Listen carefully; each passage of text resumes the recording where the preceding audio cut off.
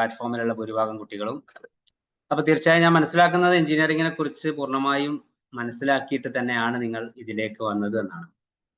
ഞാൻ പ്രത്യേകം പറയാൻ കാരണം ചില കുട്ടികളുണ്ട് നീറ്റൊക്കെ എഴുതി 2 പ്രാവശ്യം അല്ലെങ്കിൽ 3 പ്രാവശ്യം സൂപ്പർ റിപ്പീറ്റ് എന്നൊക്കെ അല്ലേ പറയുന്നത്.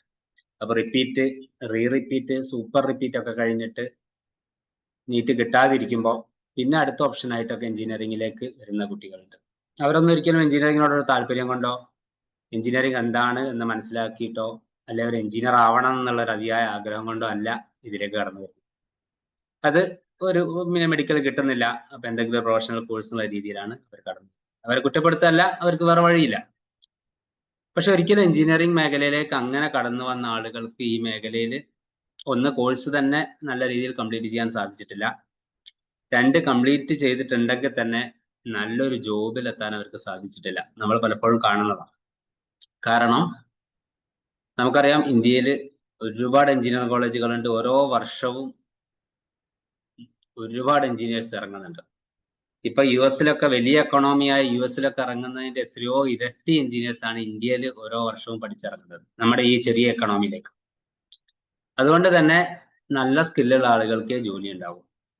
ഒരു എഞ്ചിനീയറിംഗ് ബിടെക് എന്ന് പറഞ്ഞൊരു 4 വർഷത്തെ ഒരു കോഴ്സ് സർട്ടിഫിക്കറ്റ് നമ്മളെ കയ്യിലുള്ളത് കൊണ്ട് നമുക്ക് ഒരിക്കലും ജോലി കിട്ടൂല. അങ്ങനെയൊക്കെ കിട്ടുന്ന ഒരു കാലം ഉണ്ടായിരുന്നു, ഒരു എഞ്ചിനീയറിംഗ് ഡിഗ്രി ഉണ്ടെങ്കിൽ ജോലി എന്നുള്ള രീതിയിൽ. ഇപ്പം നമുക്കറിയാം ഗവൺമെന്റ് മേഖലകളിൽ ജോലി സാധ്യത വളരെ കുറവാണ്. അതുകൊണ്ട് തന്നെ നമ്മളെല്ലാം നിങ്ങളെല്ലാവരും ഭൂരിഭാഗം ആളുകളും പ്രൈവറ്റ് മേഖലയെയാണ് ആശ്രയിക്കേണ്ടി വരിക. പ്രൈവറ്റ് മേഖലയിൽ അവർക്ക് നമ്മുടെ സർട്ടിഫിക്കറ്റോ അല്ലെങ്കിൽ എഞ്ചിനീയറിംഗ് ഡിഗ്രിയോ അല്ലെങ്കിൽ അതിലെ മാർക്കോ ഒന്നുമല്ല അവർക്ക് വേണ്ടത്. അവർക്ക് വേണ്ടത് നമ്മുടെ സ്കില്ലാണ്. അവർക്ക് അവരുടെ വർക്ക് ഏറ്റവും എഫിഷ്യൻ്റ് ആയിട്ട് ചെയ്യാൻ പറ്റിയ ആളുകൾ, അവരെയാണ് അവർക്ക് വേണ്ടത്. അതവർ സെലക്ട് ചെയ്യും, അതിന് ഇന്റർവ്യൂ നടത്തും. അപ്പൊ അതിൽ ചിലപ്പോൾ മാർക്ക് പോലും പല കുട്ടികളും പറയാറുണ്ട്, എൻ്റെ മാർക്കൊന്നും അവർ നോക്കിയിട്ട് തന്നെയല്ല, ഞാൻ ചെയ്ത പ്രോജക്റ്റ് ആയിരുന്നു അവർ നോക്കിയത്. ആ പ്രോജക്റ്റ് മാത്രം ചോദിച്ചു, പ്രോജക്റ്റിൽ നിന്ന് കുറച്ച് ചോദ്യങ്ങൾ ചോദിച്ചു, എനിക്ക് ജോലി തന്നു. എൻ്റെ മാർക്കൊന്നും അവർ ചോദിച്ചിട്ടേ ഇല്ല, ഞാൻ എന്താണ് പഠിച്ചത്, എങ്ങനെയാ പഠിച്ചതെന്നും എൻ്റെ 10th-ഓ 12th-ഓ ബിടെക്കിലെ CGP ഒന്നും അവർ മൈൻഡ് ചെയ്തിട്ടില്ല എന്ന് പറയും. കാരണം അവർക്ക് ഇതുകൊണ്ടൊന്നും ഒരു കാര്യമില്ല. പ്രൈവറ്റ് കമ്പനികൾക്ക് നമ്മുടെ CGPA-യോ അല്ലെങ്കിൽ നമ്മുടെ 10th മാർക്കോ 12th മാർക്കോ ഒന്നും അല്ല അവരുടെ വിഷയം. അവർക്ക് നല്ല ഏബിൾ ആയിട്ടുള്ള, അവർക്ക് ആവശ്യമുള്ള കാര്യങ്ങൾ നമ്മൾ ചെയ്തു കൊടുക്കണം. അവർക്ക് ചെയ്യേണ്ട വർക്ക് നമ്മൾ എഫിഷ്യൻ്റ് ആയിട്ട് ചെയ്യുക എന്നുള്ളതാണ്. അതുകൊണ്ട് തന്നെ ഞാൻ ഇതിൽ ഉള്ള കുട്ടികളെടുത്ത് പറയാം, നിങ്ങൾ എഞ്ചിനീയറിംഗ് തിരഞ്ഞെടുക്കേണ്ടത് എഞ്ചിനീയറിംഗിനെ പറ്റി മനസ്സിലാക്കി, എഞ്ചിനീയറിംഗ് തന്നെ ഒരുപാട് ബ്രാഞ്ചുകളുണ്ട്. കേരളത്തിൽ തന്നെ ഇപ്പൊ 52ഓളം ബ്രാഞ്ചുകൾ ഇന്നത്തെ നമ്മുടെ ഈ വർഷം ഉണ്ട് ഓപ്ഷൻ കൊടുക്കാൻ. അതിലൊന്ന് ആർക്കിടെക്ചർ ആണ്, അതിന്റെ ഓപ്ഷൻ വന്നിട്ടില്ല. 51ഓളം ബ്രാഞ്ച് നമുക്ക് ഇപ്പോൾ ഓപ്ഷൻ കൊടുക്കാം. അപ്പോൾ ഓരോ ബ്രാഞ്ചിനും അതിൻ്റെതായ പ്രത്യേകതകളുണ്ട്, ഓരോ ബ്രാഞ്ചിനും അതിൻ്റെതായ സാധ്യതകളുണ്ട്, അതിൻ്റെതായ സ്കില്ലുകളും വേണം. എല്ലാ ബ്രാഞ്ചിനും ഒരുപോലെ അല്ല സ്കില്ലുകൾ വേണ്ടത്. അപ്പൊ നിങ്ങൾ നിങ്ങളുടെ സ്കില്ല് നോക്കിയിട്ട് ആ സ്കില്ലിന് മാച്ച് ആകുന്ന ബ്രാഞ്ച് എടുക്കുക, എങ്കിൽ നിങ്ങൾക്ക് അതിൽ നന്നായിട്ട് എക്സൽ ചെയ്യാൻ പറ്റും. പിന്നെ അടുത്തൊരു ചോദ്യം, എഞ്ചിനീയറിംഗിന് ജോലി സാധ്യത ഉണ്ടോ എന്നുള്ളതാണ്. കാരണം ഈ എഞ്ചിനീയറിംഗ് എടുക്കാൻ പോകുന്ന നിങ്ങളൊക്കെ ചിലപ്പോൾ ഫേസ് ചെയ്തിട്ടുണ്ടാവും ആ ചോദ്യം. നാട് മുഴുവൻ എഞ്ചിനീയേഴ്സ് ആണ്, ഒരു കല്ല് എടുത്ത് മുകളിലോട്ടിട്ടാൽ അത് തലയിൽ, ഒരു എഞ്ചിനീയറുടെ തലയിലാണ് വീഴുക എന്നൊക്കെ ആളുകൾ പരിഹസിക്കാറുണ്ട്. അപ്പോൾ എഞ്ചിനീയറിംഗിന് പോയിട്ട് കാര്യമുണ്ടോ? അങ്ങനെ സംശയമുള്ള കുട്ടികളുണ്ട്. പലപ്പോഴും ഞങ്ങളൊക്കെ വിളിച്ച് ചോദിക്കാറുണ്ട്, സാർ ബിടെക്കിന് പോയിട്ട് കാര്യമുണ്ടോ, വേറെ എന്തെങ്കിലും കോഴ്സ് പറഞ്ഞു തരുമോ എന്നൊക്കെ പറയും. ബിടെക് അല്ലാത്ത കോഴ്സ് പറഞ്ഞു തരും. അപ്പോൾ ബിടെക്കിനാണോ പ്രശ്നം? ബിടെക്കിനല്ല പ്രശ്നം. കാരണം ഏറ്റവും വലിയ പാക്കേജിലൊക്കെ പ്ലേസ്ഡ് ആകുന്ന ആളുകൾ ബിടെക്കാർ തന്നെയല്ലേ. നമ്മളെപ്പോലെ തന്നെ കീം എഴുതി അല്ലെങ്കിൽ JEE എഴുതിയിട്ട് NIT-യിലും IIT-യിലും അല്ലെങ്കിൽ CET-യിലൊക്കെ പഠിക്കുന്ന കുട്ടികളാണ് ലക്ഷങ്ങൾ പാക്കേജുള്ള ഓരോ വർഷത്തിൽ 10 ലക്ഷം 20 ലക്ഷം 25 ലക്ഷം ഒക്കെ ഉള്ള പാക്കേജ് കിട്ടുന്ന അവർക്ക് തന്നെ, ബിടെക്കാർക്ക് തന്നെയാണ്. അങ്ങനെ കിട്ടുന്ന കുട്ടികളുണ്ട്. ഒരേ കോളേജിൽ തന്നെ ചിലപ്പം ഒരേ കീമിലൊക്കെ ഏകദേശം ഒരേ റാങ്ക് ആയിരിക്കും. അങ്ങനെ ഒരു ബെഞ്ചിൽ തന്നെ ഇരിക്കുന്ന 4 പേരുണ്ടെങ്കിൽ 4 പേർക്കും ചിലപ്പോൾ കിട്ടുന്ന പാക്കേജുകൾ, പ്ലേസ്മെന്റ് കിട്ടുന്ന പാക്കേജ് തമ്മിൽ വലിയ വ്യത്യാസം ഉണ്ടാവും. അതെന്തുകൊണ്ടാ? അവർക്ക് അതിനുള്ള സ്കില്ലുണ്ട്. ആ സ്കില്ല് ഉള്ള ആളുകൾക്ക് എഞ്ചിനീയറിംഗ് എടുത്തു കഴിഞ്ഞാൽ തീർച്ചയായും ജോലി സാധ്യത ഉണ്ടെന്നുള്ള കാര്യത്തിൽ യാതൊരു സംശയമില്ല. അല്ല, ഏറ്റവും വലിയ സാലറി വാങ്ങുന്ന, ഒരുപാട് മികച്ച സാലറി വാങ്ങുന്ന ഇഷ്ടം പോലെ എഞ്ചിനീയേഴ്സ് ഉണ്ട്. മാത്രമല്ല ലോകത്തെ എല്ലാ മേഖലകളിലും, നമ്മുടെ ജീവിതത്തിൽ തന്നെ എല്ലാ മേഖലകളിലും എഞ്ചിനീയറിംഗിന് റോളുണ്ട്. എഞ്ചിനീയേഴ്സിന്റെ റോള് നമുക്ക് എല്ലാ മേഖലയിലും കാണാം. ഇപ്പൊ നമ്മൾ രാവിലെ എഴുന്നേറ്റ് എന്താ പറയാ ഒരു നല്ലൊരു ആർക്കിടെക്ട് ഡിസൈൻ ചെയ്ത ഒരു സിവിൽ എഞ്ചിനീയർ നേതൃത്വം നൽകി കൺസ്ട്രക്ട് ചെയ്ത ഒരു വീട്ടിൽ നമ്മൾ ഉണരുന്നു അല്ലെ. നമ്മൾ വിളിച്ചുണർത്തുന്നത് ഇലക്ട്രോണിക് അലാംസ് ആണ് അല്ലെ മൊബൈലാണ്. പിന്നെ നമ്മൾ കിച്ചണിൽ എത്തിക്കഴിഞ്ഞാൽ അവിടെ ഓവനും അതുപോലെ തന്നെ ഇൻഡക്ഷൻ കുക്കറും എല്ലാം ഇലക്ട്രോണിക് ഡിവൈസസ് ആണ്. പിന്നെ നമ്മുടെ വാഹനങ്ങൾ ഇപ്പോൾ ഫുള്ളി എന്താ പറയാ സെൻസർ ബേസ്ഡും അതുപോലെ തന്നെ പിന്നെ എല്ലാം ഇലക്ട്രോണിക്സും എഞ്ചിനീയറിംഗും ആയിട്ട് ബന്ധപ്പെട്ട മേഖലകളാണ്. വാഹനങ്ങളാണെങ്കിൽ മെക്കാനിക്കലും എല്ലാം ഒരുപാട് ബ്രാഞ്ചുകളിൽ ബന്ധപ്പെട്ടതാണ് നമ്മുടെ വാഹനങ്ങൾ. അവിടെ നമ്മൾ പിന്നെ സ്കൂളുകളിൽ നമ്മുടെ ജോലി സ്ഥലത്ത് എത്തിക്കഴിഞ്ഞാൽ അവിടെ നമ്മൾ ഉപയോഗിക്കുന്ന ഉപകരണങ്ങൾ, ഇങ്ങനെ എല്ലാ മേഖലകളും എന്താണ് എഞ്ചിനീയറിംഗിന് റോളുള്ള ഏരിയകളാണ്. അപ്പൊ അതുകൊണ്ട് തന്നെ എഞ്ചിനീയറിംഗിന് ഒരിക്കലും സാധ്യതകൾ കുറയുന്നില്ല, വർദ്ധിക്കുന്നേ ഉള്ളൂ. മാത്രമല്ല ഇപ്പൊ എല്ലാവരും പറയുന്നുണ്ട് AI വന്നു, ഡാറ്റാ സയൻസ് വന്നു, മെഷീൻ ലേണിംഗ് വന്നു, ടെക്നോളജി ഇനിയുള്ള കാലത്ത് പലർക്കും ജോലി കുറയുന്നു അല്ലെ. ഓട്ടോണമസ് വെഹിക്കിൾ വരുന്നു. ഓട്ടോണമസ് വെഹിക്കിൾ വന്നു കഴിഞ്ഞാൽ എന്താ സംഭവിക്കാം? ഡ്രൈവേഴ്സിനൊക്കെ ജോലി ഇല്ലാതാവും. ഡ്രൈവേഴ്സിന് മാത്രമല്ല വാഹനങ്ങളുടെ ആക്സിഡൻസ് കുറയും, ഹോസ്പിറ്റൽ വരെ കൂട്ടുന്ന അവസ്ഥയിലെത്തും അല്ലെ. ഡോക്ടേഴ്സിന് വരെ ജോലി കുറയും. പക്ഷെ അവിടെയൊക്കെ ആർക്കാ ജോലി ഉണ്ടാവുക? ആ ഓട്ടോണമസ് വെഹിക്കിൾസ് ഡിസൈൻ ചെയ്യുന്ന, അതിന്റെ സെൻസേഴ്സ് ഡിസൈൻ ചെയ്യുന്ന, അത് പിന്നെ റിപ്പയർ ചെയ്യാൻ കഴിവുള്ള, അങ്ങനെ കഴിവുള്ള എഞ്ചിനീയേഴ്സിനാണ് അവിടെയൊക്കെ ജോലി സാധ്യത. ഇപ്പൊ കൊറോണ ഒക്കെ വന്നപ്പം തന്നെ നമുക്ക് പറഞ്ഞു, കൊറോണ വന്നപ്പോൾ ശരിക്കും മെഡിക്കൽ ഡോക്ടേഴ്സ് ആണ് കൊറോണയെ കൺട്രോൾ ചെയ്തതെന്നൊക്കെ നമ്മൾ പറഞ്ഞു അല്ലെ. എല്ലാവരും പറയുന്നുണ്ട് വാക്സിനും അതൊക്കെ. പക്ഷെ ആ വാക്സിൻസ് ഒക്കെ ഉത്പാദിപ്പിച്ച എഞ്ചിനീയേഴ്സിന് വലിയ റോളല്ലേ. അതുപോലെ കൊറോണയുടെ ഏറ്റവും വലിയ മരുന്ന് എന്തായിരുന്നു? Social distancing. ആ സോഷ്യൽ ഡിസ്റ്റൻസിങ് സാധ്യമാക്കിയത് എന്തായിരുന്നു? നമ്മുടെ സൂമും അല്ലെ, എഞ്ചിനീയേഴ്സ് പ്രോഗ്രാം എഴുതിയ സൂമും ഗൂഗിൾ മീറ്റ് ഒക്കെ അല്ലേ. അപ്പോ പിന്നെ അതുകൊണ്ടല്ലേ ഓൺലൈൻ ക്ലാസ്സുകൾ നടന്നത്. അല്ലെങ്കിലോ ഒരിക്കലും സ്കൂളുകൾ 2-3 വർഷം ക്ലോസ് ചെയ്തിടാൻ പറ്റില്ലായിരുന്നു. അപ്പൊ അതുകൊണ്ട് ടെക്നോളജിക്ക് വലിയ റോൾ ഇനിയും വരാൻ പോകുന്ന കാലത്തുണ്ടാവും. അതുകൊണ്ട് ഇനി ഭാവിയിലേക്കുള്ള ഒരു ഏരിയയും എഞ്ചിനീയറിംഗ് തന്നെയാണ്. അപ്പൊ എഞ്ചിനീയറിംഗിനെ കുറിച്ച് മനസ്സിലാക്കിയിട്ട് വളരെ എന്താ പറയുക ഒരു ആത്മാഭിമാനത്തോടു കൂടി നിങ്ങൾ എഞ്ചിനീയറിംഗ് പഠിക്കണം എന്നാണ് എനിക്ക് പറയാനുള്ളത്. അപ്പൊ അത്രയധികം കരിയർ ഓപ്പർച്യൂണിറ്റീസ് എഞ്ചിനീയറിംഗിലുണ്ട്. അതുപോലെ തന്നെ മറ്റൊരു പ്രത്യേകത, ഞാനൊരു എഞ്ചിനീയർ ആണ്. അതുകൊണ്ട് തന്നെ എനിക്ക് എപ്പോഴും നമ്മൾ കാണുന്ന ഒരു കാര്യം, ഒരു 4 വർഷത്തെ പഠനം കൊണ്ട് ഇത്ര റിവാർഡിംഗ് ആയിട്ടുള്ള ഒരു കരിയർ ഒരു മേഖലയിലും കിട്ടൂല. മെഡിക്കൽ നിങ്ങൾ നോക്കൂ, MBBS 5.5 വർഷം അല്ലെ, 4.5 വർഷം കോഴ്സും 1 വർഷം ഇന്റേൺഷിപ്പ്. അതുപോലെ തന്നെ പിന്നെ വെറും MBBS കഴിഞ്ഞിട്ട് ജോലി സാധ്യത വളരെ കുറവാണ്. MDക്ക് പോകുന്നു, MD 3 വർഷം. പിന്നെ ഒരു ന്യൂറോളജിസ്റ്റും നെഫ്രോളജിസ്റ്റും കാർഡിയോളജിസ്റ്റും ഒക്കെ ആയിട്ട് മാറാൻ വീണ്ടും 3 വർഷം സൂപ്പർ സ്പെഷ്യാലിറ്റി ചെയ്ത്. ഇങ്ങനെ 11-12 വർഷമൊക്കെ പഠിച്ചിട്ടാണ് ഒരു ഡോക്ടർ ശരിക്കും സെറ്റിൽ ആവുന്നത്. അതേ സമയത്ത് നിങ്ങൾ നോക്കൂ, NIT-ന്നും IIT-ന്നും ഒക്കെ പ്ലേസ്മെന്റ് കിട്ടുന്ന ഒരു എഞ്ചിനീയർക്ക് വെറും 4 വർഷം കൊണ്ട്, ഇനി വേണമെങ്കിൽ 2 വർഷം കൂടെ വേണമെങ്കിൽ MTech കൂടെ എടുക്കാം. MTechന്റെ ആവശ്യമൊന്നുമില്ല. പിന്നെ ഈ പ്രൈവറ്റ് കമ്പനികളൊന്നും ടീച്ചിങ്ങിലേക്കൊക്കെ പോകുമ്പോഴാണ് MTech കൂടുതൽ പിന്നെ യൂസ് ആവുന്നത്. അതേ സമയത്ത് BTech കൊണ്ട് മാത്രം വലിയ പ്ലേസ്മെന്റ് കുട്ടികൾക്ക് കിട്ടുന്നുണ്ട്. അപ്പൊ 4 വർഷം കൊണ്ട് ഇത്തരം ഇപ്പൊ LLB ആണെങ്കിലും 5 വർഷം പഠിക്കണം, അല്ലെങ്കിൽ ഇന്റഗ്രേറ്റഡ് LLB. എങ്കിലും LLB കഴിഞ്ഞാൽ തന്നെ ജോലി സാധ്യത ഒന്നും BTechനെ പോലെ അത്രയില്ല. പിന്നെ LLM ഒക്കെ എടുക്കണം. അങ്ങനെ ഏത് പ്രൊഫഷൻ ആണെങ്കിലും, ഇപ്പം പിന്നെ ടീച്ചിങ് ഒക്കെ ഒരു കോളേജ് പ്രൊഫസറൊക്കെ ആണെങ്കിൽ എത്ര വർഷം പഠിക്കണം? അതേ സമയത്ത് വളരെ ചാലഞ്ചിങ് ആയിട്ടുള്ള റിവാർഡിംഗ് ആയിട്ടുള്ള ഒരു കരിയർ നമുക്ക് 4 വർഷം കൊണ്ട് കിട്ടുന്നതാണ് എഞ്ചിനീയറിംഗിന്റെ ഏറ്റവും വലിയ ഒരു പ്രത്യേകത. അതിൽ വളരെ പ്രൊഫഷണൽ ആയിട്ട് വർക്ക് എൻവയോൺമെന്റിൽ എഞ്ചിനീയേഴ്സ് ഒക്കെ വർക്ക് ചെയ്യുന്ന നമ്മൾ കണ്ടിട്ട് അവരുടെ പ്രൊഫഷണൽ വർക്ക് എൻവയോൺമെന്റിൽ നമുക്ക് വർക്ക് ചെയ്യാൻ പറ്റും. അതുപോലെ സൊസൈറ്റിക്ക് ഒരുപാട് സഹായങ്ങൾ, ഞാൻ നേരത്തെ തുടക്കത്തിൽ തന്നെ പറഞ്ഞിട്ടല്ലേ, എല്ലാ മേഖലകളിലും എഞ്ചിനീയേഴ്സിന്റെ കോൺട്രിബ്യൂഷൻസ് ഉണ്ട്. അതുപോലെ തന്നെ ഏറ്റവും പ്രധാനപ്പെട്ട എഞ്ചിനീയറിംഗിന്റെ ഒരു പ്രാധാന്യമാണ് ഈ പോർട്ടബിലിറ്റി എന്ന് പറയുന്നത്. എന്താ പോർട്ടബിലിറ്റി എന്ന് ഉദ്ദേശിക്കുന്നത്? അതായത് ഇവിടുന്ന് നിങ്ങളിപ്പം BTech കഴിഞ്ഞു, BTech ഇനിയിപ്പോ ഇവിടുത്തെ നല്ല കോളേജിൽ തന്നെ ആയിക്കോണമെന്നില്ല. KTUവിന്റെ അംഗീകാരമുള്ള KTUവിന്റെ കീഴിലുള്ള ഏതെങ്കിലും ഒരു കോളേജിൽ BTech കഴിഞ്ഞ് നിങ്ങൾ ലോകത്ത് എവിടെ പോയി കഴിഞ്ഞാലും നിങ്ങൾക്ക് വേണമെങ്കിൽ നാളെ ഇന്ന് ഒരു രാജ്യത്ത്, നാളെ ഒരു രാജ്യത്ത് എത്താന്ന് വിചാരിക്കാം. BTech കഴിഞ്ഞിട്ട് അവിടെ വേണമെങ്കിൽ നിങ്ങൾക്ക് ജോലി കയറാം. അവിടെ പ്രത്യേക ടെസ്റ്റുകളൊന്നും ആവശ്യമില്ല. അതേ സമയത്ത് MBBS ആണെങ്കിലോ, MBBS കഴിഞ്ഞിട്ട് UK എയിംസ് പഠിച്ചൊരു കുട്ടിക്ക് UK പോയിട്ട് നേരിട്ട് അവിടെ ഡോക്ടറായിട്ട് ജോയിൻ ചെയ്യാൻ പറ്റുമോ? അല്ല, ഹയർ സ്റ്റഡീസിന് പോലും പറ്റില്ല. എന്ത് വേണം? പ്ലാബ് എന്ന് പറഞ്ഞ എക്സാം എഴുതണം, എന്നാൽ മാത്രമേ അവർ ഡോക്ടറേറ്റ് അംഗീകരിക്കൂ. ഇപ്പൊ US പോയിട്ട് ഇവിടെ എയിംസ് കഴിഞ്ഞ ഒരു കുട്ടി ചെന്ന് കഴിഞ്ഞാൽ അവിടെയും അവർ അംഗീകരിക്കില്ല. USMLE എന്ന് പറഞ്ഞ പരീക്ഷ എഴുതണം.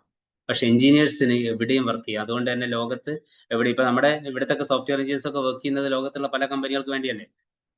അപ്പോൾ വളരെ ഗ്ലോബൽ പോർട്ടബിലിറ്റി എന്നുള്ള എഞ്ചിനീയറിംഗിന്റെ ഒരു വലിയ പ്രത്യേകതയാണ്. അതുപോലെ വളരെ ഫ്ലെക്സിബിൾ ആയിട്ടുള്ള ഒരു ബ്രാഞ്ചാണ്. അതുപോലെ സയന്റിഫിക് ആയിട്ടും ടെക്നോളജിക്കൽ ആയിട്ടുള്ള കണ്ടുപിടുത്തങ്ങളൊക്കെ നടത്താനുള്ള സാധ്യതകളുള്ള അവസരങ്ങൾ നമുക്ക് എഞ്ചിനീയറിംഗ് തുറന്നു തരുന്നുണ്ട്. അതുപോലെ തന്നെ ഇപ്പോഴത്തെ കുട്ടികളുടെ ഒരു ട്രെൻഡാണ്, പല കുട്ടികളും വിളിക്കുമ്പോൾ പറയാറുണ്ട്, സാർ എനിക്ക് ജോലി കൊടുക്കണം, ഒരു ജോലി ചെയ്യാന്നുള്ളതല്ല എൻ്റെ ആഗ്രഹം, ഒരുപാട് ആളുകൾക്ക് ജോലി കൊടുക്കണം എന്നല്ലേ. സ്റ്റാർട്ടപ്സ്, ഓണ്ടർപ്രണർഷിപ്പ് ഒരു ട്രെൻഡാണ്. ഏറ്റവും കൂടുതൽ ഓണ്ടർപ്രണർഷിപ്പ് മേഖലകളിലേക്ക് കടന്നു വരുന്നത് എഞ്ചിനീയേഴ്സ് ആണ്. അവർക്കാണ് ഏറ്റവും കൂടുതൽ സാധ്യതയും ഏറ്റവും എളുപ്പവും. അതായത് ഇപ്പം ഒരു സോഫ്റ്റ്വെയർ മേഖലയിൽ ഒരു ഓണ്ടർപ്രണർഷിപ്പ് സ്റ്റാർട്ടപ്പ് തുടങ്ങണമെന്ന് വിചാരിക്കുക. ഒരു സിസ്റ്റം മതി നമുക്ക്. വളരെ കുറഞ്ഞ ഇൻവെസ്റ്റ്മെന്റിൽ വലിയ സാധ്യതകളുണ്ട് ഓണ്ടർപ്രണർഷിപ്പ് മേഖലകളിൽ. കമ്പ്യൂട്ടറുമായിട്ട് ബന്ധപ്പെട്ടും പിന്നെ സോഫ്റ്റ്വെയറുമായിട്ട് ബന്ധപ്പെട്ടൊക്കെ ഇത്ര സ്റ്റാർട്ടപ്പുകൾ നടക്കുന്നുണ്ട്. അതുപോലെ എഞ്ചിനീയറിംഗിന്റെ പല മേഖലകളിലും എല്ലാ മേഖലകളിലും സ്റ്റാർട്ടപ്പിനൊക്കെ വലിയ സാധ്യതകളുണ്ട്. അപ്പോൾ അങ്ങനെ ആഗ്രഹമുള്ള കുട്ടികൾക്കും ഏറ്റവും നല്ലൊരു ബ്രാഞ്ച് തന്നെയാണ് എഞ്ചിനീയറിംഗ്. അതുപോലെ നാട് ചുറ്റണം എന്ന് ആഗ്രഹിക്കുന്ന ആളുകൾ അല്ലേ, ഈ ട്രാവലിംഗ് ഒക്കെ ഭയങ്കര ഇഷ്ടമുള്ള ആളുകൾ, ഇപ്പൊ സോഫ്റ്റ്വെയർ, പ്രത്യേകിച്ച് സോഫ്റ്റ്വെയർ എഞ്ചിനീയേഴ്സ് ഒക്കെ നിങ്ങൾക്കറിയാം, ഒരാഴ്ച 2 ആഴ്ചയൊക്കെ ഓൺ സൈറ്റ് അവർ വർക്ക് ചെയ്യുന്ന ക്ലയന്റ് ഇപ്പം ജപ്പാനിലോ US-ലോ UK-ലോ ഒക്കെ ആണെങ്കിൽ അവർക്ക് അവിടെ സന്ദർശിക്കാം, നാട് ചുറ്റാം അല്ലെ. ഇവിടുത്തെ സാലറിയും കിട്ടും, അവിടെ പ്രത്യേക സാലറി ഒക്കെ കിട്ടും. അങ്ങനെ ഓൺ സൈറ്റ് ഒക്കെ അങ്ങനെ ഇതൊക്കെ ഈ അവസരങ്ങൾ. അതുപോലെ തന്നെ ഇപ്പം കോവിഡിന് ശേഷമൊക്കെ വീട്ടിൽ നിന്ന് വർക്ക് ചെയ്യാൻ പറ്റിയ, അല്ലെ, വർക്ക് ഫ്രം ഹോം ഏറ്റവും കൂടുതൽ എഞ്ചിനീയേഴ്സിനാണ് പറ്റിയത്. അത് എല്ലാ എഞ്ചിനീയേഴ്സിനും പറ്റിയിട്ടില്ല, സോഫ്റ്റ്വെയർ എഞ്ചിനീയേഴ്സിന് അല്ലെ. സ്വന്തം ബെഡ്റൂം എന്ന് വർക്ക് ചെയ്യുന്നു, വളരെ മികച്ച സാലറി അല്ലെ. അവർ വർക്ക് ചെയ്യുന്നത് വിദേശ രാജ്യങ്ങൾക്കൊക്കെ വേണ്ടിയാ, വിദേശ രാജ്യങ്ങളിലെ കമ്പനികൾക്കൊക്കെ വേണ്ടിയായിരിക്കും. അപ്പോൾ സ്വന്തം വീട്ടിൽ നിന്ന് തന്നെ വർക്ക് ചെയ്യുന്നു, വളരെ മികച്ച സാലറി ഒക്കെ കിട്ടിയത് എഞ്ചിനീയേഴ്സിനാണ്. അപ്പൊ ഇങ്ങനെ ഒരുപാട് എഞ്ചിനീയറിംഗ് എന്ന് പറഞ്ഞാൽ തീർച്ചും വളരെ സാധ്യതയുള്ള ഏരിയ തന്നെയാണ് എന്നുള്ള കാര്യത്തിൽ യാതൊരു സംശയവുമില്ല. എന്നാൽ എല്ലാവർക്കും ഇത് പറ്റുമോ എന്നുള്ളത് ഒരു വലിയ ചോദ്യമാണ്. ഇവിടെയാണ് നമ്മൾ ഇപ്പൊ ഓപ്ഷൻ രജിസ്റ്റർ ചെയ്യുമ്പോൾ ഒക്കെ പ്രത്യേകം ശ്രദ്ധിക്കേണ്ടത്. നിങ്ങളുടെ സ്കില്ലുകൾ ശരിക്ക് നിങ്ങൾ തന്നെ മനസ്സിലാക്കിയിട്ട് മാത്രമാണ് നിങ്ങൾ ബ്രാഞ്ചുകളൊക്കെ തിരഞ്ഞെടുക്കേണ്ടത്. ഏറ്റവും പ്രധാനമായിട്ട് വേണ്ടത് ഫിസിക്സിലും മാത്സിലുള്ള ഒരു കഴിവ് തന്നെയാണ്. ഫിസിക്സും മാത്സും നല്ല താല്പര്യമുള്ള കുട്ടികൾക്ക് തന്നെയാണ് എഞ്ചിനീയറിംഗ് നന്നായിട്ട് പഠിക്കാൻ പറ്റുക. കാരണം അതിന്റെ അപ്ലിക്കേഷൻ ആണല്ലോ എഞ്ചിനീയറിംഗ്. ഇപ്പൊ മാത്തമാറ്റിക്സ് ഒക്കെ ആദ്യത്തെ 8 സെമസ്റ്റർ ആണ്. ഈ ബിടെക് എന്ന് പറഞ്ഞാൽ 8 സെമസ്റ്റർ ആണ്. 4 വർഷം 6 മാസം വീതമുള്ള 8 സെമസ്റ്റർ. ആദ്യത്തെ 4 സെമസ്റ്റർ, അതായത് 2 വർഷം മാത്സ് പഠിക്കാനുണ്ടാവും. മാത്സ് കുറച്ച് ഹൈ ലെവലിൽ തന്നെ ഉണ്ടാവും. ഒരു MSc ലെവലിലേക്കൊക്കെ മാത്സ് നമുക്ക് പഠിക്കാനുണ്ടാവും. അപ്പൊ മാത്സിനോട് താല്പര്യമില്ലാത്ത കുട്ടിക്ക് വളരെ പ്രയാസം. മാത്രമല്ല ബാക്കിയുള്ള സബ്ജക്റ്റുകളിലൊക്കെ മാത്സിന്റെ അപ്ലിക്കേഷനും ഉണ്ടാവും. അതുപോലെ ഫിസിക്സ് തീർച്ചയായും എഞ്ചിനീയറിംഗിന്റെ ഒരു ഭാഗമാണ് അല്ലെ. അപ്പൊ ഫിസിക്സിലും മാത്സിലുള്ള താല്പര്യമാണ് ഏറ്റവും പ്രധാനം. പിന്നെ അതുപോലെ അനാലിറ്റിക്കൽ ആപ്റ്റിറ്റ്യൂഡ്, കാര്യങ്ങളൊക്കെ അനലൈസ് ചെയ്യാനുള്ള സ്കില്ല്, ലോജിക്കൽ തിങ്കിങ് ഒക്കെ ഏറ്റവും കൂടുതൽ വേണ്ടത് ശരിക്കും ഈ സോഫ്റ്റ്വെയർ മേഖല, കോഡിംഗ് മേഖലയിലേക്കൊക്കെ പോകുമ്പോൾ നല്ല പ്രോഗ്രാമിംഗ് സ്കില്ലൊക്കെ പല കുട്ടികളും എല്ലാവരും കമ്പ്യൂട്ടർ സയൻസ് ഇപ്പൊ ട്രെൻഡാണല്ലോ. കമ്പ്യൂട്ടർ സയൻസ് തന്നെ, കമ്പ്യൂട്ടർ CS എടുക്കാം. ആ കുട്ടികൾ അതിനു മുമ്പ് ആദ്യം വിലയിരുത്തേണ്ടത് അവർക്ക് എന്താണ്, ഒരു അബ്സ്ട്രാക്ട് റീസണിങ്, ഒരു ലോജിക്കൽ സ്കില്ലൊക്കെ ഉണ്ടോ എന്നുള്ളത് അവർ ശരിക്കും വിലയിരുത്തണം. കാരണം കമ്പ്യൂട്ടർ മേഖലയിൽ ഏറ്റവും കൂടുതൽ ജോലി കിട്ടുന്നത് കോഡിംഗ് മേഖലയിലൊക്കെ അല്ലേ. വേറെയും ജോബ്സ് ഉണ്ട്, ഹാർഡ്വെയറും അതുപോലെ നെറ്റ്വർക്കിംഗ് ഒക്കെ ഉണ്ട്. എങ്കിലും ഏറ്റവും കൂടുതൽ ജോലി സാധ്യത പ്രോഗ്രാമിംഗ് മേഖലയിലാണ്. നമ്മൾ കേൾക്കുന്ന വലിയ വലിയ സാലറി ഒക്കെ വാങ്ങുന്നത് നന്നായിട്ട് കോഡിംഗ് ഒക്കെ ചെയ്യാൻ പറ്റിയ ആളുകളാണ്. അപ്പോൾ ആ ലോജിക്കൽ തിങ്കിങ് സ്കിൽ ഉണ്ടോ എന്ന് നോക്കിയിട്ട്, അതില്ലാത്ത കുട്ടികൾക്ക് മറ്റ് ബ്രാഞ്ചുകൾ നോക്കാം. അത്രയധികം ലോജിക്കൽ തിങ്കിങ് വേണ്ടാത്ത വലിയ അപ്ലിക്കേഷൻ ചെയ്യല്ലേ. അത് എല്ലാത്തിനും ലോജിക്കൽ തിങ്കിങ് വേണം, എങ്കിലും വലിയ എമൗണ്ടിൽ വേണ്ടാത്ത, വലിയ അളവിൽ വേണ്ടാത്ത ബ്രാഞ്ചുകൾ എടുക്കാം. അതുപോലെ അറ്റൻഷൻ ടു ഡീറ്റെയിൽ, വളരെ മൈന്യൂട്ടായ കാര്യങ്ങൾ ശ്രദ്ധപൂർവ്വം ചെയ്യുന്നവരാകണം എഞ്ചിനീയേഴ്സ്. നമ്മൾ പലപ്പോഴും കേൾക്കാറുണ്ട് BMW ഒക്കെ 1000 വണ്ടികൾ തിരിച്ചെടുത്തു എന്നൊക്കെ. അതായത് വിറ്റ വണ്ടികൾ അവർ തിരിച്ചെടുക്കും. BMW, ബെൻസ് ഒക്കെ 1000, 2000, 3000 വണ്ടികളൊക്കെ തിരിച്ചെടുത്തു. കാരണം എന്താ, ഏതെങ്കിലും ഒരു എഞ്ചിനീയർക്ക് വന്ന ചെറിയൊരു പിഴവായിരിക്കും, വണ്ടിയുടെ ചെറിയ എന്തെങ്കിലും ഒരു പ്രശ്നം ഉണ്ടെങ്കിൽ ഇവരൊരിക്കലും അവരുടെ ബ്രാൻഡിനെ ബാധിക്കുന്നതുകൊണ്ട് ഒരിക്കലും അത് മാർക്കറ്റിൽ നിലനിർത്തൂല, അവർ തിരിച്ചെടുക്കും. കോടികളാണ് നഷ്ടം വരിക അല്ലെ. അപ്പൊ ഒരു ചെറിയ മിസ്റ്റേക്ക് വരെ, എഞ്ചിനീയേഴ്സിന്റെ ഒരു ചെറിയ മിസ്റ്റേക്ക് വരെ എന്താണ്, വലിയ റിസൾട്ട് ഉണ്ടാവും, ഒരു ഇമ്പാക്ട് ഉണ്ടാവും. അപ്പൊ അതുകൊണ്ട് വളരെ അറ്റൻഷൻസ് ടു ഡീറ്റെയിൽ. അതുപോലെ ക്രിയേറ്റിവിറ്റി വളരെ ഇമ്പോർട്ടന്റ് ആണ്. ക്രിയേറ്റിവിറ്റി ഒക്കെ പിന്നെ ഓരോ ബ്രാഞ്ചിലും പിന്നെ വേണ്ട അളവിൽ വ്യത്യാസം ഉണ്ടാവും. ഇപ്പം ഈ സിവിൽ എഞ്ചിനീയറിംഗ്, ആർക്കിടെക്ചർ ഇത്തരം മേഖലയിലൊക്കെ നല്ല ഹൈലി ക്രിയേറ്റീവ് ആകണം. എങ്കിലും എല്ലാ മേഖലയിലും വേണ്ടതാണ് ക്രിയേറ്റിവിറ്റി. അത് പ്രോബ്ലം സോൾവിങ് സ്കിൽ. ഒരു എഞ്ചിനീയറുടെ വർക്ക് വരുന്നത് പ്രോബ്ലംസ് വരുമ്പോൾ അല്ലെ, പ്രോബ്ലംസിന് സൊല്യൂഷൻ കാണുക എന്നുള്ളതല്ല എഞ്ചിനീയറിന്റെ ഒരു ഡ്യൂട്ടി. അപ്പോൾ ആ പ്രോബ്ലം സോൾവിങ് സ്കിൽ വളരെ ഇമ്പോർട്ടന്റ് ആണ്. ടീം പ്ലെയർ എന്നാൽ ഒരിക്കലും ഒരു എഞ്ചിനീയർ ഇപ്പോൾ സോഫ്റ്റ്വെയറിലാണെങ്കിൽ എവിടെയാണ് വർക്ക് ചെയ്യുമ്പോൾ ഒറ്റക്കല്ല വർക്ക് ചെയ്യുന്നത്, ഒരു വർക്കിന്റെ ഭാഗമാണ്, ഒരു ടീമിന്റെ ഭാഗമാണ് നമ്മൾ അല്ലെ. അപ്പോൾ ഒരു ടീം പ്ലെയർ ആകണം, ലീഡർഷിപ്പ് വേണം, ആ ടീമിന്റെ ലീഡറായിട്ട് മാറാൻ ലീഡർഷിപ്പ് സ്കില്ല് വേണം, നല്ല കമ്മ്യൂണിക്കേഷൻ സ്കില്ല് വേണം. കമ്മ്യൂണിക്കേഷൻ സ്കില്ലൊക്കെ നമ്മളിപ്പോൾ നേരത്തെ പറഞ്ഞ സ്റ്റാർട്ടപ്പ് ഒക്കെ തുടങ്ങുകയാണെങ്കിൽ വളരെ ഇമ്പോർട്ടന്റ് ആണ്. നമ്മുടെ കീഴിൽ ഒരുപാട് ആളുകൾ ഉണ്ടാവും, അവരുമായിട്ട് നന്നായിട്ട് കമ്മ്യൂണിക്കേറ്റ് ചെയ്യാനൊക്കെ പറ്റും. അതുപോലെ ടെക്നിക്കൽ നോളജ് നമ്മളിങ്ങനെ അപ്ഡേറ്റ് ചെയ്തുകൊണ്ടിരിക്കണം. നമ്മളിപ്പോൾ ബിടെക്കിന് പഠിക്കുന്ന കാര്യങ്ങളൊന്നും മതിയാവില്ല, നമ്മൾ പിന്നീട് ഒരു ജോലിയിലൊക്കെ എത്തുമ്പോൾ. അപ്പോൾ കണ്ടിന്യൂസ് അപ്ഡേഷൻ ഒക്കെ വേണം. അപ്പൊ ഇങ്ങനെയുള്ള സ്കില്ലുകളും നോളജുകളൊക്കെ നമുക്ക് വേണം. അത് നിങ്ങൾ ഉറപ്പുവരുത്തണം എന്നാണ് എനിക്ക് തുടക്കത്തിൽ തന്നെ പറയാനുള്ളത്. അപ്പൊ ഇനി നമുക്ക് നമ്മുടെ കീമിലേക്ക് വരാം. KEAM, Kerala engineering, architecture, medical, അല്ലെ? ഇതൊരു അലോട്ട്മെന്റ് പ്രോസസ്സാണ് ശരിക്കും കീം. അപ്പൊ കീമിന്റെ ഭാഗമായിട്ട് എഞ്ചിനീയറിംഗിന്റെയും ഫാർമസിയുടെയും പ്രവേശനത്തിനാണ് entrance commission, Kerala entrance commissioner പരീക്ഷ നടത്തുന്നത്. ഇനി വേറെയും കുറെ അലോട്ട്മെന്റ് വരാനുണ്ട്. അത് എന്തൊക്കെയാ? പിന്നെ മെഡിക്കൽ, MBBS, BDS, അതുപോലെ മെഡിക്കൽ അലൈഡ് കോഴ്സസ് ഒക്കെ അല്ലേ, ഹോമിയോ, സിദ്ധ, ആയുർവേദം, യുനാനി, അഗ്രികൾച്ചർ, വെറ്റിനറി എന്നൊക്കെ പറഞ്ഞ് ഇതിലൊക്കെ അലോട്ട്മെന്റ് പ്രോസസ്സ് വേറെ വരാനുണ്ട്. അതൊക്കെ നീറ്റ് എഴുതിയിട്ട് കീമിന് അപേക്ഷിച്ച ആളുകൾക്കാണ്. അപ്പൊ ഇതിലുള്ളത് എഞ്ചിനീയേഴ്സ് ആണ്, എനിക്കറിയാം. എഞ്ചിനീയറിംഗ് ആഗ്രഹിക്കുന്ന ആൾക്കാരാണെന്ന് എനിക്കറിയാം. അപ്പൊ നിങ്ങൾ ചെയ്യേണ്ടത് ഇപ്പം ഈ എഞ്ചിനീയറിംഗ് കോളേജിനുള്ള ഓപ്ഷൻസ്, ഇവിടെ ഫാർമസി ഓപ്ഷൻസ് തുടങ്ങിയിട്ടില്ല. ഫാർമസി എൻട്രൻസ് ഇതിന്റെ കൂടെ ആയിരുന്നെങ്കിലും അതിന്റെ ഓപ്ഷൻസിന് വിളിച്ചിട്ടില്ല. ഇപ്പം എഞ്ചിനീയറിംഗിനാണ് നമ്മൾ ഓപ്ഷൻ കൊടുക്കേണ്ടത്. അപ്പൊ എഞ്ചിനീയറിംഗിന് ഓപ്ഷൻ കൊടുക്കുമ്പോൾ നമ്മൾ മനസ്സിലാക്കേണ്ടത് ഗവൺമെന്റ് ഫീസിൽ പഠിക്കാവുന്ന, അതായത് വെറും 8650 രൂപക്ക് പഠിക്കാവുന്ന 12 കോളേജുകൾ നമ്മുടെ കേരളത്തിലുണ്ട്. ഗവൺമെന്റ് കോളേജുകൾ, കേരള ടെക്നോളജിക്കൽ യൂണിവേഴ്സിറ്റിയിൽ 12 ഗവൺമെന്റ് കോളേജുകളുണ്ട്. അതുപോലെ തന്നെ കേരള അഗ്രികൾച്ചർ യൂണിവേഴ്സിറ്റിയുടെ കോളേജിൽ കീഴിലുള്ള കോളേജുണ്ട്. ഒരു കോളേജുണ്ട്, കേളപ്പജി കോളേജാണ്. അവിടെ ബിടെക് അഗ്രികൾച്ചർ എഞ്ചിനീയറിംഗ് ഒക്കെ പഠിക്കാം. അതുപോലെ veterinary, Kerala veterinary and animal science university, KVASU എന്ന് പറയും. അതിന്റെ കീഴിൽ പഠിക്കാൻ 4 കോളേജുകൾ ഉണ്ട്. ഇപ്പൊ ഫുഡ് ടെക്നോളജി അങ്ങനത്തെ കോഴ്സുകളൊക്കെ അവിടെ ഉണ്ട്. അതുപോലെ തന്നെ കുഫോസിന് കീഴിൽ ഒരു കോളേജ് ഉണ്ട്. പിന്നെ അതുപോലെ ഗവൺമെന്റ് കോസ്റ്റ് ഷെയറിംഗ് കോളേജസ്, അതായത് ഗവൺമെന്റും നമ്മളും ഷെയർ ചെയ്യാം കോസ്റ്റ്, ആ രീതി. അപ്പോൾ പിന്നെ അവിടെ ഫീസ് കൂടുതലായിരിക്കും. IHRDയുടെയും കേപ്പിന്റെയും ഒക്കെ കീഴിലുള്ള കോളേജുകളുണ്ട്. അവിടെ 2 രീതിയിലുള്ള ഫീസുള്ള കോഴ്സുകളുണ്ട്. ഒരു കോഴ്സിന് തന്നെ 2 ഫീസ് ഉണ്ട്. ഒന്ന് ഗവൺമെന്റ് ഫീസും അതുപോലെ ഗവൺമെന്റ് സീറ്റും മാനേജ്മെന്റ് സീറ്റും. ഗവൺമെന്റ് ഫീസിലുള്ളതിനേക്കാൾ കൂടുതൽ ഫീസാണ് മാനേജ്മെന്റ് സീറ്റിനുള്ളത്. അപ്പൊ നമ്മൾ ഓപ്ഷൻ കൊടുക്കുമ്പോൾ 2 ഓപ്ഷൻ കൊടുക്കും. അപ്പൊ കേപ്പിന്റെ ഒരു കോളേജിലാണെങ്കിൽ അവിടെ 2 ഓപ്ഷൻസ് വരും. ഫീസ് ഗവൺമെന്റ് ഫീസിലുള്ള ഓപ്ഷനും വരും, അതുപോലെ തന്നെ മാനേജ്മെന്റ് ഫീസിലുള്ള ഓപ്ഷൻ. അപ്പൊ ഫീസിന്റെ കാര്യം ഒന്നും അങ്ങനെ പേടിക്കേണ്ട, കാരണം ഓപ്ഷൻ കൊടുക്കുമ്പോൾ ശരിക്കും അവിടെ കാണിക്കും, ഓരോ ഓപ്ഷന്റെ കീഴിൽ കാണിക്കും ഇത്രയാണ് ഫീസ് എന്നുള്ളത്. അപ്പൊ നമുക്കത് നോക്കിയിട്ട് കൊടുത്താൽ മതി. അതുപോലെ തന്നെ സെൽഫ് ഫൈനാൻസിങ് കോളേജസ്, അല്ലെ, ഫുള്ളായിട്ട് സെൽഫായിട്ടുള്ള കോളേജുകൾ, അവിടെ ഫീസ് കൂടുതലായിരിക്കും. അങ്ങനെയും കോളേജസ് ഉണ്ട്. അപ്പൊ ഇത്തരം കോളേജുകളിലൊക്കെ നമുക്ക് അവസരങ്ങളുണ്ട്. നമ്മുടെ താല്പര്യം അനുസരിച്ച് നമ്മൾ അവിടെ പഠിക്കാം.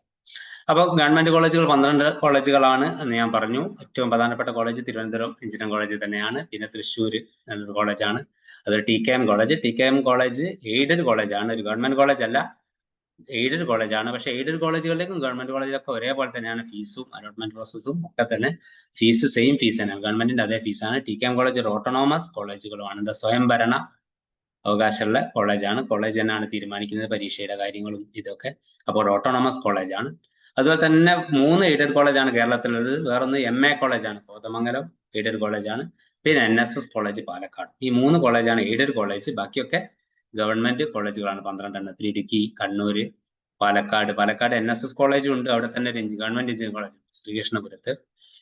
അതുപോലെ വയനാട് മാനന്തവാടി ഒരു ഗവൺമെന്റ് കോളേജ് ഉണ്ട്. കോഴിക്കോട് വെസ്റ്റിയിൽ ഒരു ഗവൺമെന്റ് കോളേജ് ഉണ്ട്. അപ്പൊ ഇതൊക്കെയാണ് ഗവൺമെന്റ് കോളേജുകൾ. അതുപോലെ അഗ്രികൾച്ചർ യൂണിവേഴ്സിറ്റിയുടെ കീഴിൽ ഞാൻ നേരത്തെ പറഞ്ഞു Kelappaji college of agriculture engineering ആണുള്ളത്.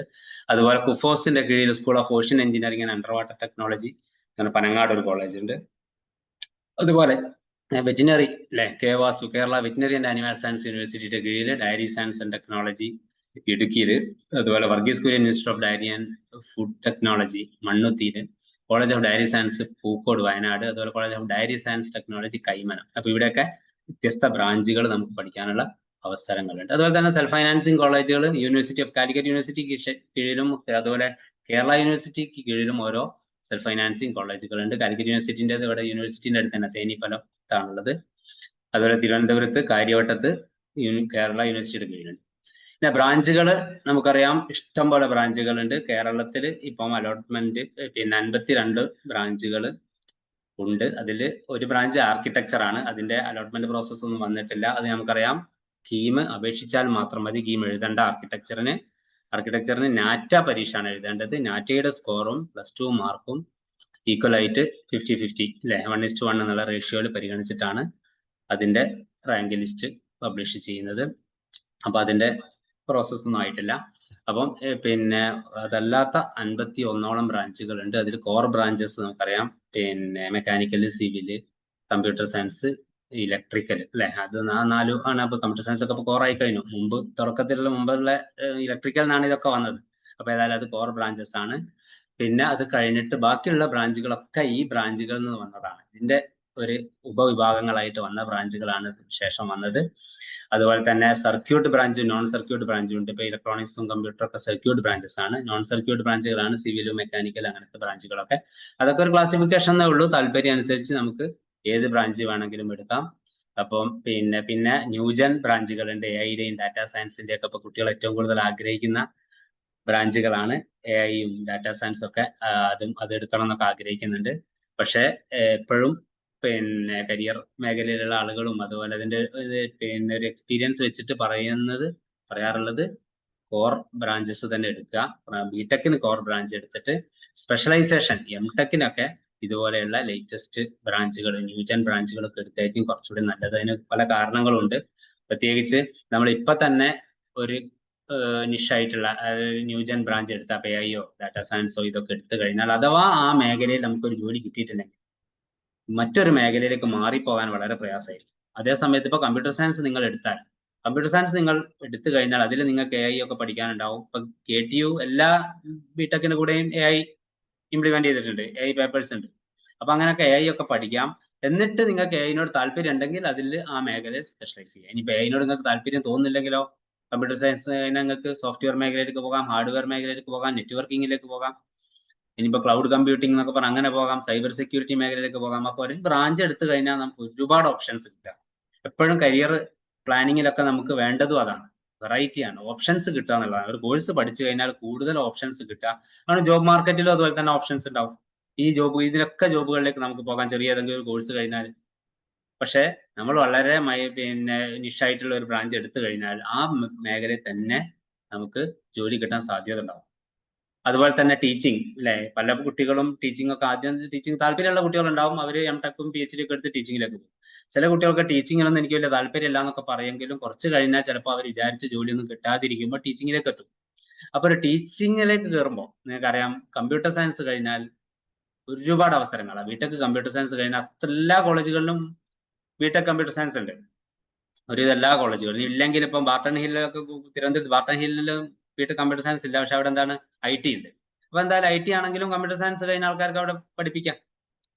അപ്പോൾ അതുപോലെ പോളിടെക്നിക്കുകളിലൊക്കെ കമ്പ്യൂട്ടർ സയൻസ് ഉണ്ട്. അപ്പൊ ഇവിടെയൊക്കെ ബിടെക് കമ്പ്യൂട്ടർ സയൻസ് കഴിഞ്ഞ ഒരു കുട്ടിക്ക് ടീച്ചിങ്ങിലൊക്കെ ഒരുപാട് അവസരങ്ങളാണ്. അതേസമയത്ത് AI കഴിഞ്ഞ ഒരു കുട്ടിക്ക് AI ഉള്ള കോളേജിൽ അല്ലെ, AI പഠിപ്പിക്കുന്ന കോളേജുകളിലാണ് ടീച്ചിങ്ങിന് അവസരം ഉണ്ടാകും. അപ്പോൾ ആ അവസരങ്ങളുടെ അളവിൽ വലിയ വ്യത്യാസമുണ്ട്. അപ്പൊ ആ രീതിയിൽ എപ്പോഴും കോർ ബ്രാഞ്ച് എടുക്കുന്നത് വളരെ നല്ലതാണ്. അതേ സമയത്ത് ചില കുട്ടികൾക്ക് ഭയങ്കര കോഡിങ് സ്കില്ലൊക്കെ ഉണ്ടാവും. ചെറുപ്പത്തിലെ നല്ല കോഡിങ് സ്കില്ലൊക്കെ ഉണ്ട്. എഐനോടൊക്കെ ഭയങ്കര താല്പര്യം. ചിലപ്പോൾ എഐയുടെ പല കോഴ്സും ഓൺലൈനായിട്ട് ഇപ്പം എഡെക്സ് എന്നും ഉഡമിന്നും കോഴ്സറ എന്നൊക്കെ അങ്ങനത്തെ വെബ്സൈറ്റുകളിൽ നിന്നൊക്കെ എപ്പോഴേ പല കോഴ്സുകളും ചെയ്ത കുട്ടികളുണ്ടാവും. അപ്പൊ അങ്ങനത്തെ കുട്ടിക്ക് നേരിട്ട് എന്ത് ചെയ്യാം, എടുക്കാം, ബ്രാഞ്ചിലേക്ക് എടുക്കാം, ഒരു കുഴപ്പമില്ല, AI എടുക്കാം. അപ്പൊ അങ്ങനെ AI-നെ കുറിച്ച് ശരിക്കും മനസ്സിലാക്കിയാൽ അവർക്ക് എടുക്കാം. മാത്രമല്ല AI എന്ന് പറഞ്ഞാൽ മാത്തമാറ്റിക്സിന്റെ ഒരു വലിയ ആപ്ലിക്കേഷനാണ്. മാത്സ് നല്ല സ്കില്ലുള്ള കുട്ടികൾക്ക് AI പഠിക്കാൻ പറ്റൂ. ലീനിയർ ആൾജിബ്രയും പ്രോബബിലിറ്റിന്റെയും സ്റ്റാറ്റിസ്റ്റിക്സിന്റെ ഒക്കെ ആപ്ലിക്കേഷൻ AI വരുന്നത്. AI നമ്മളിപ്പോൾ ടൂൾ ഉപയോഗിച്ച് ChatGPT ഉപയോഗിക്കുന്ന അത്ര എളുപ്പം ഉണ്ടാവില്ല AI പഠിക്കാൻ. കുട്ടികൾ അങ്ങനെ വിചാരിക്കുന്നത് ChatGPTയും അതുപോലുള്ള പല AI ആപ്ലിക്കേഷൻസ് ഒക്കെ ഉപയോഗിക്കുന്ന എളുപ്പം ഉണ്ടാവുന്ന. ഒരിക്കലും അങ്ങനെയല്ല. അതുകൊണ്ട് മാത്സിലൊക്കെ നല്ല സ്കില്ലുള്ള ആളുകളാണ് അത്തരം ബ്രാഞ്ചുകൾ എടുക്കേണ്ടത്. ഓക്കെ, ഒരുപാട് ബ്രാഞ്ചുകൾ mechatronics, metallurgical and material engineering, polymer engineering, artificial intelligence ഇതൊക്കെ പല കോളേജുകളിലായിട്ടുണ്ട്. പക്ഷെ ഗവൺമെന്റ് കോളേജുകളിൽ നിങ്ങൾ ശ്രദ്ധിച്ചാൽ അറിയാം, അവിടെ പ്രധാനമായിട്ടും കോർ ബ്രാഞ്ചസ് ഒക്കെ ഉള്ളൂ. ഇതുപോലെ ന്യൂജൻ ബ്രാഞ്ചുകളൊക്കെ കുറവാണ്. അത് തന്നെ നമുക്ക് മനസ്സിലാക്കാം.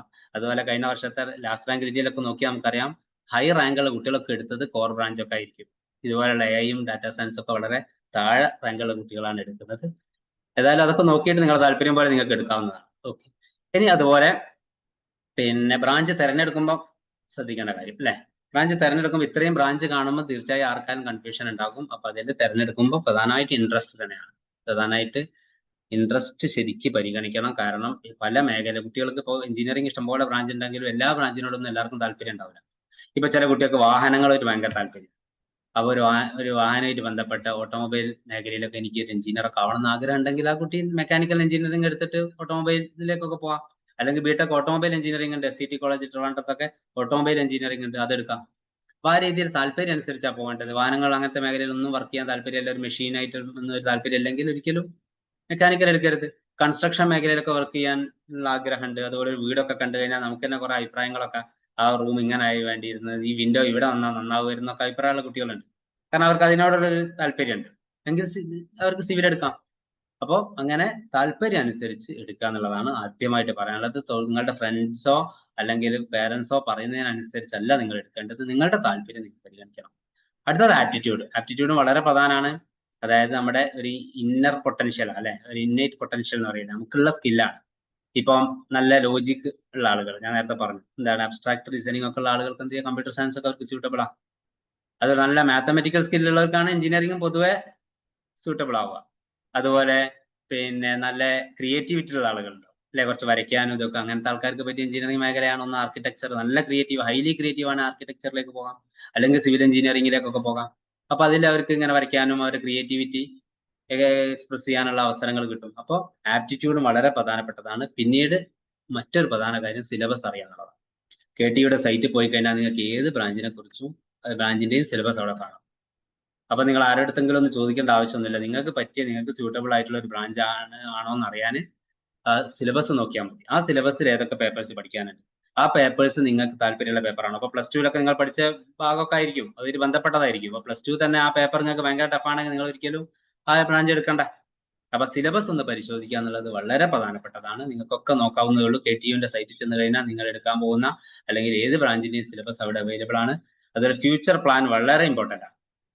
പലപ്പോഴും നമ്മൾ പറയാറുണ്ട് +2 കഴിഞ്ഞ് 10th കഴിഞ്ഞിട്ട് ഒരു സ്ട്രീം എടുക്കേണ്ടത് +2 ശേഷം എന്ത് എന്നുള്ളത് തീരുമാനിച്ചിട്ടാണ്, അല്ലെ. ഡോക്ടർ ആവണമെങ്കിൽ സയൻസ് എടുക്കണം, ആ രീതിയിൽ, അല്ലെ. അതുപോലെ തന്നെ BTechന് ശേഷം എന്ത് എന്ന് തീരുമാനിച്ചിട്ടാണ് നിങ്ങൾ ബ്രാഞ്ച് എടുക്കേണ്ടത്. അപ്പൊ അതിന് പിന്നെ ഇപ്പം എപ്പോഴും വലിയൊരു കൺഫ്യൂഷനാണ്, ബ്രാഞ്ചിന് പ്രാധാന്യം കൊടുക്കണോ കോളേജിന് പ്രാധാന്യം കൊടുക്കണോ എന്നൊക്കെ. അപ്പൊ BTechന് ശേഷം ഒരു MBA അല്ലെങ്കിൽ MTech അങ്ങനെയൊക്കെ ഒരു കുട്ടി ആഗ്രഹിക്കാന്നില്ല, എന്താ ഹയർ സ്റ്റഡീസിന് പോകണം. അങ്ങനെയാണെങ്കിൽ ആ കുട്ടിക്ക് എന്ത് ചെയ്താൽ മതി, കോളേജിന് അത്ര പ്രാധാന്യം കൊടുത്തോളണമെന്നില്ല. അതേ സമയത്ത് ഒരു കുട്ടിയുടെ ഫ്യൂച്ചർ പ്ലാൻ എന്താ, BTech കഴിഞ്ഞ ഉടനെ തന്നെ എനിക്ക് ജോലി കയറണം, ക്യാമ്പസ് പ്ലേസ്മെന്റ് കിട്ടണം. അങ്ങനെയാണെങ്കിൽ അങ്ങനത്തെ കോളേജിൽ തന്നെ പോകണം. അപ്പോൾ കോളേജ് വേണോ ബ്രാഞ്ച് വേണോ എന്നുള്ള ചോദ്യമൊക്കെ വരുന്നത് എന്താണ്, നമ്മുടെ ഫ്യൂച്ചർ പ്ലാൻ അനുസരിച്ചാണ്. ഇനി അതിപ്പോൾ വിദേശത്ത് പോയി പഠിക്കണം എന്നൊക്കെ ആഗ്രഹിക്കുന്ന കുട്ടികളുണ്ട്, വിദേശത്തൊക്കെ ഹയർ സ്റ്റഡീസിന് പോകണം. അങ്ങനെയാണെങ്കിൽ എന്ത് ചെയ്യണം, നിങ്ങൾ നല്ല കോളേജിൽ പഠിക്കണം. ആ കോഴ്സിന് NBA അക്രഡിറ്റേഷൻ ഒക്കെ ഉണ്ടോ നോക്കാം.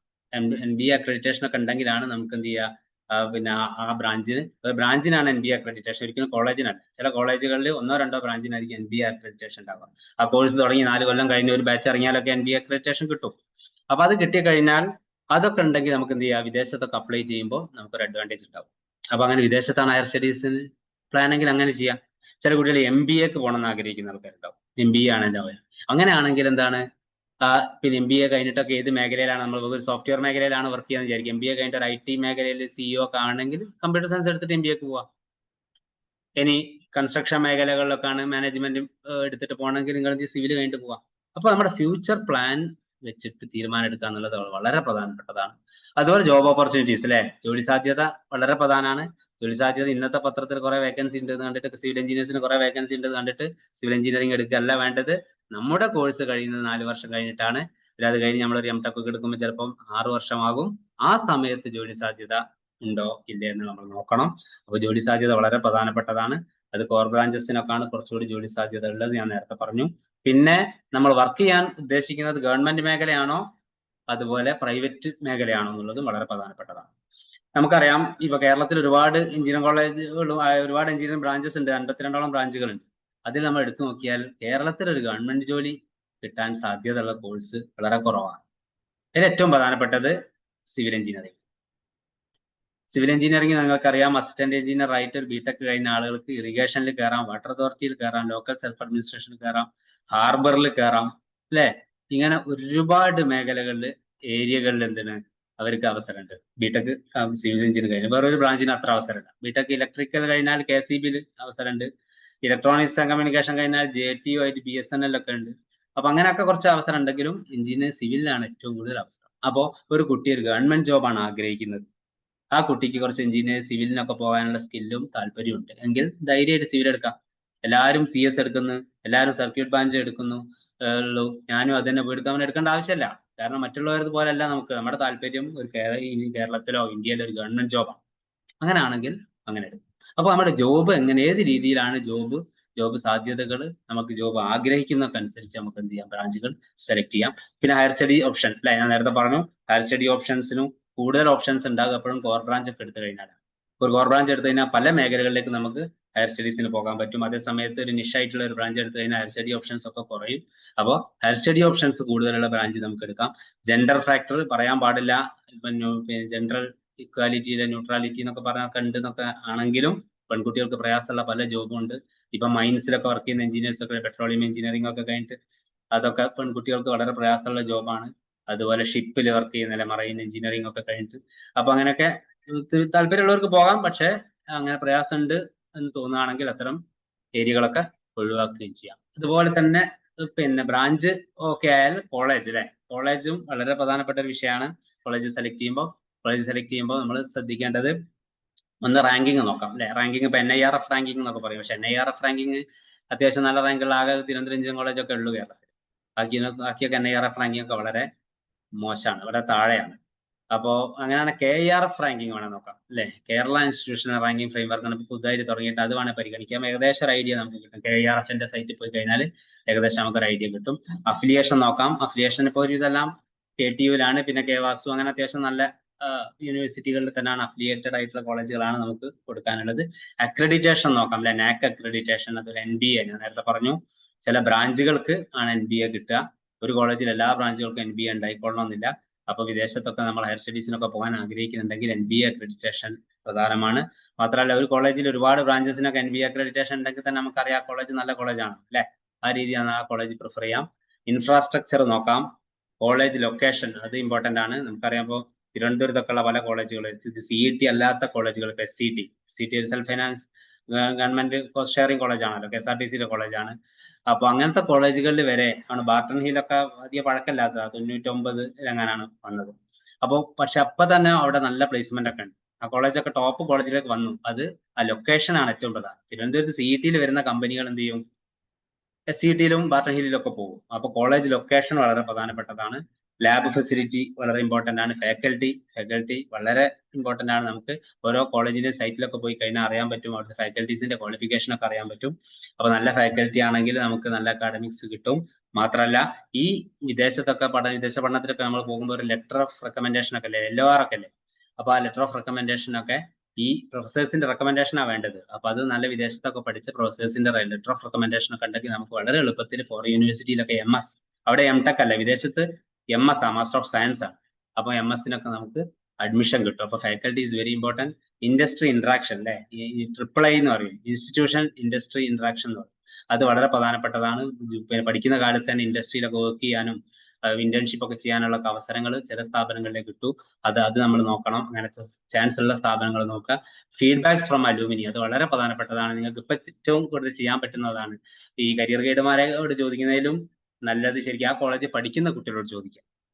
എന്താണ് അവിടുത്തെ സ്ഥിതി, അവിടുത്തെ ലൈബ്രറി എങ്ങനെയുണ്ട്, അവിടുത്തെ ഫാക്കൽറ്റി എങ്ങനെയുണ്ട്, പിന്നെ എന്നൊക്കെ അവിടെ പഠിക്കുന്നവരോടും ചോദിക്കുക, പഠിച്ചു കഴിഞ്ഞവരോടും ചോദിക്കുക. മാത്രമല്ല അലൂമിനി നെറ്റ്വർക്ക് വലിയ പ്രാധാന്യമാണ് ഈ പ്ലേസ്മെന്റിന്റെ കാര്യത്തിലൊക്കെ. അപ്പൊ നമ്മളിപ്പോ പഠിച്ച കോളേജിൽ, ആ കോളേജുകളിലും കുട്ടികൾക്ക് ജോലി കൊടുക്കാൻ വേണ്ടിയിട്ട് അവിടെ പഠിച്ചു കഴിഞ്ഞ കുട്ടികൾ ശ്രമിക്കും. അപ്പോൾ അതാണ് CETയിലൊക്കെ തന്നെ പഠിച്ച കുട്ടികളൊക്കെ ലോകത്ത് പല കമ്പനികളിലുണ്ട്. അപ്പൊ അവരെന്ത് ചെയ്യും, അവരെ കമ്പനികളൊക്കെ എന്ത് ചെയ്യും, അവരെ CETയിലേക്ക് വിടും, അവര് പഠിച്ച കോളേജിൽ നിന്ന് കുട്ടികളെ എടുക്കാൻ വേണ്ടിയിട്ട്. അപ്പോൾ ഈ അലൂമിനി നെറ്റ്വർക്ക് ഒക്കെ ശരിക്കും നമുക്ക് നോക്കുന്നത് നല്ലതാണ്. അങ്ങനെ വലിയ അലൂമിനി നെറ്റ്വർക്ക് ഒക്കെ ഉള്ള കോളേജുകൾ നമ്മൾ പ്രിഫർ ചെയ്യുന്നത് നല്ലതാണ്. കോഴ്സ് നോക്കാം. ഫീസ് അല്ലെ, ഫീസ് വളരെ പ്രധാനപ്പെട്ടതാണ്. ഒരേ കോഴ്സ് തന്നെ പല കോളേജിലും പല ഫീസ് ആയിട്ടുണ്ടാകും. അപ്പൊ ഫീസ് നോക്കാം. ഫീസൊക്കെ നമുക്ക് ഓപ്ഷൻ കൊടുക്കുമ്പോൾ കൃത്യമായിട്ട് കാണിക്കുക അവിടെ ഫീസ് എത്രയാണെന്നുള്ളത്. അതുപോലെ എംപ്ലോയബിലിറ്റി സ്കില്ലും സോഫ്റ്റ് സ്കില്ലൊക്കെ ഇമ്പ്രൂവ് ചെയ്യാനുള്ള പല ആക്ടിവിറ്റീസും പല പ്രോജക്റ്റുകളൊക്കെ പല സ്ഥാപനങ്ങളും നൽകുന്നുണ്ട്. ഇപ്പൊ കോളേജുകൾ തമ്മിൽ ഭയങ്കര കോമ്പറ്റീഷൻ ആണല്ലോ. അപ്പൊ അവര് ഇതുപോലെയുള്ള സ്കില്ല് ഡെവലപ്പ് ചെയ്യാനൊക്കെ ഉള്ള പല അവസരങ്ങളും കുട്ടികൾക്ക് നൽകുന്നുണ്ട്. അപ്പൊ അതുപോലെ പല ഫെസ്റ്റുകൾ നടത്തുന്നുണ്ട്, ടെക് ഫെസ്റ്റുകളൊക്കെ നടത്തുന്നുണ്ട്. ഈ ടെക് ഫെസ്റ്റിലൊക്കെ പങ്കെടുത്തു കഴിഞ്ഞാൽ അതൊക്കെ നമ്മുടെ എക്സ്പീരിയൻസ് ആയിട്ട് കൗണ്ട് ചെയ്യും.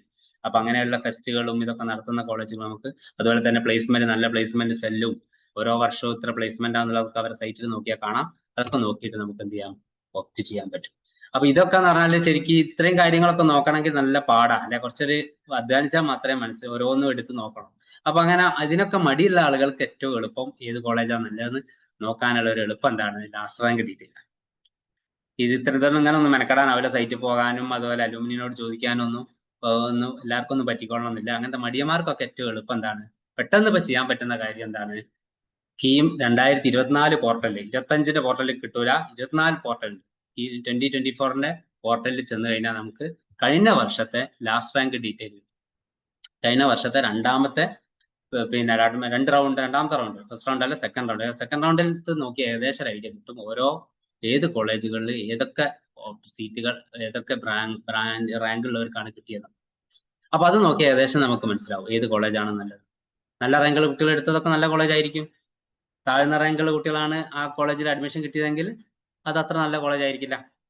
കാരണം ഈ കുട്ടികൾ പിന്നെ അവിടെയൊക്കെ അഡ്മിഷൻ എടുക്കുന്ന കുട്ടികളൊക്കെ ശരിക്കും നമ്മൾ നേരത്തെ പറഞ്ഞ ഫാക്ടേഴ്സ് ഒക്കെ നോക്കിയിട്ടാണ് ഈ കോളേജുകൾ സെലക്ട് ചെയ്യുന്നത്. അതുകൊണ്ട് തന്നെ ഏകദേശം ഈ ലാസ്റ്റ് റാങ്ക് ഡീറ്റെയിൽസ് നോക്കിക്കഴിഞ്ഞാൽ നമുക്ക് അറിയാൻ പറ്റും. ഇതിൽ തന്നെ ഇപ്പോൾ കമ്പ്യൂട്ടർ സയൻസിൻ്റെതാണ്. ഇപ്പോൾ MA കോളേജിൽ ഫസ്റ്റ് SM എന്ന് പറഞ്ഞ സ്റ്റേറ്റ് മെറിറ്റ് ആണ്. ജനറലില് 1944 ആണ് ലാസ്റ്റ് റാങ്ക്. രണ്ടാമത്തെ അലോട്ട്മെന്റിൽ 1944 റാങ്കുള്ള കുട്ടിക്കാണ് അവസാനം അവിടെ കിട്ടിയത്. അപ്പൊ അതിന് മുമ്പുള്ള കുട്ടികൾക്കാണ് അവിടെ കിട്ടിയത്. ഈഴവ കാറ്റഗറിയിൽ 2298 വരെ കിട്ടി. മുസ്ലിം ആണെങ്കിൽ 2037 വരെ അവിടെ CS കിട്ടിയിട്ടുണ്ട്. ലാറ്റിൻ കത്തോലിക് ആണെങ്കിൽ 3720 വരെ കിട്ടിയിട്ടുണ്ട്. ബാക്ക്വേർഡ് ഹിന്ദുസ് ആണ് 2335 കിട്ടിയിട്ടുണ്ട്. ധീവര വിഭാഗത്തിൽ 7000 വരെ പോയിട്ടുണ്ട്. വിശ്വകർമ്മയിൽ 2400 വരെ പോയിട്ടുണ്ട്. ബാക്ക്വേർഡ് ക്രിസ്ത്യൻ ആണെങ്കിൽ 4400 പോയിട്ടുണ്ട്, അല്ലെ? അതുപോലെ കുശവ, അങ്ങനെ ഓരോ ബ്രാഞ്ചുകൾ, SC ST അല്ലെ, പട്ടിക വിഭാഗങ്ങളിൽ 46,382 വരെ ST വിഭാഗം പോയിട്ടുണ്ട്. ഈ രീതിയിൽ നമുക്ക് കോളേജുകൾ അറിയാൻ പറ്റും. അപ്പൊ ഇതും നിങ്ങൾക്ക് സൈറ്റിലൊക്കെ കിട്ടും. വേണമെങ്കിൽ സിജിയുടെ പിന്നെ ഗ്രൂപ്പുകളിലൊക്കെ വേണമെങ്കിൽ ഷെയർ ചെയ്ത് തരും. അല്ലെങ്കിൽ നിങ്ങൾക്ക് ജസ്റ്റ് പിന്നെ 2024 കാൻഡിഡേറ്റ് പോർട്ടലിൽ പോയി കഴിഞ്ഞാൽ ഈ ലിസ്റ്റ് കിട്ടും. ഇത് നോക്കിക്കഴിഞ്ഞാൽ നമുക്ക് ഏകദേശം ഒരു ഐഡിയ കിട്ടും. കഴിഞ്ഞ വർഷം പിന്നെ ഓരോ ബ്രാഞ്ചിനും പിന്നെ കിട്ടിയ 2024 ഇപ്പോൾ AI ആൻഡ് ഡാറ്റ സയൻസ് നിങ്ങൾ നോക്കാം. ഇതിൽ പിന്നെ ഈ ലിസ്റ്റ് നോക്കിയാൽ അറിയാം. അപ്പൊ അതൊരു എയ്ഡഡ് കോളേജിൽ, പിന്നെ സർക്കാർ ഗവൺമെന്റ് എയ്ഡഡ് കോളേജിൽ AI ഡാറ്റ സയൻസ് ഇല്ല. അപ്പോ അതൊരു സർക്കാർ സ്വാശ്രയ കോളേജിൽ, സെൽഫ് ഫൈനാൻസ് കോളേജുകളിലാണുള്ളത്. സെൽഫ് ഫൈനാൻസ് കോളേജുകളിൽ ഇതിൽ പിന്നെ ഉള്ളത്, അതായത് സർക്കാർ സീറ്റ് 29,627 കിട്ടിയത്.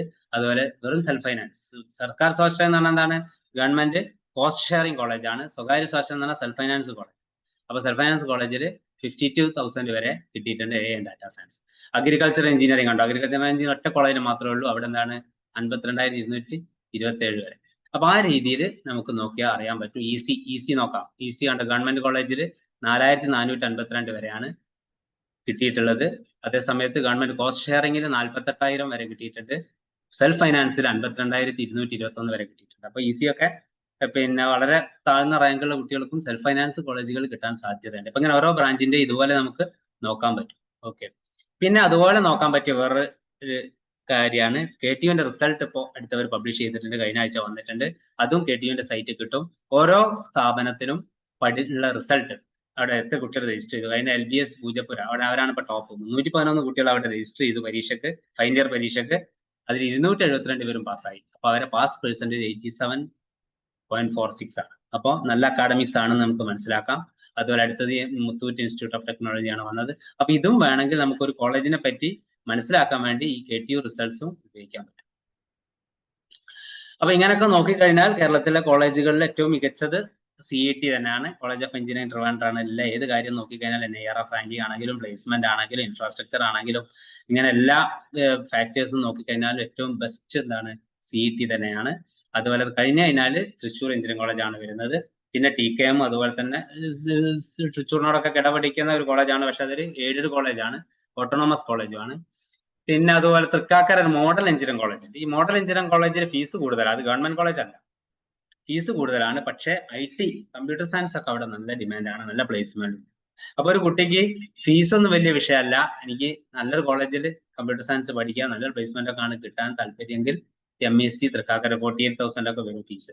അപ്പൊ ആ രീതിയിൽ MEC തൃക്കാക്കരയിൽ സീറ്റ് എടുക്കാം. പിന്നെയുള്ള government college Kothamangalam, MA college Kothamangalam, Barton hill, RIT Kottayam, NSS Palakkad, Kannur, Sreekrishnapuram, Calicut, ഇതൊക്കെ അത്യാവശ്യം നല്ല കോളേജുകളാണ്. പക്ഷെ അതിന്റെ ഇടയിൽ വേണമെങ്കിൽ അതിന് മുമ്പായിട്ട് വേണമെങ്കിൽ പ്ലേസ് ചെയ്യാൻ പിന്നെ നല്ല സെൽഫ് ഫൈനാൻസ് കോളേജുകളുണ്ട്. രാജഗിരി പോലെയുള്ള നല്ല സെൽഫ് ഫൈനാൻസ് കോളേജ്, മുത്തൂറ്റ് പോലെയുള്ള കോളേജുകളൊക്കെ വേണമെങ്കിൽ താല്പര്യം ഉണ്ടെങ്കിൽ പിന്നെ ഫീസ് അത്ര വലിയ വിഷയമല്ല.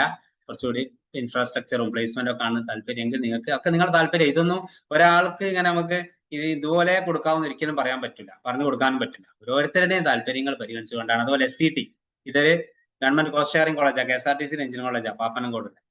നല്ല കോളേജാണ്. അവിടെ നല്ല റാങ്കുള്ള കുട്ടികളാണ് അവിടെ എടുക്കുന്നത്. ലാസ്റ്റ് റാങ്ക് ഡീറ്റെയിൽ ഒക്കെ നോക്കി അറിയാം. കാരണം ട്രിവാൻഡ്രത്താണ് എന്നുള്ളത് ഒന്ന് അതിന്റെ ഒരു പ്ലസ് ആണ്. പിന്നെ നല്ല ഇൻഫ്രാസ്ട്രക്ചറും ഒക്കെ ആയിട്ടുണ്ട്. അതുപോലെ നല്ല ഫാക്കൽറ്റീസ് ഒക്കെ അവിടെ. അപ്പൊ ഈ രീതിയിൽ നമുക്ക് നോക്കാം. ഇനി അതുപോലെ GC ഇടുക്കി ഒക്കെ കുറച്ച് ഗവൺമെന്റ് കോളേജിൽ താഴെ വരുന്ന കോളേജാണ് ഈ മാനന്തവാടിയൊക്കെ. പിന്നെ കോളേജ് ഓഫ് എഞ്ചിനീയറിംഗ് ചെങ്ങന്നൂരൊക്കെ IHRDയുടെ കോളേജാണ്, കോസ്റ്റ് ഷെയറിംഗ് കോളേജാണ്. ഫീസ് കുറച്ച് കൂടും. പക്ഷെ അവിടെയും രണ്ട് തരത്തിലുള്ള ഫീസ് ഉണ്ട്.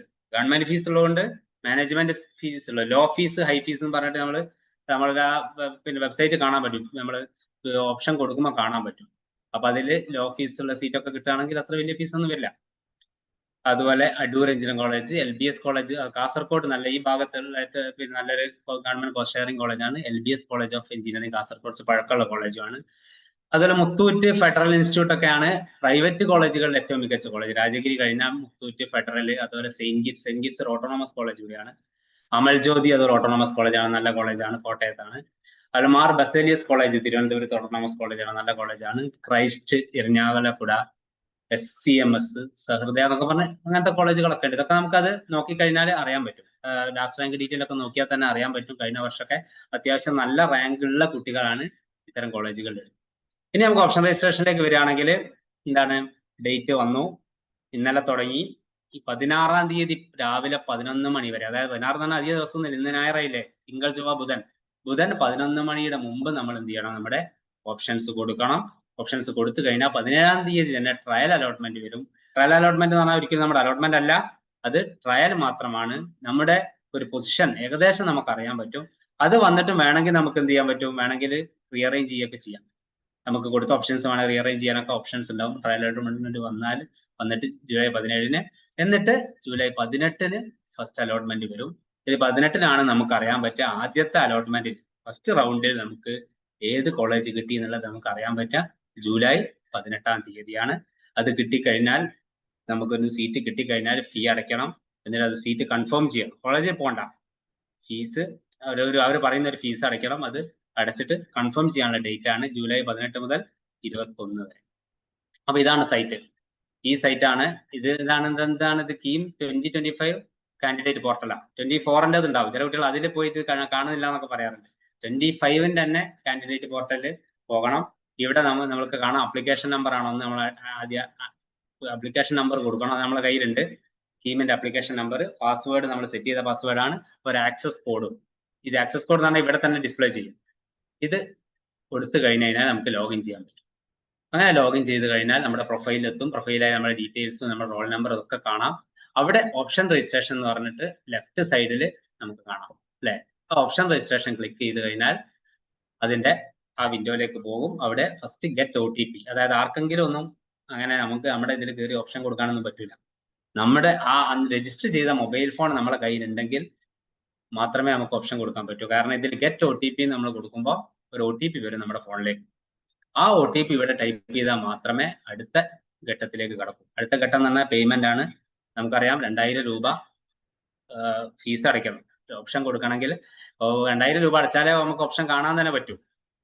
ഇനി SC ST അങ്ങനത്തെ വിഭാഗങ്ങൾ, സംവരണ അങ്ങനത്തെ പിന്നെ ഫീ കൺസെഷനുള്ള വിഭാഗങ്ങൾ 500 രൂപ അടച്ചാൽ. ഈ 2000 രൂപ ഒരിക്കലും നമുക്ക് നഷ്ടപ്പെടില്ല കേട്ടോ.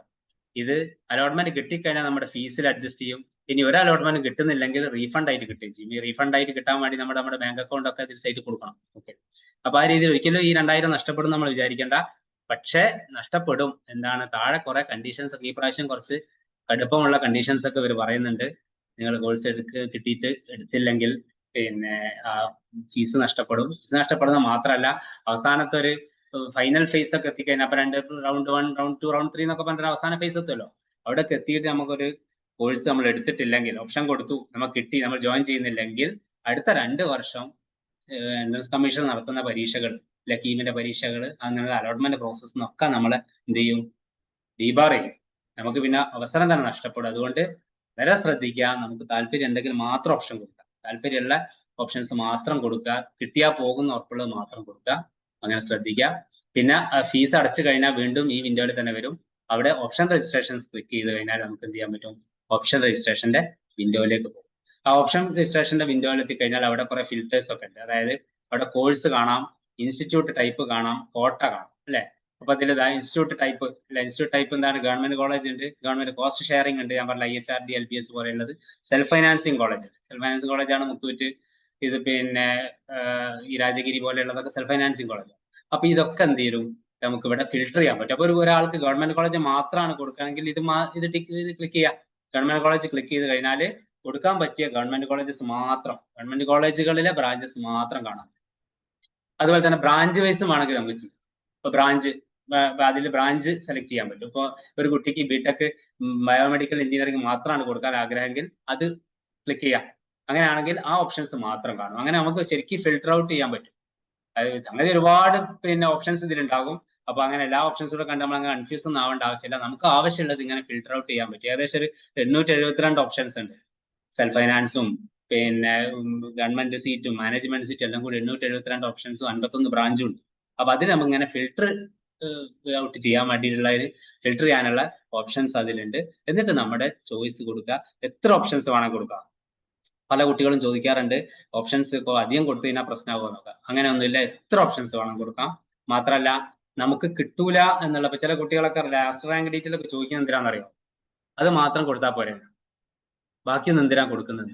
ചിലപ്പോൾ നമ്മൾ മാറിയാലോ, ലാസ്റ്റ് റാങ്ക് കഴിഞ്ഞ കൊല്ലത്ത് അതേ റാങ്കാണ് പ്രാവശ്യം, പിന്നെ അതിൽ കഥല്ലല്ലോ, റാങ്കൊക്കെ ചെറിയ വ്യത്യാസം ഉണ്ടാവും. ഏകദേശം അത്ര ആവുന്നേ പറയാൻ പറ്റും. അതുകൊണ്ട് നിങ്ങൾ കിട്ടുമോ കിട്ടൂല എന്നുള്ളതല്ല, നിങ്ങൾക്ക് താല്പര്യമുള്ളത് ഫസ്റ്റ് ആയിട്ട് കൊടുക്കുക. നമുക്ക് ഏറ്റവും ആഗ്രഹമുള്ളത് ഇന്ന കോളേജിൽ ഇന്ന ബ്രാഞ്ചാണ്, അത് കൊടുത്തോളൂ. പിന്നെ ചിലതൊക്കെ തീരെ കിട്ടൂല എന്ന് ഉറപ്പുണ്ട്. അപ്പൊ CET-യിലൊക്കെ കമ്പ്യൂട്ടർ സയൻസ് ഒക്കെ ഒരു 10,000 റാങ്കുള്ള ഒരാൾ കൊടുത്തോളണമെന്നില്ല, കാരണം കൊടുത്തിട്ട് ഒരു കാര്യമില്ല. അതേ സമയത്ത് നമുക്കൊരു റിമോട്ട് പോസിബിലിറ്റി ഉള്ള ഒരു ഓപ്ഷനാണ് നമ്മളത് കൊടുക്കണം. അപ്പൊ ഇവർ ചെയ്യാന്ന് പറഞ്ഞാൽ നമ്മൾ കൊടുത്തപ്പോ 100 ഓപ്ഷൻ നമ്മൾ കൊടുത്തെങ്കിൽ ആൾ ആദ്യത്തെ ഓപ്ഷൻ നോക്കും, അത് നമുക്ക് തരാൻ പറ്റുമോ, അത് നമുക്ക് തരാൻ പറ്റുമെങ്കിൽ അത് തരും, ഇല്ലെങ്കിൽ അടുത്ത ഓപ്ഷൻ നോക്കും. അത് തരാൻ പറ്റുമെങ്കിൽ അത് തരും, അല്ലെങ്കിൽ അടുത്ത ഓപ്ഷൻ. അങ്ങനെ താഴോട്ടാ നോക്കുക. കുട്ടികൾക്കൊക്കെ, പല കുട്ടികൾക്കുള്ള ഒരു ധാരണയാണ് വലിയ കോളേജൊക്കെ കൊടുത്തു കഴിഞ്ഞാൽ അവസാനം എനിക്ക് കിട്ടേണ്ടത് കിട്ടാതായി പോകും. അങ്ങനെ ഒരിക്കലും ഇല്ല. അപ്പൊ ആ രീതിയിൽ നിങ്ങൾക്ക് ഓപ്ഷൻ കൊടുക്കാം. അതുപോലെ രണ്ട് ലെഫ്റ്റ് വിൻഡോയിൽ കാണാം കോളേജുകളൊക്കെ. അത് ജസ്റ്റ് സെലക്ട് ചെയ്താൽ നമുക്ക് എന്ത് ചെയ്യാൻ പറ്റും? പിന്നെ സെലക്ട് എന്ന് കൊടുത്താൽ മതി. ഇതാ അവിടെ കാണുന്നില്ല, സെലക്ട് എന്ന് പറഞ്ഞ ബട്ടൺ ക്ലിക്ക് ചെയ്ത് കഴിഞ്ഞാൽ അത് റൈറ്റ് വിൻഡോയിലോട്ട് പോകും. അങ്ങനെ നമ്മൾ സെലക്ട് ഇങ്ങനെ കൊടുത്തിട്ട് ഒരു, ഇപ്പൊ ഇതിൽ കണ്ടില്ല, കറന്റ്ലി സെലക്ട് 17 എണ്ണം ഇവിടെ സെലക്ട് ചെയ്തിട്ടുണ്ട്. ആകെയുള്ള ഓപ്ഷൻസ് 17 ഓപ്ഷൻസ് സെലക്ട് ചെയ്തിട്ടുണ്ട്. ആ സെലക്ട് ചെയ്തത് വേണമെങ്കിൽ പിന്നെ നമുക്ക് ഡിലീറ്റ് ചെയ്യാം, മൂവ് ചെയ്യാം, ഓർഡർ മാറ്റാം. ഇതിനൊക്കെ ഓപ്ഷൻസ് അതിലുണ്ട്. അതുപോലെ കണ്ടോ, ടൈപ്പ്, ഏത് ടൈപ്പാണ്, കോഴ്സ് ഫീ ഇവിടെ കാണാം. ഇനി ഡെപ്പോസിറ്റ്, ചില കോളേജുകളൊക്കെ ഒരു എമൗണ്ട് ഡെപ്പോസിറ്റ് വേണമെന്നൊക്കെ പറയാറുണ്ട്. ഇപ്രാവശ്യം അങ്ങനെ കാണുന്നില്ല. അപ്പൊ അങ്ങനെ ഡെപ്പോസിറ്റ് ആണെങ്കിൽ അത്, അങ്ങനെ എല്ലാ ഡീറ്റെയിലും ഇതിൽ കാണും. ഒരിക്കലും നമ്മളൊക്കെ അങ്ങനെ ഒരു പിന്നെ തെറ്റൊരു പിന്നെ അബദ്ധമൊന്നും വരില്ല. വ്യക്തമായിട്ട് അതിൽ കാണും, ഇത്രയായിരിക്കും ഫീസ്, ഇത്രയാണ് ഡെപ്പോസിറ്റ് എന്നൊക്കെ അതിൽ കാണാം. അപ്പൊ ഈ രീതിയിൽ നമുക്ക് അവിടെ വ്യക്തമായിട്ട് ഓപ്ഷൻ കൊടുക്കാം. എന്നിട്ട് ഇടയ്ക്കൊന്ന് സേവ് ചെയ്യുന്നത് നല്ലതാണ്. കാരണം എന്തെങ്കിലും ആയിട്ട് സിസ്റ്റം ഓഫ് ആയി പോവുക, എന്നിട്ട് പിന്നെ കട്ടായി പോവുക ചെയ്യുകയാണെങ്കിൽ പിന്നെ പഴയ പോലെ ഒക്കെ കൊടുക്കണ്ടല്ലോ. അപ്പൊ സേവ് ബട്ടൺ കൊടുക്കാം. പിന്നെ അതുപോലെ ഇൻസ്ട്രക്ഷൻസ്, ഇതിനായിട്ട് ബന്ധപ്പെട്ട കാര്യങ്ങളൊക്കെ അറിയണമെങ്കിൽ ഇൻസ്ട്രക്ഷൻസ് പറഞ്ഞിട്ടുള്ള ഒരു ടാബ് ഉണ്ട്. അത് ക്ലിക്ക് ചെയ്ത് കഴിഞ്ഞാൽ ഓപ്ഷൻ രജിസ്ട്രേഷനായിട്ട് ബന്ധപ്പെട്ട എല്ലാ ഇൻസ്ട്രക്ഷൻസും അവിടെ ഉണ്ട്. അതുപോലെ തന്നെ കൊടുത്തു കഴിഞ്ഞാൽ പ്രിന്റ് ഓപ്ഷൻ ലിസ്റ്റ് എന്നൊരു ഓപ്ഷൻ. ഇത് കൊടുത്ത് കഴിഞ്ഞ് ഇത് പ്രിന്റ് ചെയ്ത് കഴിഞ്ഞാൽ ചില കുട്ടികൾ ചോദിക്കും പിന്നെ മാറ്റാൻ പറ്റും. അങ്ങനെയൊന്നുമില്ല, നമുക്ക് എപ്പോൾ വേണം പ്രിന്റ് എടുക്കാം.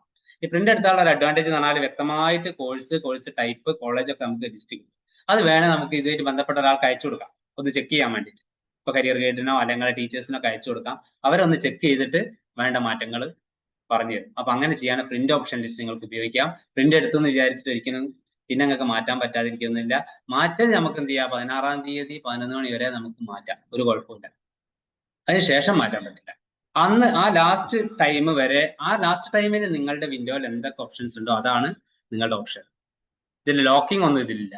കേരള ഇതിൽ ലോക്കിംഗ് ഇല്ല. മറ്റേ ജയിലൊക്കെ ലോക്കിംഗ് ഒക്കെ ഇല്ലേ, ഇതിൽ ലോക്കിംഗ് ഒന്നുമില്ല.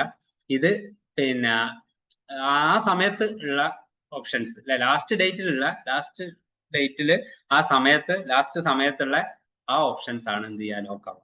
അത് വെച്ചിട്ടാണ് നിങ്ങൾക്ക് എന്ത് ചെയ്യുക, ട്രയൽ അലോട്ട്മെന്റ് വരും, പിന്നെ അത് കഴിഞ്ഞിട്ട് മെയിൻ അലോട്ട്മെന്റ് വരും. അതുപോലെ ലോഗ് ഔട്ട് ചെയ്യാൻ മറന്നു പോകരുത്, പ്രത്യേകിച്ച് നമ്മൾ അക്ഷയയിലും പുറത്തൊക്കെ പോയി ചെയ്യുന്ന ആൾക്കാർ. കാരണം നമ്മുടെ ഇതിലൊക്കെ കയറിയിട്ട് അവർക്ക് മാറ്റങ്ങൾ വരുത്താൻ സാധിച്ചേക്കാം. അതുകൊണ്ട് അത് അബദ്ധമാണ്. അതുകൊണ്ട് ലോഗൌട്ട് ചെയ്യപ്പെടും. സ്വന്തം സിസ്റ്റത്തിലൊക്കെ ചെയ്യുകയാണെങ്കിൽ അത്ര പ്രശ്നമില്ല. അതേ സമയത്ത് പുറത്തൊക്കെ ചെയ്യുന്ന ആളുകൾ ലോഗൌട്ട് ചെയ്യുക, ഇടയ്ക്കിടയ്ക്ക് സേവ് ചെയ്യാൻ മറക്കരുത്. അപ്പൊ ഈ രീതിയിലൊക്കെ നമുക്ക് ഓപ്ഷൻ രജിസ്ട്രേഷൻ കൊടുക്കാം.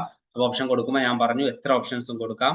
കൊടുത്തു കഴിഞ്ഞാൽ മാറ്റങ്ങളൊക്കെ വരുത്താം. നമുക്ക് ലാസ്റ്റ് ഡേറ്റ് വരെ മാറ്റങ്ങൾ വരുത്താം. അപ്പൊ നമുക്ക് ഏറ്റവും ആഗ്രഹമുള്ളത് ആദ്യം കൊടുക്കാം. എന്നിട്ട് അതിനങ്ങനെ പ്രയോറിറ്റി ഓർഡറിൽ താഴോട്ട് കൊടുക്കാം. കൂടുതൽ ഓപ്ഷൻസ് കൊടുക്കുന്നതിനാണ് ഏറ്റവും നല്ലത്. പിന്നെ അതുപോലെ ഈ ലാസ്റ്റ് റാങ്ക് ഒക്കെ നോക്കിയിട്ട് കൃത്യമായിട്ട് കൊടുത്ത് ഇന്ന കോളേജ് മാത്രം കൊടുത്തു കഴിഞ്ഞാൽ ചിലപ്പോൾ ഈ പ്രാവശ്യം ആ റാങ്ക് കിട്ടിയില്ലെങ്കിലോ, അപ്പൊ കുറച്ച് നമുക്ക് പിന്നെ കിട്ടാൻ പിന്നെ കുറച്ച് താഴെയുള്ള കോളേജുകൾ നമുക്ക് എന്തായാലും കിട്ടുന്ന ഉറപ്പുള്ള കോളേജുകളുടെ ഓപ്ഷൻസും എന്ത് ചെയ്യും അതിൽ ഉൾപ്പെടുത്താം. അപ്പൊ ആ രീതിയിൽ നമ്മൾ കൊടുത്തു കഴിഞ്ഞാൽ റൗണ്ട് 1ന്റെ റിസൾട്ട് വരും. റൗണ്ട് 1ന്റെ റാങ്കിൽ പിന്നെ റിസൾട്ട് വന്നു കഴിഞ്ഞാൽ നമുക്ക് നമ്മുടെ പിന്നെ ഇതിൽ പ്രൊഫൈലിൽ നമ്മൾ പിന്നെ കയറി നോക്കിക്കഴിഞ്ഞാൽ പ്രൊഫൈലിൽ കാണാൻ പറ്റും, അലോട്ടഡ് സീറ്റ് കാണാൻ പറ്റും. അവിടെ അലോട്ട്മെന്റ് മെമ്മോയും കാണാൻ പറ്റും. ആ അലോട്ട്മെന്റ് മെമ്മോ ഡൗൺലോഡ് ചെയ്യുക. അതിലുണ്ടാവും ഫീസ് എത്ര, നമ്മൾ ടോക്കൺ ഫീസ് ഫസ്റ്റ് റൗണ്ടിൽ ഒരിക്കലും നമ്മൾ കോളേജിൽ പോവുകയോ ഫീസ് അടയ്ക്കുകയോ വേണ്ട. ഒരു ടോക്കൺ ഫീസ് അടച്ചിട്ട് സീറ്റ് കൺഫേം ചെയ്യാം. അപ്പൊ അത് ഗവൺമെന്റ് സീറ്റ് ഒക്കെ ആണ് നമുക്ക് കിട്ടുന്നതെങ്കിൽ ഗവൺമെന്റ് ഫീ ഫുൾ ആയിട്ട് അടയ്ക്കേണ്ടി വരും. ഇനി കോസ്റ്റ് ഷെയറിംഗ് സെൽഫ് ഫൈനാൻസ് ഒക്കെ ആണെങ്കിൽ ഒരു 8000 രൂപയാണ് അവർ പറയുന്നത്. അപ്പൊ 8000 രൂപ ഓൺലൈനായിട്ട് അടച്ചു കഴിഞ്ഞാൽ ആ സീറ്റ് നമുക്ക് കൺഫേം ആയി. ആ സീറ്റ് കൺഫേം ആയി കഴിഞ്ഞാൽ പിന്നെ അടുത്ത റൗണ്ട് വരും, റൗണ്ട് 2 അല്ലെ, അലോട്ട്മെന്റ് പ്രോസസ് റൗണ്ട് 2. ആ റൗണ്ട് 2ന്റെ ഡീറ്റെയിൽ ഒന്നും ഈ പ്രാവശ്യം വന്നിട്ടില്ല. അവർ പറഞ്ഞാൽ ഓരോ റൗണ്ട് കഴിയുമ്പോൾ ഇറക്കുന്നു. അപ്പോൾ അതിൽ വ്യത്യാസങ്ങളൊക്കെ ഉണ്ടാവാം, കഴിഞ്ഞ പ്രാവശ്യത്തെ വെച്ചിട്ടാണ് ഞാൻ പറയുന്നത്. അപ്പോൾ അങ്ങനെ റൗണ്ട് 2 വന്നു കഴിഞ്ഞാൽ റൗണ്ട് 2ൽ നമുക്ക് നേരത്തെ ഇപ്പൊ നമ്മളൊരു 20 ഓപ്ഷൻ കൊടുത്തു എന്ന് വിചാരിക്കും. 20 ഓപ്ഷനിൽ 10ാമത്തെ ഓപ്ഷനാണ് നമുക്ക് കിട്ടിയിട്ടുള്ളത് എങ്കിൽ ബാക്കിയുള്ള 10 താഴത്തുള്ള ആ 10ന് ശേഷമുള്ള 10 ഓപ്ഷൻസും പോയി, അതിനി അവിടെ ഉണ്ടാവില്ല. പക്ഷെ ആ 10ാമത്തെ ഓപ്ഷൻ നമുക്ക് കിട്ടിയെങ്കിൽ ആ 10ന് മുമ്പുള്ള 9 ഓപ്ഷൻസ് അവിടെ ഉണ്ടാവും. അത് അടുത്ത റൗണ്ട് പരിഗണിക്കും. പക്ഷെ അത് പരിഗണിക്കണമെങ്കിൽ ഒരു കൺഫേം ബട്ടൺ ക്ലിക്ക് ചെയ്യേണ്ടതുണ്ട്. അതായത് ലോഗിൻ ചെയ്ത് അടുത്ത പിന്നെ ഓപ്ഷൻ തുടങ്ങും, സെക്കൻഡ് റൗണ്ട് അലോട്ട്മെന്റ് തുടങ്ങുമ്പോൾ അതിന് നോട്ടിഫിക്കേഷൻ വരുമ്പോൾ ലോഗിൻ ചെയ്യുക, എന്നിട്ട് കൺഫേം കൊടുക്കണം. അങ്ങനെ കൊടുക്കാത്തതിന്റെ പേരിൽ കഴിഞ്ഞ പ്രാവശ്യമൊക്കെ ഓപ്ഷൻ കൊടുക്കാൻ പറ്റാത്ത ആൾക്കാർ അടുത്ത 2ാം റൗണ്ടിൽ പരിഗണിക്കപ്പെടാത്ത ആളുകളുണ്ട്. അതായത് ചില കുട്ടികൾക്ക് ആദ്യത്തെ റൗണ്ടിൽ ഒന്നും കിട്ടൂല. അങ്ങനെ കിട്ടാത്ത കുട്ടികൾ വിചാരിക്കുക എന്താ അറിയോ, ഞാൻ ഓൾറെഡി ഫീസൊക്കെ അടച്ചിട്ടുണ്ട്, ഒക്കെ കൊടുത്തിട്ടുണ്ടല്ലോ, അവിടെ ഉണ്ടല്ലോ. അവരും എന്ത് ചെയ്യണം, 2ാമത്തെ റൗണ്ടിൽ ലോഗിൻ ചെയ്തിട്ട് കൺഫേം ചെയ്യണം. കൺഫേം ചെയ്യുന്നതിന് മുമ്പ് നമുക്ക് എന്ത് ചെയ്യാം, വേണമെങ്കിൽ റീഅറേഞ്ച് ചെയ്യാം, ഏതെങ്കിലും വേണ്ടാത്തത് ഡിലീറ്റ് ചെയ്യുകയൊക്കെ ചെയ്യും. പുതിയത് ആഡ് ചെയ്യാൻ പറ്റില്ല, അതും വളരെ പ്രധാനമാണ്. പുതുതായിട്ട് ഒരു കോഴ്സ് കൊടുക്കാൻ പറ്റില്ല. അതുകൊണ്ട് നമുക്ക് കിട്ടിയാൽ പോകും എന്നുള്ള ആഗ്രഹമുള്ള എല്ലാ ഓപ്ഷൻസും ആദ്യത്തെ റൗണ്ടിൽ തന്നെ കൊടുത്തിരിക്കണം. പിന്നീട് ആഡ് ചെയ്യാൻ പറ്റില്ല. പിന്നീട് പുതിയ ഏതെങ്കിലും കോളേജോ പുതിയതോ കോഴ്സ് വന്നാൽ ആഡ് ചെയ്യാം. അപ്പൊ ആ രീതിയിൽ നിങ്ങൾക്ക് കൺഫേം ചെയ്യാം, പിന്നെ റീഅറേഞ്ച് ഒക്കെ ചെയ്ത് കൺഫേം. ആ കൺഫേം കൊടുത്താൽ 2ാം റൗണ്ടിലേക്കും നമ്മൾ പരിഗണിക്കും. അങ്ങനെ 2ാം റൗണ്ടിന്റെ റിസൾട്ട് വരും. അതിലും ചിലപ്പം കോളേജിൽ പോകാൻ പറയോ, അല്ലെങ്കിൽ പിന്നെ ഇതുപോലെ തന്നെ ഫീസ് അടയ്ക്കാൻ പറയോ എന്നുള്ളതൊക്കെ ഓരോ വർഷത്തെയും അവരുടെ നിർദ്ദേശത്തിനനുസരിച്ചായിരിക്കും. കഴിഞ്ഞ വർഷം 2 കഴിഞ്ഞ് പിന്നെ 3ാമത്തേൽ വീണ്ടും ഓപ്ഷൻ കൊടുക്കാനൊക്കെ അവസരം ഉണ്ടായിരുന്നു. അപ്പൊ അതൊക്കെ ഈ പ്രാവശ്യം പിന്നെ അതിന്റെ നോട്ടിഫിക്കേഷൻ വരുമ്പോൾ നമുക്ക് അതിനനുസരിച്ച് നമ്മൾ ചെയ്താൽ മതി. അപ്പൊ ഈ രീതിയിലാണ് നമ്മൾ ഓപ്ഷൻ കൊടുക്കേണ്ടത്. അപ്പൊ അങ്ങനെ ഓപ്ഷൻ കൊടുത്തു കഴിഞ്ഞാൽ ഞാൻ പറഞ്ഞു, ട്രയൽ അലോട്ട്മെന്റ് ജൂലൈ 17 ഒരു ട്രയൽ അലോട്ട്മെന്റ് വരും. ഇതൊരിക്കലും നമ്മുടെ അലോട്ടഡ് സീറ്റ് അല്ല, നമുക്ക് കിട്ടാനുള്ള സാധ്യതയാണ് കാണിക്കുന്നത്. അപ്പൊ അത് വെച്ചിട്ട് നമുക്ക് ഏകദേശം കോളേജ് കിട്ടാൻ സാധ്യത മനസ്സിലാക്കാം.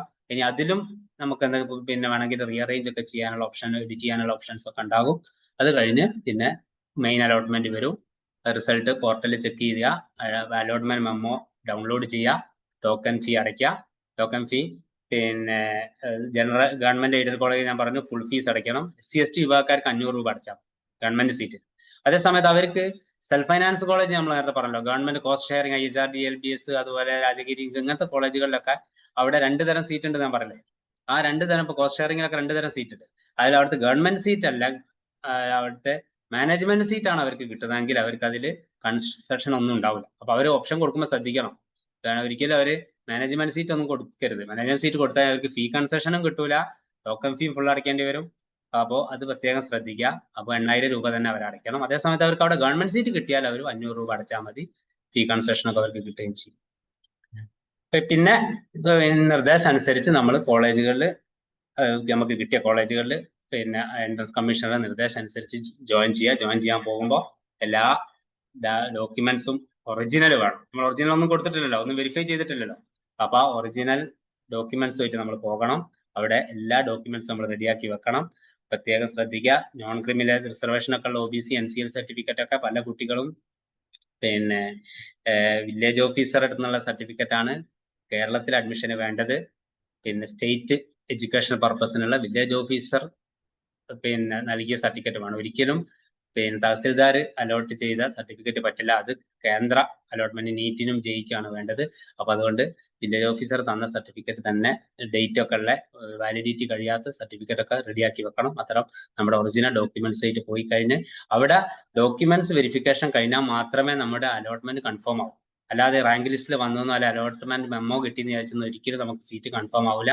അവരെല്ലാം ചെക്ക് ചെയ്ത് ഒക്കെ ഓക്കെ ആണ്, നമ്മൾ റിസർവേഷനൊക്കെ അർഹത ഉണ്ട്, എല്ലാം നമ്മുടെ പിന്നെ എല്ലാ സർട്ടിഫിക്കറ്റുകളും ചെക്ക് ചെയ്താൽ മാത്രമേ നമ്മുടെ സീറ്റ് കൺഫേം ആവും. ഓക്കെ, അപ്പോൾ ഓക്കെ, ഞാൻ അവസാനിപ്പിക്കുകയാണ്. ഇനി നമുക്ക് ക്വസ്റ്റ്യൻ ആൻസർ സെഷനിലേക്ക് പോകാം. ഏതായാലും നിങ്ങൾക്കറിയാം, ഇതുപോലെയൊക്കെയുള്ള എഞ്ചിനീയറിംഗ് ഐക്കൺസിലെ APJ അബ്ദുൽ കലാമിനെ പോലെ, APJ അബ്ദുൽ കലാമൊക്കെ ഒരിക്കലും ഒരു പൊളിറ്റിക്സിലൂടെ ഒന്നല്ല ഇന്ത്യൻ പ്രസിഡന്റ് ആയിട്ട് മാറിയത് അല്ലെ. ഫസ്റ്റ് പേഴ്സൺ ആയിട്ട് മാറിയത് എഞ്ചിനീയറിംഗിലൂടെയാണ്. എഞ്ചിനീയറിംഗിൽ അദ്ദേഹത്തിന്റെ കോൺട്രിബ്യൂഷനിലൂടെയാണ് അദ്ദേഹം എന്ത് ചെയ്ത് ഇന്ത്യൻ പ്രസിഡന്റ് ആയിട്ട് മാറിയത്. അതുപോലെ സോമനാഥ് സാർ അല്ലെ, TKM പഠിച്ച വ്യക്തിയാണ്. എന്താണ് പിന്നെ TKMൽ മെക്കാനിക്കൽ എഞ്ചിനീയറിംഗ് BTech കഴിഞ്ഞ വ്യക്തിയാണ്. പിന്നെ ISROയുടെ ചെയർമാൻ വരെ ആയി. അതുപോലെ തന്നെ സുന്ദർ പിച്ചെ, അദ്ദേഹം BTech നമ്മുടെ IIT ഖരഗ്പൂരിൽ നിന്ന് മെറ്റലർജിക്കൽ എഞ്ചിനീയറിംഗിൽ BTech ചെയ്ത വ്യക്തിയാണ്. പക്ഷേ പിന്നെ ഹയർ സ്റ്റഡീസ് ഒക്കെ വിദേശത്തൊക്കെ പോയി വളരെ ഭംഗിയായിട്ട് കരിയർ പ്ലാനിങ് ഒക്കെ ചെയ്തിട്ട് ഇപ്പൊ ലോകത്ത് നിന്ന് ഏറ്റവും കൂടുതൽ സാലറി വാങ്ങുന്ന ഒരു വ്യക്തിയിൽ ഒരാളാണ്. ഗൂഗിളിന്റെ ഒക്കെ CEO ആയിട്ട് വർക്ക് ചെയ്യുന്നത്. അതുപോലെ തന്നെ E ശ്രീധരൻ, നമുക്കറിയില്ല, മെട്രോയിൽ കയറുമ്പോൾ ഒക്കെ നമ്മൾ എപ്പോഴും ഓർക്കുന്ന ഒരു പേരാണ് E ശ്രീധരന്റെ അല്ലെ. ഇതുപോലെയുള്ള വലിയ കോൺട്രിബ്യൂഷൻസ് ഒക്കെ നടത്തി. അതുപോലെ Tessy Thomas, missile woman of India അല്ലെ, തൃശ്ശൂർ ഇലക്ട്രിക്കൽ BTech കഴിഞ്ഞ വ്യക്തിയാണ്.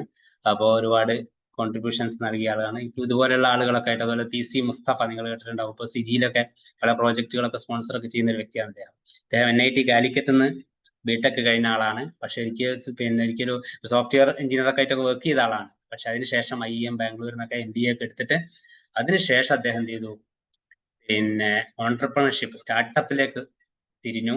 ഇപ്പം പിന്നെ എന്താ പറയുക, ID ഫ്രഷ് ഫുഡ് എന്നാണ്, നിങ്ങളൊക്കെ പിന്നെ പരസ്യങ്ങളൊക്കെ കാണുന്നുണ്ടാവും അല്ലെ.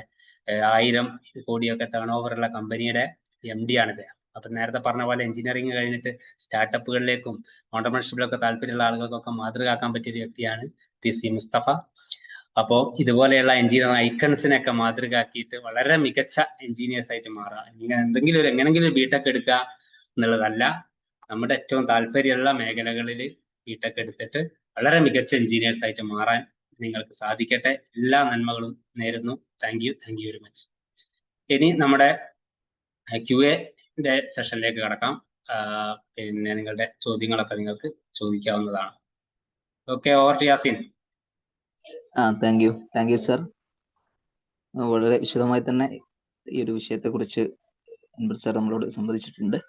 നമുക്ക് ചോദ്യങ്ങൾ ചോദിക്കാനുള്ള ഒരു സമയമാണ്. നമ്മുടെ കൗൺസിലേഴ്സ്, സിജിയുടെ മറ്റ് കൗൺസിലേഴ്സും ഇതിലുണ്ട്. നമുക്ക് ഒരു ഗൂഗിൾ ഫോം പ്രൊവൈഡ് ചെയ്തിട്ടുണ്ട്. മാക്സിമം അതിലേക്ക് ചോദിക്കുക. ഗൂഗിൾ ഫോമിൽ വന്ന കുറച്ച് ചോദ്യങ്ങൾ വായിക്കാം. GEC Kannur or GEC Kozhikode which is comparatively better for civil engineer? ചോദ്യം. ഗവൺമെന്റ് എഞ്ചിനീയറിംഗ് കോളേജ് കണ്ണൂർ തന്നെയാണ് കുറച്ചുകൂടെ നല്ലത്. കോഴിക്കോടിനേക്കാൾ കുറച്ചുകൂടെ നല്ലത് കണ്ണൂരാണ്. മറ്റൊന്ന്, സിവിൽ ആൻഡ് എൻവയോൺമെന്റൽ എഞ്ചിനീയറിംഗ് നല്ലൊരു കോഴ്സാണോ? തീർച്ചയായും നല്ലത് തന്നെയാണ്. സിവിൽ എഞ്ചിനീയറിംഗ് കഴിഞ്ഞിട്ട് എൻവയോൺമെന്റിലൊക്കെ സ്പെഷ്യലൈസ് ചെയ്യുന്ന ആളുകളുണ്ട്. ഇപ്പൊ സിവിൽ ആൻഡ് എൻവയോൺമെന്റൽ ആണെങ്കിലും ഇപ്പോഴത്തെ കാലഘട്ടത്തിന് ആവശ്യമുള്ള ഒരു കോഴ്സാണല്ലേ എൻവയോൺമെന്റൽ എഞ്ചിനീയറിംഗ് ഒക്കെ. വിദേശത്തൊക്കെ ഏറ്റവും കൂടുതൽ റിസർച്ച് ഒക്കെ ഇപ്പോൾ ഓരോ വിദേശ രാജ്യങ്ങളൊക്കെ കോടികൾ മുടക്കുന്നുണ്ട് ഇത്തരം എൻവയോൺമെന്റൽ ഇഷ്യൂസിന്റെ ഒക്കെ ഇതുപോലെയുള്ള പ്രോജക്റ്റുകൾക്കൊക്കെ. അതായത് അബ്രോഡൊക്കെ പോയിട്ട് റിസർച്ച് ഒക്കെ താല്പര്യം ഉണ്ടെങ്കിൽ തീർച്ചയായും പരിഗണിക്കാവുന്ന ഒരു മേഖലയാണ്. വേണമെങ്കിൽ സിവിൽ കഴിഞ്ഞിട്ടും MTech അങ്ങനെയും പോകാം. സിവിൽ എന്നല്ല, പല ബ്രാഞ്ചസ് കഴിഞ്ഞാൽ എൻവയോൺമെന്റലിലേക്ക് പോകാൻ പല ബ്രാഞ്ചസ്, ഏത് ബ്രാഞ്ച് എടുത്താലും നമുക്ക് പോകാൻ പറ്റും. സിവിലായിട്ട് കുറച്ചുകൂടി ഒരു ബന്ധപ്പെട്ട മേഖലയാണല്ലോ. Okay, thank U. മറ്റൊരു ചോദ്യം, I want to join PharmD course. Please explain more about that. PharmD course pharmacy മേഖലയിലുള്ള എന്താ പറയുക റിസർച്ച് കോഴ്സ്, 6 വർഷത്തെ കോഴ്സാണ് അല്ലെ. അപ്പം പിന്നെ അത് കേരളത്തിലൊന്നും ഗവൺമെന്റ് കോളേജിലൊന്നും അവസരമില്ല. സെൽഫ് ഫൈനാൻസ് കോളേജ് മാത്രമാണ് അത് നടത്തുന്നത്.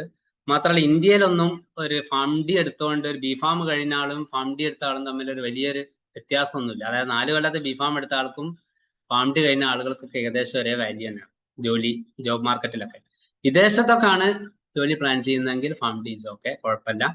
അതേസമയത്ത് ഞാനൊക്കെ പേഴ്സണലായിട്ട് ഞാൻ എപ്പോഴും പ്രിഫർ ചെയ്യുന്നത് ബിഫാം കഴിഞ്ഞിട്ട് എംഫാം എടുക്കുന്നതാണ് കുറച്ചുകൂടി നല്ലത്. കാരണം ഈ 6 വർഷം കൊണ്ട് തന്നെ നമുക്ക് ബിഫാം കഴിഞ്ഞിട്ട് നമുക്ക് ഇഷ്ടമുള്ള മേഖലകളിൽ എംഫാം ചെയ്യാൻ പറ്റും. അല്ലെങ്കിൽ ഒരു MBA, ഫാർമ മാനേജ്മെന്റിൽ ഒരു MBA ഒക്കെ ചെയ്യുകയാണെങ്കിൽ കുറച്ചുകൂടെ നന്നാവും എന്നാണ് തോന്നുന്നത്. മാത്രമല്ല ബിഫാം കുറച്ചുകൂടി നല്ല രീതിയിൽ ഇപ്പോൾ കീമൊക്കെ എഴുതി കഴിഞ്ഞാൽ വളരെ കുറഞ്ഞ ഫീസിൽ, ഗവൺമെന്റ് ഫീസിൽ നമുക്ക് 4 വർഷം ബിഫാം പഠിക്കാം. അതേസമയത്ത് ഫാം ഡി സെൽഫ് ഫൈനാൻസ് കോളേജുകളിൽ നല്ല ഫീസും വേണ്ടി വരും. പിന്നെ 6 വർഷത്തെ ഒരു കോഴ്സ് എന്ന് പറഞ്ഞാൽ ചില കുട്ടികളൊക്കെ അങ്ങനെ ഒരു മടുപ്പും പറയാറുണ്ട് 6 വർഷമൊക്കെ ആകുമ്പോഴേക്കും. അപ്പൊ നല്ല താല്പര്യമൊക്കെ ഉള്ള ആളുകൾ മാത്രമേ പോകാവൂ. വലിയ താല്പര്യക്കുറവുള്ള കുട്ടികളൊക്കെ ചെന്ന് കഴിഞ്ഞാൽ ചിലപ്പം കോഴ്സ് വഴിയിൽ വെച്ച് നിർത്താനും സാധ്യതയുണ്ട്. ഓക്കെ, മറ്റൊരു ചോദ്യം. മറ്റ് കൗൺസിലേഴ്സ് ഒക്കെ ഇതിലുണ്ട്, കാര്യങ്ങളൊക്കെ ആഡ് ചെയ്യാം കേട്ടോ. സിജിയുടെ നല്ലൊരു കരിയർ ടീം തന്നെ ഈ പ്ലാറ്റ്ഫോമിലുണ്ട്. ഓക്കെ, രണ്ടുപേര് ചോദിച്ചത് റാങ്ക് വെച്ചുകൊണ്ടാണ്, ടീമിൽ കിട്ടിയ റാങ്ക് വെച്ചുകൊണ്ടാണ്. 12,000 റാങ്ക് കിട്ടിയ ഒരാളാണ്. കമ്പ്യൂട്ടർ സയൻസ് സ്ട്രീമിലേക്ക് അഡ്മിഷൻ കിട്ടുമോ എന്നാണ് ചോദിച്ചത്. കമ്പ്യൂട്ടർ സയൻസ് കിട്ടും, പക്ഷെ അത്ര മികച്ച കോളേജുകളിലും ഗവൺമെന്റ് കോളേജ്, നല്ല ഗവൺമെന്റ് കോളേജുകളിലൊന്നും കിട്ടിക്കൊള്ളണമെന്നില്ല. താഴെയുള്ള കോളേജുകളിൽ അല്ലെങ്കിൽ ഗവൺമെന്റ് കോസ്റ്റ് ഷെയറിങ്ങിലൊക്കെ എന്തായാലും കിട്ടും. അപ്പൊ അതാണ് ഈ റാങ്ക് വെച്ചിട്ടുള്ളത് നിങ്ങളുടെ താല്പര്യമാണ്. നിങ്ങൾ ഏതൊക്കെ കോളേജ് കിട്ടിയാൽ പോകും, നിങ്ങളുടെ നാടിനടുത്തുള്ള കോളേജാണോ, അങ്ങനെയൊക്കെ പല വിഷയങ്ങളും ഉണ്ട്. അപ്പോൾ ശരിക്കും ലാസ്റ്റ് റാങ്ക് ഡീറ്റെയിൽ വേണമെങ്കിൽ നമ്മുടെ സൈറ്റ് സിജിയുടെ പിന്നെ ഗ്രൂപ്പൊക്കെ അല്ലേ, അതിൽ വേണമെങ്കിൽ ഇടാം. അല്ലെങ്കിൽ നിങ്ങൾക്ക് തന്നെ നോക്കാൻ പറ്റും. അതൊക്കെ നോക്കിയിട്ട് നിങ്ങൾ തീരുമാനം എടുക്കുന്നതായിരിക്കും നന്നാവുക. കമ്പ്യൂട്ടർ സയൻസിന് കിട്ടും, പക്ഷെ ഇതിപ്പോ CET, TKM, തൃശ്ശൂര് ഇങ്ങനൊക്കെ നല്ല കോളേജുകളിലൊന്നും കിട്ടില്ല. ഇനി അഥവാ കമ്പ്യൂട്ടർ സയൻസ് കിട്ടിയിട്ടില്ലെങ്കിൽ കമ്പ്യൂട്ടർ സയൻസിന്റെ കൂടെ ബിസിനസ് സ്റ്റഡീസ് ഒക്കെ ഉള്ള ഇതുണ്ടല്ലോ, അങ്ങനത്തതും AI-യും അതൊക്കെ എടുക്കാം, കുഴപ്പമൊന്നുമില്ല. അതിന്റെ കൂടെ 1-2 പേപ്പേഴ്സേ വ്യത്യാസം ഉണ്ടാവും. പിന്നെ പല ബ്രാഞ്ചുകളും അതിന്റെ കൂടെ ഒരു വാല്യൂ വെച്ചിട്ടാണ് ഇപ്പൊ തിരുവനന്തപുരം, പിന്നെ നമ്മുടെ വെസ്റ്റ് എഞ്ചിനീയറിംഗ് കോളേജൊക്കെ കമ്പ്യൂട്ടർ സയൻസിന്റെ കൂടെ CS BS ആണ് അല്ലെ, അങ്ങനെയൊക്കെ ബിസിനസ് സയൻസ് ഒക്കെ ഉള്ള അങ്ങനത്തെ കോഴ്സുകളുണ്ട്. പിന്നെ അതും എടുക്കാൻ കുഴപ്പമൊന്നുമില്ല. കമ്പ്യൂട്ടർ സയൻസ് തന്നെ എടുത്തോളണമെന്നൊന്നുമില്ല.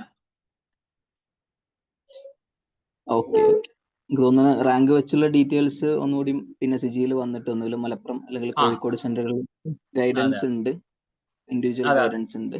അതെ, നിങ്ങൾക്ക് പിന്നെ ഓപ്ഷൻ രജിസ്റ്റർ ചെയ്യാൻ തന്നെ സഹായിക്കും. സിജിയിൽ രജിസ്റ്റർ ചെയ്ത് കഴിഞ്ഞാൽ മലപ്പുറത്തുണ്ട്, കോഴിക്കോട്ടുണ്ട്.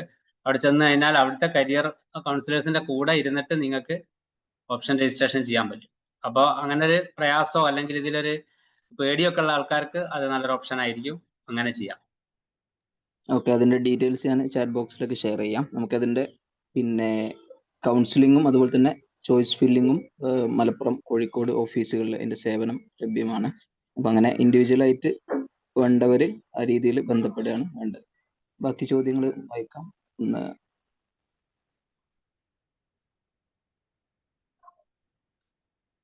Should I opt for NSS Palakkad for civil or IT or ECE?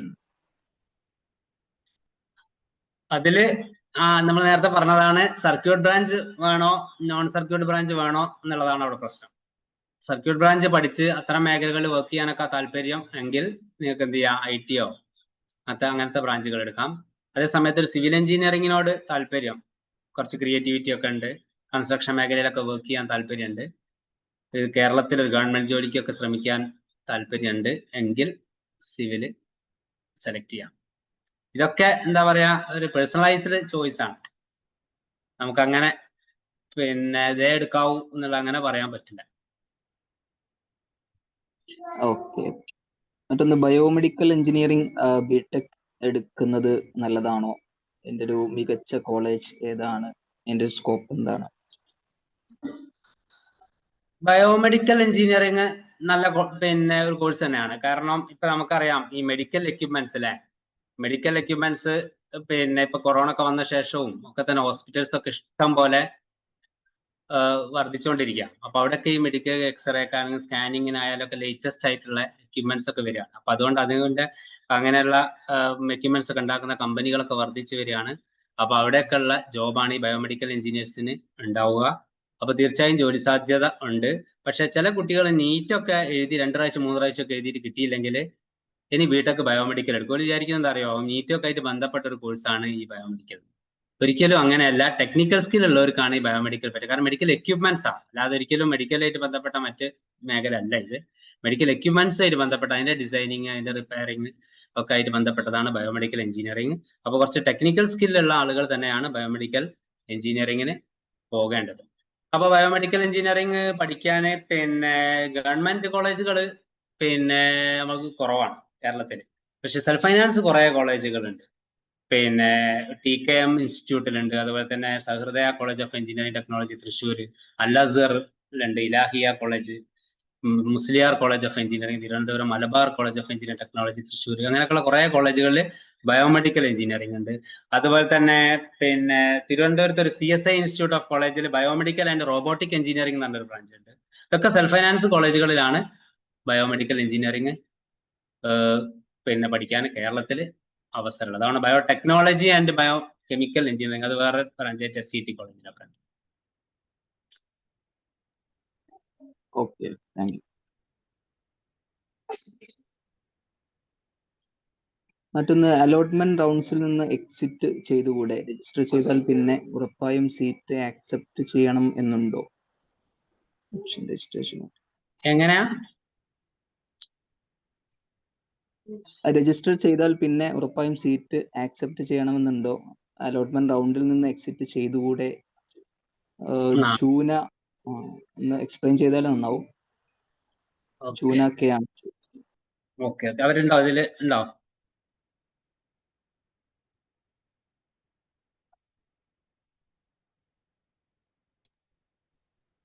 Hello sir. പറഞ്ഞോളൂ. അതായത് നമ്മളിപ്പോ ജെയ്ക്കൊക്കെ ഇങ്ങനെ ഓരോ റൗണ്ടൊന്നും എക്സിറ്റ് ആവാനുള്ള ഓപ്ഷൻ ഉണ്ടല്ലോ. അങ്ങനെ ഈ അലോട്ട്മെന്റിൽ പറ്റുമോ? ഇതില് പിന്നെ അതിപ്പോ കുറച്ച് ക്ലാരിറ്റി കുറവുള്ളതാണത്. കാരണം പ്രോസ്പെക്ടസിലൊന്നും ഇവർ അങ്ങനെ ഒന്നും പറഞ്ഞില്ലായിരുന്നു. പക്ഷെ ഇതിലിപ്പോ ഇതിന്റെ തുടക്കത്തിൽ തന്നെ ഞാൻ നേരത്തെ കാണിച്ചില്ലേ, ഫസ്റ്റ് വിൻഡോയില് അവർ കാണിക്കുന്നുണ്ട് ഇങ്ങനെ എടുത്തു കഴിഞ്ഞാൽ ആവശ്യമുള്ളത് മാത്രമേ കൊടുക്കാവൂ, അല്ലാതെ നിങ്ങൾക്ക് അലോട്ട് ചെയ്താൽ നിങ്ങൾ സ്വീകരിച്ചില്ലെങ്കിൽ ഫീസ് നഷ്ടപ്പെടുമെന്ന് ആദ്യം പറയുന്നുണ്ട്. പിന്നെ അവസാനത്തെ അലോട്ട് ആ ഫീസ് നഷ്ടപ്പെട്ടാലും കുഴപ്പമില്ല, 2000 രൂപ. പിന്നെ അവസാനത്തെ ഫേസിലൊക്കെയാണ് നമുക്ക് ഈ DBAR ഒക്കെ അടുത്ത വർഷം പങ്കെടുക്കാൻ പറ്റാതിരിക്കുന്നത് കേട്ടോ. അപ്പൊ അതില് പിന്നെ അവര് കുറച്ച് കണ്ടീഷൻസ് ഒക്കെ കുറച്ച് സ്ട്രിക്റ്റ് ആക്കിയിട്ടുണ്ട് ഈ പ്രാവശ്യം. പക്ഷെ അത് ചിലപ്പം അതിലെന്തെങ്കിലും ഭേദഗതി വരുമെന്നും അറിയില്ല. അപ്പൊ അതുകൊണ്ട് നമ്മൾ റിസ്ക് എടുക്കണ്ടല്ല. പിന്നെ അവസാനത്തേക്ക് ഒരിക്കലും വെക്കരുത്. അവസാനത്തിന് മുമ്പ് നമ്മൾ ഒഴിവാക്കിയിട്ടില്ലെങ്കിൽ DBAR ചെയ്യുന്നവർ പറയും. Last final phase of allotment ഒക്കെ കിട്ടിക്കഴിഞ്ഞാൽ നമ്മൾ ജോയിൻ ചെയ്തിട്ടില്ലെങ്കിൽ പിന്നെ അടുത്ത 2 വർഷം എൻട്രൻസ് കമ്മീഷൻ നടത്തുന്ന പരീക്ഷകളിലൊന്നും നമുക്ക് പങ്കെടുക്കാൻ പറ്റില്ല. അടുത്ത വർഷം ചിലപ്പോൾ മെഡിക്കലിന്റെ അലോട്ട്മെന്റ് വരെ പങ്കെടുക്കാൻ പറ്റാതായി. Okay, thank you. മറ്റൊന്ന്, naval architecture and ship building course provide ചെയ്യുന്ന കോളേജുകൾ ഏതൊക്കെയാണ്? Naval architecture and ship building Advaith Omkar ഉണ്ടെങ്കിൽ ജസ്റ്റ് ഒന്ന് അൺമ്യൂട്ട് ചെയ്ത് ചോദിക്കാം. Naval architecture and ship building ആണ് ബിടെക് കോഴ്സ് കൊടുക്കുന്ന കോളേജുകളോ അല്ലെ?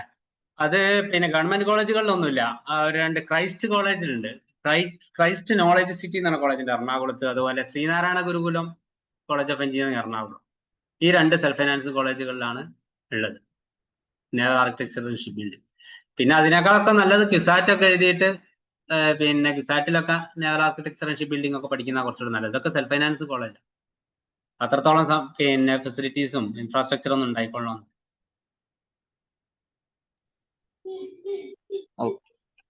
മറ്റൊന്ന്, GC കാലിക്കറ്റിലെ CSN ഡിസൈനിങ് കോഴ്സിന്റെ ഒരു പ്ലേസ്മെന്റ് സാധ്യതകൾ.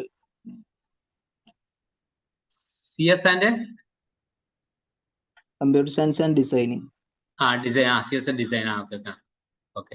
CSN ഡിസൈൻ അതിന്റെ സാധ്യത ഏകദേശം കമ്പ്യൂട്ടർ സയൻസിന്റെ സാധ്യത തന്നെയാണ്. ഡിസൈനിലൂടെ ഉണ്ടെന്നേ ഉള്ളൂ.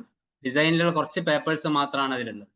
ഞാൻ നേരത്തെ പറഞ്ഞ ബിസിനസ് എന്ന് പറഞ്ഞാൽ ഡിസൈൻ ആണ്, സോറി. പിന്നെ അവിടെ CSN ഡിസൈൻ ആണുള്ളത്.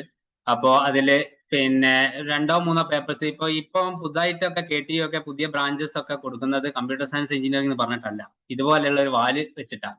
CSN AI, CSN ഡിസൈൻ എന്നൊക്കെ പറഞ്ഞിട്ടാണ്. അപ്പൊ അതുകൊണ്ട് 1-2 പേപ്പേഴ്സ്, കുറച്ച് പേപ്പേഴ്സ് ഉണ്ടാവുന്നേ ഉള്ളൂ. അവർ കമ്പ്യൂട്ടർ സയൻസ് എടുക്കുന്ന അവസരങ്ങളൊക്കെ നമുക്കുണ്ടാവും കേട്ടോ, സാധ്യതകളുണ്ട്, കുഴപ്പമൊന്നും.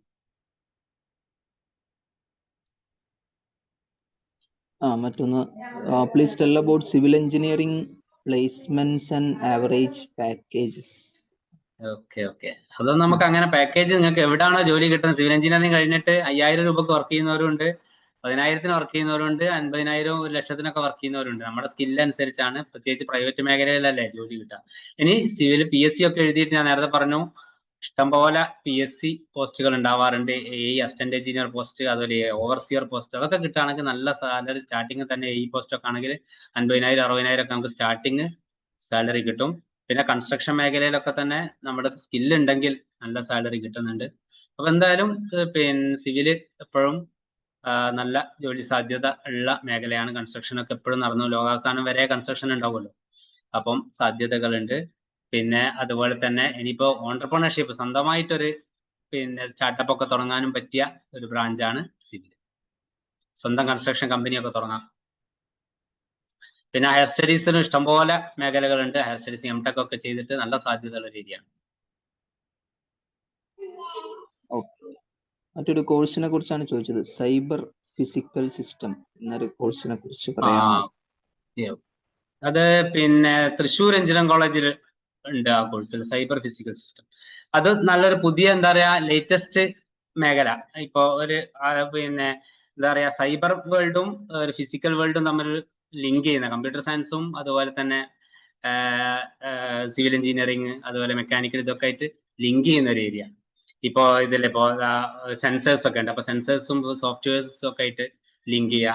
ആ രീതിയിൽ അങ്ങനെ സൈബർ വേൾഡും ഫിസിക്കൽ വേൾഡും തമ്മിൽ ലിങ്ക് ചെയ്യുന്ന കോഴ്സ്. ഇപ്പൊ നമ്മൾ റോബോട്ടിക്സിൽ, അതുപോലെ തന്നെ ഓട്ടോണോമസ് വെഹിക്കിൾസ്, അങ്ങനെയൊക്കെ അല്ലേ, അങ്ങനത്തെ ഏരിയകളിലൊക്കെ ജോലി സാധ്യത ഉള്ള ഒരു ഏരിയ ആണ് ഈ സൈബർ ഫിസിക്കൽ എന്ന് പറയുന്നത്. അപ്പോൾ സെൽഫ് ഡ്രൈവിംഗ് കാർസ് ഉണ്ട്, അതുപോലെ ഇൻഡസ്ട്രിയൽ ഓട്ടോമേഷൻ ഒക്കെ നടക്കുന്നില്ലേ. അപ്പൊ ഇത്തരം മേഖലകളിലൊക്കെ നല്ല സാധ്യത ഉള്ള ഒരു കോഴ്സ് തന്നെയാണ്. ഒരു എന്താ പറയാ ന്യൂജൻ കോഴ്സാണ് അത്. തൃശ്ശൂർ എഞ്ചിനീയറിംഗ് കോളേജിൽ സ്റ്റാർട്ട് ചെയ്തിട്ടുണ്ട്. Embedded system, sensors and actuators, അതുപോലെ ഇപ്പോൾ ഇന്റർനെറ്റ് ഓഫ് തിങ്സ് എന്നൊക്കെ കേട്ടിട്ടുണ്ട് നിങ്ങൾ. ഇന്റർനെറ്റ് ഓഫ് തിങ്സ് എന്ന് പറഞ്ഞാൽ എന്താ, നമ്മുടെ കാര്യം പിന്നെ വീട്ടിലുള്ള എക്യുപ്മെന്റ്സ് ഒക്കെ ഇന്റർനെറ്റുമായിട്ട് കണക്ട് ചെയ്യും, സൈബർ വേൾഡുമായിട്ട് ലിങ്ക് ചെയ്യാം. അപ്പൊ ആ രീതിയിൽ അതുമായിട്ട് ബന്ധപ്പെട്ട ഒരു കോഴ്സ് തന്നെയാണ്. നല്ല സാധ്യത ഉള്ളതാണ്. കേരളത്തിന് പുറത്തൊക്കെ പല നല്ല നല്ല പ്രൈവറ്റ് യൂണിവേഴ്സിറ്റികളിലൊക്കെ ഈ കോഴ്സ് ഉണ്ട്, കേരളത്തിൽ ഇപ്പൊ ആരംഭിച്ചിട്ടുണ്ട്. അപ്പൊ അത്തരം മേഖലകളൊക്കെ താല്പര്യം ഉണ്ടെങ്കിൽ അതിന്റെ സിലബസ് ഒന്ന് നോക്കുക, എന്നിട്ട് നിങ്ങൾക്ക് പഠിക്കാവുന്നതാണ്. റോബോട്ടിക്സ് എഞ്ചിനീയറും അതുപോലെ എംബഡഡ് സിസ്റ്റം ഡെവലപ്പറോ, അതുപോലെ IoTയുടെ സൊല്യൂഷൻ ആർക്കിടെക്റ്റ് ഒക്കെ ആവണമെങ്കിൽ അത്തരം കോഴ്സുകൾ നമുക്ക് പരിഗണിക്കാം. Okay, thank you. മറ്റൊന്ന്, ഓപ്ഷൻ രജിസ്ട്രേഷൻ നൽകാത്ത ഒരാൾക്ക് സ്പോട്ട് അലോട്ട്മെന്റിൽ പങ്കെടുക്കാൻ സാധിക്കുമോ? അത് ഒക്കെ അതിനൊക്കെ നിയമങ്ങൾ ഓരോ പ്രാവശ്യം അവർ പറയും. നമുക്ക് കഴിഞ്ഞ വർഷത്തെ റൂൾ വെച്ചിട്ട് ഈ പ്രാവശ്യം നമുക്ക് പറയാൻ പറ്റില്ല. അങ്ങനെ പറ്റേണ്ടതാണ്. ചിലപ്പം ഓപ്ഷൻ, ചിലപ്പോൾ 3rd അലോട്ട്മെന്റ് തന്നെ ചിലപ്പം കൊടുക്കും. 2 അലോട്ട്മെന്റ് കഴിഞ്ഞാൽ ചിലപ്പോൾ 3rd പുതുതായിട്ട് ഓപ്ഷൻ കൊടുക്കാനുള്ള അവസരമൊക്കെ കൊടുത്തേക്കാം. എഞ്ചിനീയറിംഗിനൊക്കെ പ്രത്യേകിച്ച്, കാരണം ഇഷ്ടംപോലെ സീറ്റുകൾ വേക്കന്റ് ആയതുകൊണ്ട് അങ്ങനെയൊക്കെ അവസരങ്ങൾ വരാൻ ചാൻസ് ഉണ്ട്. പക്ഷെ അത് വിചാരിച്ചിപ്പോഴേ കൊടുക്കാതിരിക്കാൻ, ഇപ്പൊ തന്നെ കൊടുക്കാലോ. അപ്പം പിന്നെ ഉറപ്പ് നമുക്ക് പറയാൻ പറ്റില്ല. ഓക്കെ, മറ്റൊന്ന് ബാസിലാണ് ചോദിച്ചത്, ICAR, അഗ്രികൾച്ചർ, നീറ്റ് എന്നിവയൊക്കെ കാത്തിരിക്കുകയാണ്. അപ്പൊ അതിലേതെങ്കിലും കിട്ടിയാൽ പിന്നെ നിലവിൽ തിരിച്ചു പോരുന്നതിന് ബുദ്ധിമുട്ടാകുമോ, ഫീ നഷ്ടപ്പെടുമോ എന്നാണ് ചോദിച്ചത്. തിരിച്ചു പോരുന്നതിലോ? ടീമിൽ ജോയിൻ ചെയ്ത് അങ്ങോട്ട് പോകാൻ ബുദ്ധിമുട്ടാവുന്നു? അങ്ങനെ ആയിരിക്കും ഉദ്ദേശം. ബാസിലിൽ ഉണ്ടെങ്കിൽ ജസ്റ്റ് ഒന്ന് അൺമ്യൂട്ട് ചെയ്ത് ചോദിക്കും.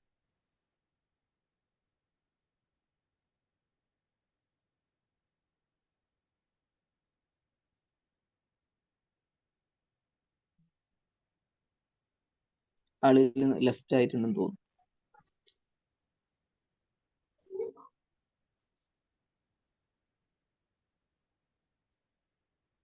മറ്റൊരു ചോദ്യം, RIT Kottayam and GEC Palakkad നല്ല കോളേജുകളാണോ എന്ന് ചോദിച്ചു. നല്ല കോളേജാണ്. RIT കോട്ടയാണ് കുറച്ചുകൂടി നല്ലത്. GEC പാലക്കാടും നല്ലതാണ്. ശ്രീകൃഷ്ണപുരത്താണത് കോളേജ്. നല്ല കോളേജാണ്, കുഴപ്പമൊന്നുമില്ല. പിന്നെ ബ്രാഞ്ചാണ് നമ്മൾ നോക്കേണ്ടത്. ബ്രാഞ്ച് നമുക്ക് താല്പര്യമുള്ള ബ്രാഞ്ച് എവിടെയാണ് എന്നുള്ളതൊക്കെ നോക്കിയിട്ട് കൊടുക്കാം. രണ്ടും തമ്മിൽ വലിയൊരു വ്യത്യാസം പറയാൻ പറ്റും.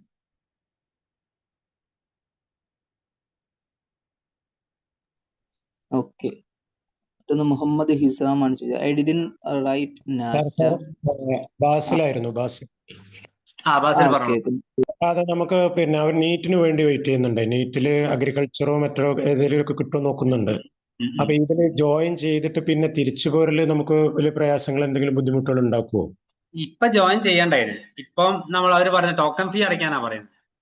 ടോക്കൺ ഫീ അടച്ച് പിന്നെ ഇതാകുന്നതിന് മുമ്പ് ഇതായി കഴിഞ്ഞാൽ നമുക്ക് വലിയ ബുദ്ധിമുട്ടും വരുമോ എന്നുള്ളതാണ് സംശയം. അങ്ങനെയാണ് ഫീസ് പോകുന്ന അവർ പറയുന്നത്. അത്രേ ഉള്ളൂ. അടച്ച ഫീസ് അതിലിപ്പോ 2000 രൂപ നമ്മളെ ഈ രജിസ്ട്രേഷൻ ഫീ ഒക്കെ കഴിഞ്ഞിട്ട് ബാക്കിയായിരിക്കും തിരിച്ചു കിട്ടുക. ഈ പ്രാവശ്യത്തെ ഇതിന്റെ കാര്യം ഒരു വ്യക്തത ചിലപ്പോൾ വരികയായിരിക്കും. പലരും ആവശ്യപ്പെട്ടിട്ടുണ്ട് വ്യക്തത.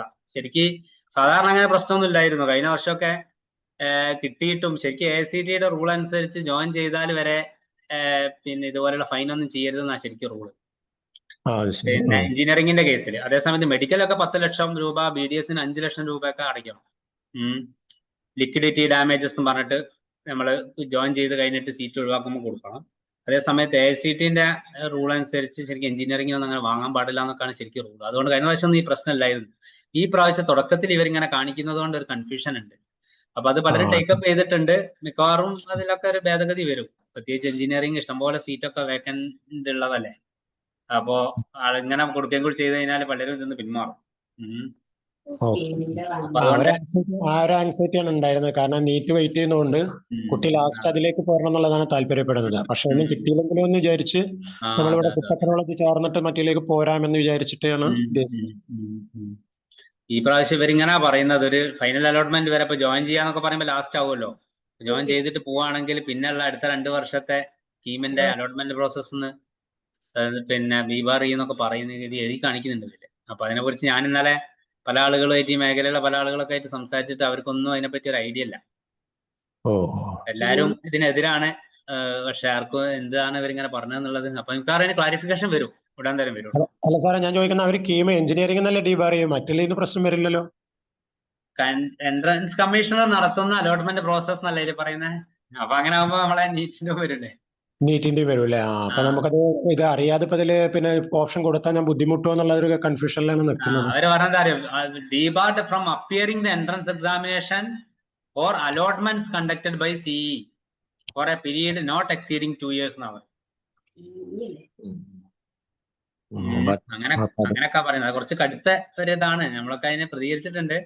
പക്ഷെ അത് എത്രത്തോളം ഇതിലെത്തും അറിയില്ല. ഞങ്ങളും അതെ അത് വേണം. അപ്പൊ ചെയ്യാൻ പറ്റുന്ന ഇതിലുള്ള ആളുകളൊക്കെ ഒരു മെയിൽ അയക്കാം. ഇന്ന് തന്നെ എൻട്രൻസ് കമ്മീഷണർക്ക് ഒരു മെയിൽ അയക്കാം, ഇതൊന്ന് ക്ലാരിഫൈ ചെയ്യണം എന്ന് പറഞ്ഞു. ഇന്ന് തന്നെ എൻട്രൻസ് കമ്മീഷണറെ മെയിലിലേക്ക് മെയിൽ അയക്കും. എല്ലാവരോടും അയച്ചു കഴിഞ്ഞാൽ തീരുമാനം ഉണ്ടാവും. നിങ്ങൾ ഈ കാര്യങ്ങളൊക്കെ പറയാ. കാരണം പല അലോട്ട്മെന്റ് ഞാനൊക്കെ ഇന്നലെ തന്നെ സോഷ്യൽ മീഡിയയിലൊക്കെ അത് എഴുതിയിരുന്നു. അതായത് ഒരുപാട് എൻട്രൻസ് എഴുതിയ കുട്ടികളുണ്ട്, പല തരത്തിലുള്ള എൻട്രൻസുകൾ എഴുതിയ കുട്ടികളുണ്ട്. അപ്പൊ അതില് ഏറ്റവും മികച്ചത് തിരഞ്ഞെടുക്കാനുള്ള അവരൊരു അവസരത്തിനാണ് ഇവർ ഇല്ലാതാക്കുന്നത്. അതാണ് സാറേ, ഇവര് എഞ്ചിനീയറിംഗ് നല്ലൊരു കോഴ്സ് കിട്ടും, പക്ഷെ മറ്റേതിനാണ് അവന് താല്പര്യം. അപ്പൊ നമ്മൾ അത് വെയിറ്റ് ചെയ്യാതെ ഇതിൽ ചേർത്ത് പിന്നെ അതിൽ കുടുങ്ങി പോകുന്നുള്ളൊരു പേടിയുണ്ട്. അതെ അത് വലിയൊരു പ്രശ്നം തന്നെയാണ്. അപ്പോ പിന്നെ അതെന്തെങ്കിലും ഒരു തീരുമാനം ഉണ്ടാവും. അതിപ്പോ ഈ പ്രാവശ്യം ഇംപ്ലിമെന്റ് ചെയ്തതാണ്. പ്രോസ്പെക്ടസിലൊന്നും അങ്ങനെ പറയുന്നില്ല. അപ്പോ എന്തെങ്കിലും ഒരു ക്ലാരിഫിക്കേഷൻ ഒക്കെ ഉടൻ തന്നെ വരും. ഒരു മെയിൽ ഇന്ന് തന്നെ ചെയ്യും. അതിലുള്ള ആൾക്കാർ എല്ലാവരും മെയിൽ ചെയ്യും. Okay thank you sir.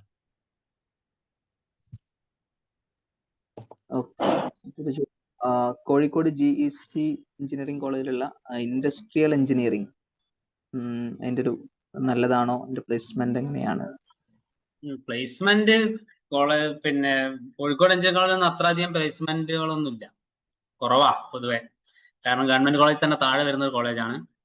Industrial engineering ശരിക്കും മെക്കാനിക്കലിന്റെ ഒക്കെ ഒരു ഭാഗമാണ്. ഇൻഡസ്ട്രിയിലൊക്കെ വർക്ക് ചെയ്യാനുള്ള ഒരു താല്പര്യമുള്ള ആളുകളാണ് ചെയ്യേണ്ടത്. പിന്നെ മാനേജ്മെന്റ് മേഖലയിലേക്കൊക്കെ പോകാൻ താല്പര്യം ഉണ്ടെങ്കിൽ, MBA ഒക്കെ എടുക്കാൻ താല്പര്യം ഉണ്ടെങ്കിൽ ഓപ്റ്റ് ചെയ്യാൻ പറ്റിയ ഒരു പിന്നെ കോഴ്സാണ് ഇൻഡസ്ട്രിയൽ എഞ്ചിനീയറിംഗ്. അപ്പോൾ ഒരു ഹയർ സ്റ്റഡീസ് എന്തായാലും വേണ്ടി വരും.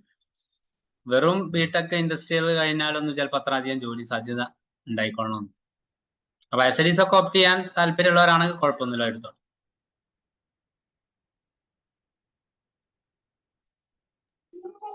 അടുത്തൊരു ചോദ്യം, ECE കോഴ്സിനെ കുറിച്ച് പറയാമോ? ഇലക്ട്രോണിക്സ് ആൻഡ് കമ്മ്യൂണിക്കേഷൻ എഞ്ചിനീയറിംഗ് അല്ലേ? തീർച്ചയായും നല്ല സാധ്യതയുള്ള കോഴ്സ് തന്നെയാണ്. എൻ്റെയൊക്കെ പേഴ്സണൽ ആയിട്ടുള്ള അഭിപ്രായത്തിൽ ഒരു 4-5 വർഷം കഴിയുമ്പോൾ കമ്പ്യൂട്ടർ സയൻസിനേക്കാൾ മുകളിൽ വരാനുള്ള സാധ്യതയുള്ള ഒരു കോഴ്സാണ്. കാരണം CS ഇപ്പം എല്ലാ കോളേജുകളും പുതുതായിട്ട് തുടങ്ങുന്നതൊക്കെ CS ആണ്. അപ്പോൾ ഒരു 4 വർഷമൊക്കെ കഴിയുമ്പം ഇഷ്ടം പോലെ കമ്പ്യൂട്ടർ സയൻസ് എഞ്ചിനീയേഴ്സ് ഇവിടെ ഉണ്ടാവും. അതേ സമയത്ത് കമ്പ്യൂട്ടർ സയൻസിലെ പല ജോബുകളും ഇപ്പം ഏറ്റവും കൂടുതൽ ഉള്ളത് കോഡിങ്ങും പ്രോഗ്രാമിംഗ് ഒക്കെയാണ്. അതൊക്കെ ഇപ്പോൾ AI ഏറ്റെടുത്ത് കഴിഞ്ഞു. വൈബ് കോഡിംഗ് എന്നൊക്കെ കേട്ടിട്ടില്ലേ നിങ്ങൾ? അപ്പോൾ AI ഏറ്റെടുത്ത് കഴിഞ്ഞു ഇത്തരം കുറേ ജോബുകൾ. പക്ഷേ AIയുടെ പ്രോഗ്രാമിംഗ് ഒക്കെ കമ്പ്യൂട്ടർ സയൻസ് എഞ്ചിനീയേഴ്സ് തന്നെയാണ് കേട്ടോ ചെയ്യേണ്ടത്. അപ്പോൾ കമ്പ്യൂട്ടർ സയൻസ് എഞ്ചിനീയേഴ്സിന് ജോലി ഇല്ലാതാവും എന്നല്ല പറയുന്നത്. പക്ഷേ ഇപ്പോൾ ഉള്ള അത്ര ചിലപ്പം ജോലി സാധ്യത ഉണ്ടായിക്കൊള്ളണമെന്നില്ല. അതേ സമയത്ത് ഈസി ആണെങ്കിൽ കമ്മ്യൂണിക്കേഷൻ മേഖലയിൽ ഓരോ ദിവസവും സാധ്യതകൾ വർദ്ധിച്ചുകൊണ്ടിരിക്കുകയാണ്. അതുപോലെ തന്നെ ഇതിൻ്റെയൊക്കെ ബേസ്, ഒരു കമ്പ്യൂട്ടറിൻ്റെ ഒക്കെ ബേസ് എന്താണ്? ചിപ്പുകൾ ഇതൊക്കെ അല്ലേ, സെമി കണ്ടക്ടേഴ്സ് ഒക്കെ അല്ലേ? അപ്പൊ അത്തരം മേഖലകളിലൊക്കെ സെമി കണ്ടക്ടർ ഇൻഡസ്ട്രിയിൽ ഇന്ത്യ വളരെ മുന്നോട്ട് വന്നുകൊണ്ടിരിക്കുകയാണ്. ഇപ്പൊ ഗവൺമെന്റ് ഒക്കെ അതിന് കുറെ പ്രാധാന്യം കൊടുക്കുന്നുണ്ട്. സെമി കണ്ടക്ടർ ഇൻഡസ്ട്രിക്ക് കൂടുതൽ ഫണ്ടൊക്കെ അനുവദിക്കുന്നുണ്ട്. അപ്പൊ ഇന്ത്യയിലൊക്കെ തന്നെ അങ്ങനത്തെ ചിപ്പ് ഡിസൈൻ ഒക്കെ ആയിട്ട് ബന്ധപ്പെട്ട ഒക്കെ ജോലി സാധ്യതകൾ വരുന്നുണ്ട്. അതുപോലെ വിദേശത്തും ഒക്കെ തന്നെ സാധ്യതയുണ്ട്. കമ്മ്യൂണിക്കേഷൻ മേഖല നല്ല സാധ്യതയുള്ള ഒരു ഏരിയ ആണ്. അപ്പൊ തീർച്ചയായും ECE താല്പര്യോടുണ്ടെങ്കിൽ, ഒരു സബ്ജക്ട് ബ്രാഞ്ചിനോട് താല്പര്യമുള്ള ഒരു കുട്ടിക്ക് പരിഗണിക്കാൻ പറ്റിയ ഏറ്റവും മികച്ച ഒരു ബ്രാഞ്ചാണ് ECE. അത് കുറച്ചുകൂടി നല്ല കോളേജിലൂടെ ആണെങ്കിൽ വളരെ നല്ലത്.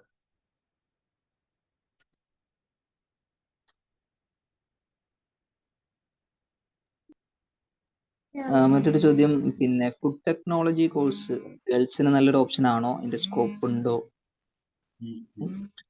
ഈ ഗേൾസിന് പിന്നെ സ്കോപ്പ് ഉണ്ടോ എന്നുള്ള ചോദ്യത്തിൽ വലിയ അർത്ഥമൊന്നുമില്ല. അതേസമയത്ത് ചില ബ്രാഞ്ചുകൾ ഞാൻ നേരത്തെ പറഞ്ഞില്ലേ, ഇപ്പം പിന്നെ മറൈൻ, അതുപോലെ പിന്നെ പെട്രോളിയം എഞ്ചിനീയറിംഗ്, മൈൻസിലൊക്കെ വർക്ക് ചെയ്യുന്ന അങ്ങനത്തെ ചില ബ്രാഞ്ചസ് മാത്രമാണ് കുറച്ചുകൂടി പെൺകുട്ടികൾക്ക് പ്രയാസം ഉണ്ടാവും. ഈ ജോബ് ഫീൽഡിൽ ഒരു പ്രയാസം ഉണ്ടാവും. ഫുഡ് ടെക്നോളജി ഒക്കെ ആർക്കും ചെയ്യാൻ പറ്റും.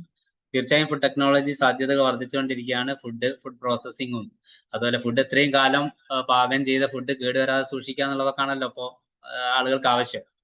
അപ്പോൾ പിന്നെ അതുകൊണ്ട് തന്നെ നല്ല സാധ്യതയുണ്ട്. അപ്പൊ അതിൻ്റെ ഒക്കെ ടെക്നോളജിയാണ്, ഇങ്ങനെ ഫുഡൊക്കെ കേടുവരാതെ വർഷങ്ങളോളം സൂക്ഷിക്കാനൊക്കെ ഉള്ള ടെക്നോളജിയാണ് ഇതിന് ഫുഡ് ടെക്നോളജിസ്റ്റ് ഡെവലപ്പ് ചെയ്യുന്നത്. അപ്പൊ തീർച്ചയായും സാധ്യത വർദ്ധിച്ചു വരുന്ന ഒരു ഏരിയ ആണ് food technology. B Tech food technology നല്ലൊരു ഏരിയ ആണ്. താല്പര്യം ഉണ്ടെങ്കിൽ പരിഗണിക്കാവുന്നതാണ്. ഏത് സർ നല്ല കോളേജുകൾ? ഫുഡ് ടെക്നോളജി പറഞ്ഞ പോലെ ഞാൻ നേരത്തെ പറഞ്ഞു, പിന്നെ നമ്മുടെ ഈ കേവാസുലെ വെറ്റിനറി പിന്നെ യൂണിവേഴ്സിറ്റിയിലെ അവിടെ ഫുഡ് ടെക്നോളജി ഉണ്ട്. പിന്നെ അതുപോലെ അവരെ പിന്നെ കേവാസുവിന്റെ കീഴിൽ Varghese Kurian institute of dairy and food technology എന്ന് പറഞ്ഞ കോളേജ് ഉണ്ട് മണ്ണുത്തിയിൽ. അത് നല്ല കോളേജാണ്. അതുപോലെ കുഫോസിലുണ്ട്. പക്ഷെ അവിടെയൊക്കെ ഫീസിൽ കുറച്ച് വ്യത്യാസം ഉണ്ടാവും. ഓരോന്നിനും കുഫോസിലൊക്കെ ഫീസ് കുറച്ച് കൂടുതലാണ്. അപ്പൊ അതൊന്ന് നിങ്ങൾ നോക്കിയാൽ മതി. ഫീസ് കൂടെ നോക്കിയിട്ടാണ് ഓപ്ഷൻ കൊടുക്കേണ്ടത്. പിന്നെ അതുപോലെ തന്നെ കേളപ്പജി കോളേജിലുണ്ട്. കേളപ്പജി കോളേജ് അഗ്രികൾച്ചർ എഞ്ചിനീയറിംഗ് ഒക്കെ ഉള്ള കോളേജിലുണ്ട് തവനൂര്. അവിടെ ഫുഡ് ടെക്നോളജി ഉണ്ട്. അമൽ ജ്യോതിയിലുണ്ട്. കുറെ കോളേജുകളിലുണ്ട്. പിന്നെ ഇവരൊക്കെ സെൽഫ് ഫൈനാൻസ് ആണ്. ഗവൺമെന്റ് കോളേജ് ഇതൊക്കെയാണ്. ഒന്ന് വർഗീസ് കുര്യൻ ഇൻസ്റ്റിറ്റ്യൂട്ട് കേവാസുവിന് കീഴിലുള്ള കുഫോസ്, അതുപോലെ Kelappaji college of engineering, Amal Jyothi private. ഇപ്പൊ 3 ഗവൺമെന്റ് കോളേജിലും പ്രൈവറ്റ് കോളേജുകളിലൊക്കെ ഫുഡ് ടെക്നോളജി ഉണ്ട്. അപ്പൊ ഓപ്ഷൻ കൊടുക്കുമ്പോൾ അത് നോക്കിയിട്ട് കൊടുക്കാം കേട്ടോ.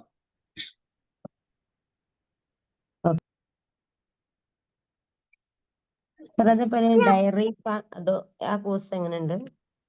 അത് നല്ലതാണ്. ഡയറി ടെക്നോളജി എന്ന് പറഞ്ഞാൽ പാലും പാലുൽപ്പന്നങ്ങളും ഏറ്റവും കൂടുതൽ ബേക്കറി ഐറ്റംസ് ഒക്കെ ഉണ്ടാക്കുന്ന പാലുമായിട്ട് ബന്ധപ്പെട്ട മേഖലയല്ലേ. അപ്പൊ പാലും പാലുൽപ്പന്നങ്ങളൊക്കെ ആയിട്ട് ബന്ധപ്പെട്ട പിന്നെ പഠനമാണ് ഡയറി ടെക്നോളജിയിൽ വരുന്നത്. അത് നല്ല സാധ്യതയുള്ള ഒരു ഏരിയ തന്നെയാണ്.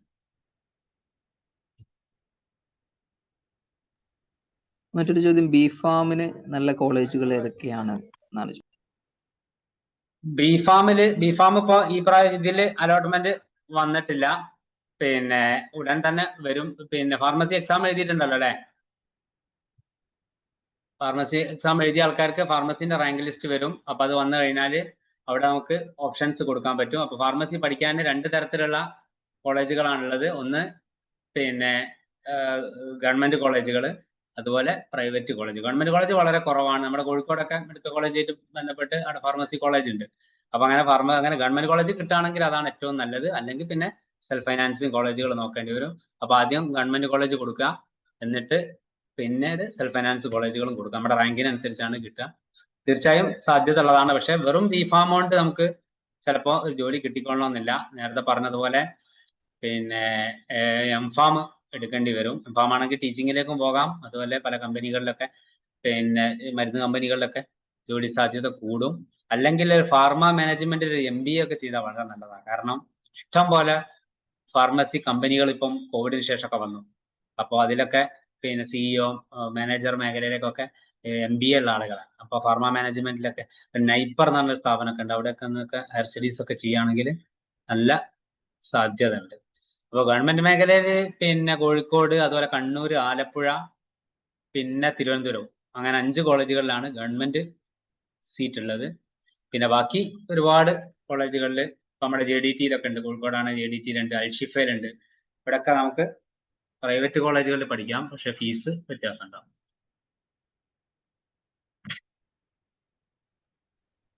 ഓക്കെ. മറ്റൊരു ചോദ്യം, ഏറനാട് നോളജ് സിറ്റി നല്ലതാണോ CS പഠിക്കാൻ? കുഴപ്പമില്ലാന്നേ പറയാൻ പറ്റും. കഴിഞ്ഞ വർഷത്തെ ലാസ്റ്റ് റാങ്ക് ഡീറ്റെയിൽ ഒക്കെ നോക്കിയാൽ അറിയാം. പിന്നെ കോളേജ് അത്ര ഹൈ റാങ്ക് ഉള്ളവരൊന്നും അവിടെ എടുത്തിട്ടില്ല.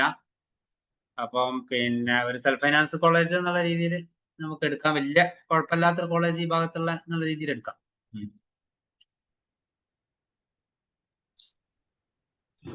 ഓക്കെ. ആ ഭാഗത്തൊക്കെയാണ് വീടെങ്കിലൊക്കെ പ്രിഫർ ചെയ്യാം. കുറച്ചുകൂടി മലപ്പുറത്ത് ഏറ്റവും നല്ലത് MES ആണ്. ഏറ്റവും പഴയ കോളേജും ആദ്യത്തെ ഫൈനാൻസ് കോളേജൊക്കെ ആണ്. MES കുറ്റിപ്പുറം കിട്ടുകയാണെങ്കിൽ അതാണ് നല്ലത്. കിട്ടുന്നില്ലെങ്കിൽ ഏറനാടൊക്കെ പരിഗണിക്കും.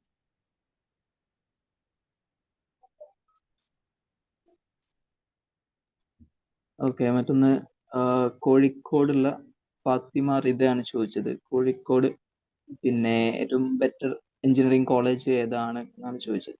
കുറെ എഞ്ചിനീയറിംഗ് കോളേജിന്റെ പേരുകൾ ഇട്ടിട്ടുണ്ട്. ജസ്റ്റ് ഉണ്ടെങ്കിൽ ഒന്ന് അൺമ്യൂട്ട് ചെയ്ത് ചോദിക്കും.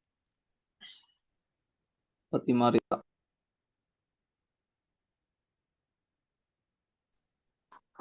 Sir hello. പറഞ്ഞോളൂ. ഇതാ പറഞ്ഞു. കോഴിക്കോട് KMCT ആണോ അതോ MEA മലപ്പുറം അല്ലെങ്കിൽ അമൽ ജ്യോതി അങ്ങനത്തെ കോളേജ് സെലക്ട് ചെയ്യുന്നതാണോ നല്ലത് CS-ന്?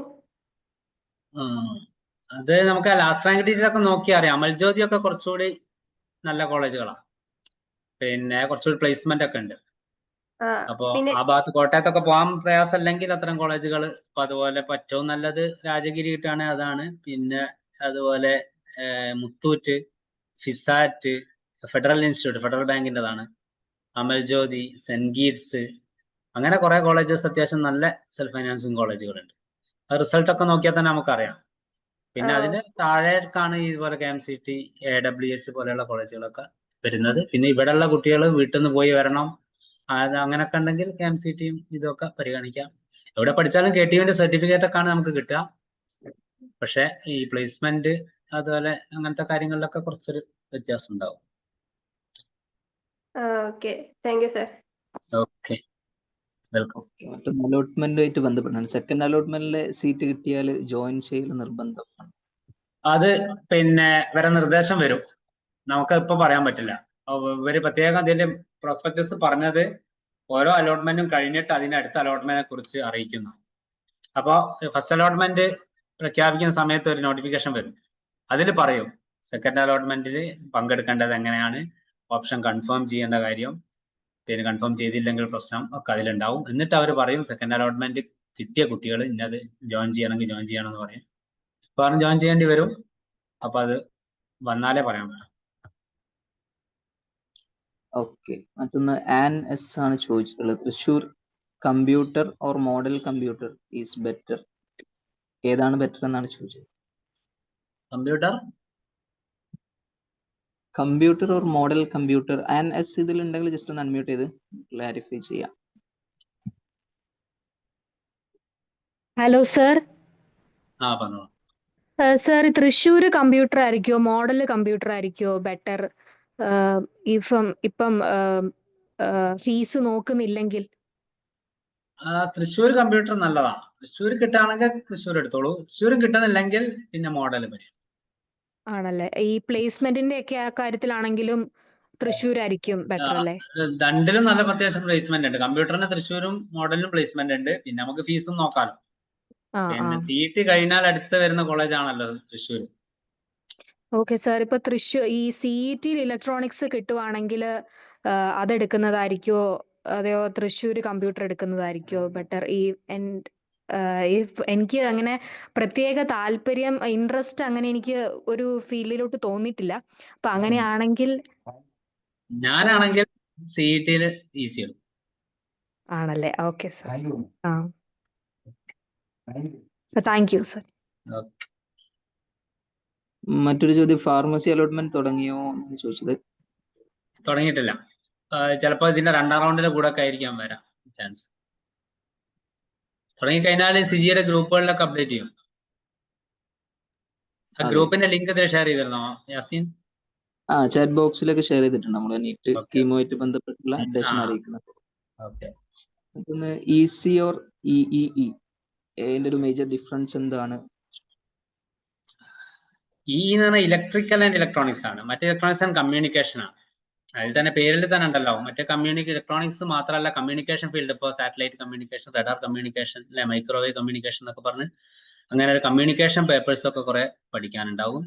മറ്റേത് EEE ഇലക്ട്രിക്കൽ ആൻഡ് ഇലക്ട്രോണിക്സ് ആണ്. ഒരു 30% ഒക്കെ ഇലക്ട്രോണിക്സ് ഉണ്ടാവും. ബാക്കിയൊക്കെ ഇലക്ട്രിക്കൽ മെഷീൻസിനെ കുറിച്ചും കൺട്രോൾ സിസ്റ്റം അങ്ങനെയുള്ള മേഖല ഉണ്ടാവും. അപ്പോൾ പഠിക്കാനുള്ള സിലബസ് തന്നെ വ്യത്യാസം ഉണ്ടാവും. വേണമെങ്കിൽ വ്യക്തമായിട്ട് വേണം KTUവിന്റെ സിലബസ് സൈറ്റിൽ ഒന്ന് നോക്കുക. ഇലക്ട്രിക്കലിന്റെ സിലബസ് നമുക്ക് കാണാം, ECയുടെ സിലബസ് കാണാം. ഓക്കെ. CS ഓർ ECE ഇതിന് പറ്റിയ ബെസ്റ്റ് സെൽഫ് ഫിനാൻസിങ് കോളേജുകൾ ഏതെല്ലാമാണ് എന്നാണ് ചോദിച്ചത്. ഞാൻ നേരത്തെ അതിലൊക്കെ ജസ്റ്റ് കാണിച്ചിരുന്നു. ഏറ്റവും നല്ലത് പറ്റും മുന്നിട്ട് നിൽക്കുന്ന ഒന്ന് രാജഗിരിയാണ്. പിന്നെ മുത്തൂറ്റ് കുഴപ്പമില്ല. പിന്നെ ഫെഡറൽ ഇൻസ്റ്റിറ്റ്യൂട്ട് ഫിസാറ്റ് കുഴപ്പമില്ല. അമൽ ജ്യോതി, സെന്റ് ഗീഡ്സ് അങ്ങനത്തെ കോളേജുകളൊക്കെ പരിഗണിക്കാം, കുഴപ്പമില്ല. ഓക്കെ. BPT കോഴ്സിന്റെ സ്കോപ്പിനെ കുറിച്ചാണ്. ഏതാ? BPT ഫിസിയോതെറാപ്പി അല്ലെ? ഫിസിയോതെറാപ്പി എന്ന് പറഞ്ഞാല് എക്സർസൈസിലൂടെ ഉള്ള ട്രീറ്റ്മെന്റ് അല്ലെ? എക്സർസൈസ് ചെയ്യിക്കുക, ആ രീതിയിലുള്ള ട്രീറ്റ്മെന്റ് ഉള്ള കോഴ്സാണ്. പാരാമെഡിക്കൽ അലോട്ട്മെന്റിലാണ് വരുന്നത്. 4 വർഷത്തെ കോഴ്സൊക്കെ ആണ്. പിന്നെ അത് കഴിഞ്ഞാൽ നമ്മൾ ഒന്ന് സ്വന്തമായിട്ട് ഒരു വെൽനസ് ക്ലിനിക് ഒക്കെ തുടങ്ങുക എന്നുള്ളതാണ് അതിന്റെ പ്രധാന ജോലി സാധ്യത. അല്ലെങ്കിൽ ഏതെങ്കിലും ക്ലിനിക്കുകളിലൊക്കെ പോയിട്ട് വർക്ക് ചെയ്യുക എന്നുള്ളതാണ്. അപ്പോൾ ജോലി സാധ്യത കുറെ കോളേജുകളുണ്ട് പ്രൈവറ്റില്. ഗവൺമെന്റ് ഒരു കോളേജ് മാത്രമേ ഉള്ളൂ. പ്രൈവറ്റിൽ ഒരുപാട് കോളേജ് ഉള്ളതുകൊണ്ട് തന്നെ ഒരുപാട് കുട്ടികൾ ഇറങ്ങുന്നുണ്ട്. ഇപ്പൊ BPT കൂടെ കഴിഞ്ഞ ഉടനെ ഒന്നും കുട്ടികൾക്ക് അത്ര നല്ല പാക്കേജും ശമ്പളമൊന്നും കിട്ടുന്നില്ല. ജോലി കിട്ടും, പിന്നെ വീടുകളിലൊക്കെ പോയിട്ട് ചെയ്തു കൊടുക്കുകയൊക്കെ ചെയ്യുക, ആ രീതിയിലൊക്കെ ഉള്ള ജോബാണ് പലരും ചെയ്യുന്നത്. അപ്പൊ അതിലൊക്കെ താല്പര്യം ഉണ്ടെങ്കിൽ കുഴപ്പമില്ല. പിന്നെ പെൺകുട്ടികൾക്കൊക്കെ ചിലപ്പോൾ അത് കുറച്ചുകൂടി ഒരു ഫിസിക്കൽ എക്സർസൈസ് വേണ്ട ഒരു ഏരിയ ആണ്. പിന്നെ പേഷ്യന്റിനെ എടുത്ത് അങ്ങോട്ടും ഇങ്ങോട്ടൊക്കെ വെക്കുകയൊക്കെ വേണ്ടി വരും. അപ്പൊ അങ്ങനെ കുറച്ചുകൂടി ഒരു പിന്നെ നല്ല ആരോഗ്യമൊക്കെ ഉള്ളവർക്ക് കുറച്ചുകൂടി സ്യൂട്ടബിൾ ആവുമെന്ന് തോന്നുന്നുണ്ട്. അങ്ങനത്തെ ഒരു ഏരിയ ആണ്. അപ്പോൾ കുഴപ്പമൊന്നുമില്ല. വേണമെങ്കിൽ MPT ഹയർ സ്റ്റഡി ഓപ്ഷൻ ഉണ്ട്. മാസ്റ്റർ ഓഫ് ഫിസിയോതെറാപ്പി ഉണ്ട്. MPT ഒക്കെ എടുത്തിട്ട് ചെയ്യാൻ. വിദേശത്തൊക്കെ ജോലി സാധ്യത ഉണ്ട്. എന്നാലും അതിനേക്കാൾ കുറച്ചുകൂടി ഒക്യുപ്പേഷൻ തെറാപ്പിയൊക്കെ ആണ് കുറച്ചുകൂടി BOT എന്നുള്ളത് കോഴ്സില്ലേ, അതൊക്കെയാണ് കുറച്ചുകൂടി സാധ്യത. കാരണം അത് കുറഞ്ഞ കോളേജുകളിലേ ഉള്ളൂ. പിന്നെ പല സ്ഥലത്തും വേക്കൻസി ഉണ്ട് ഒക്യുപ്പേഷൻ തെറാപ്പിക്ക്. ഫിസിയോതെറാപ്പിക്ക് അത്ര ഇല്ല. മറ്റൊന്ന്, sir, I didn't write NATA exam. Is it enough that I write it now? നാറ്റന്റെ ഡേറ്റ് ഉണ്ടെന്ന് തോന്നുന്നു, നോക്കണം. നാറ്റന്റെ ഒന്ന് സൈറ്റിലൊന്ന് നോക്കിയാൽ മതി. നാറ്റ പിന്നെ ഡേറ്റ് പിന്നെ നീട്ടിയിരുന്നു. പക്ഷെ ഇനിയിപ്പോ നാറ്റ എഴുതിയിട്ട് അതിന്റെ റിസൾട്ട് വന്നിട്ട് നിങ്ങൾക്ക് ഇവിടെ പിന്നെ അപ്ലൈ ചെയ്യാനൊക്കെ സമയം ഉണ്ടാവുമെന്ന് അറിയില്ല. നാറ്റന്റെ സ്കോർ അപ്ലോഡ് ചെയ്യാനൊക്കെ ഇനി അവർ അനുവദിക്കുമോ? അതിന്റെ ഡേറ്റ് ഒക്കെ കഴിഞ്ഞില്ലേ. അപ്പോ ഇനി ഈ വർഷത്തെ പിന്നെ അലോട്ട്മെന്റിന് വേണ്ടിയിട്ട് നാറ്റ എഴുതിയാൽ കാര്യം ഉണ്ടാവും അറിയില്ല. ഇപ്പോഴും രജിസ്റ്റർ ചെയ്യാം, സൈറ്റിലുണ്ട്. ഇപ്പോഴും രജിസ്റ്റർ ഒക്കെ ചെയ്യാന്ന്. NATA.in എന്നാണ് സൈറ്റിൽ പോയത്. അപ്പോ പിന്നെ എഴുതിക്കോളൂ. പക്ഷെ നമ്മുടെ ഇവിടെ അലോട്ട്മെന്റിന് ഇനി അത് യൂസ്ഫുൾ ആവും തോന്നുന്നില്ല. എക്സാം കഴിഞ്ഞിട്ട് റിസൾട്ട് ഒക്കെ വരണ്ടേ. ഓക്കെ, അവസാനത്തിൽ ഒന്ന് രണ്ട് ചോദ്യങ്ങൾ കൂടിയാണുള്ളത്. അതുകൂടി നമുക്ക് പിന്നെ അവസാനിപ്പിക്കാൻ തോന്നും. ഒന്ന്, കോളേജ് ഓഫ് എഞ്ചിനീയറിംഗ് പയ്യന്നൂർ നല്ലതാണോ civil engineering? College of engineering പയ്യന്നൂരോ?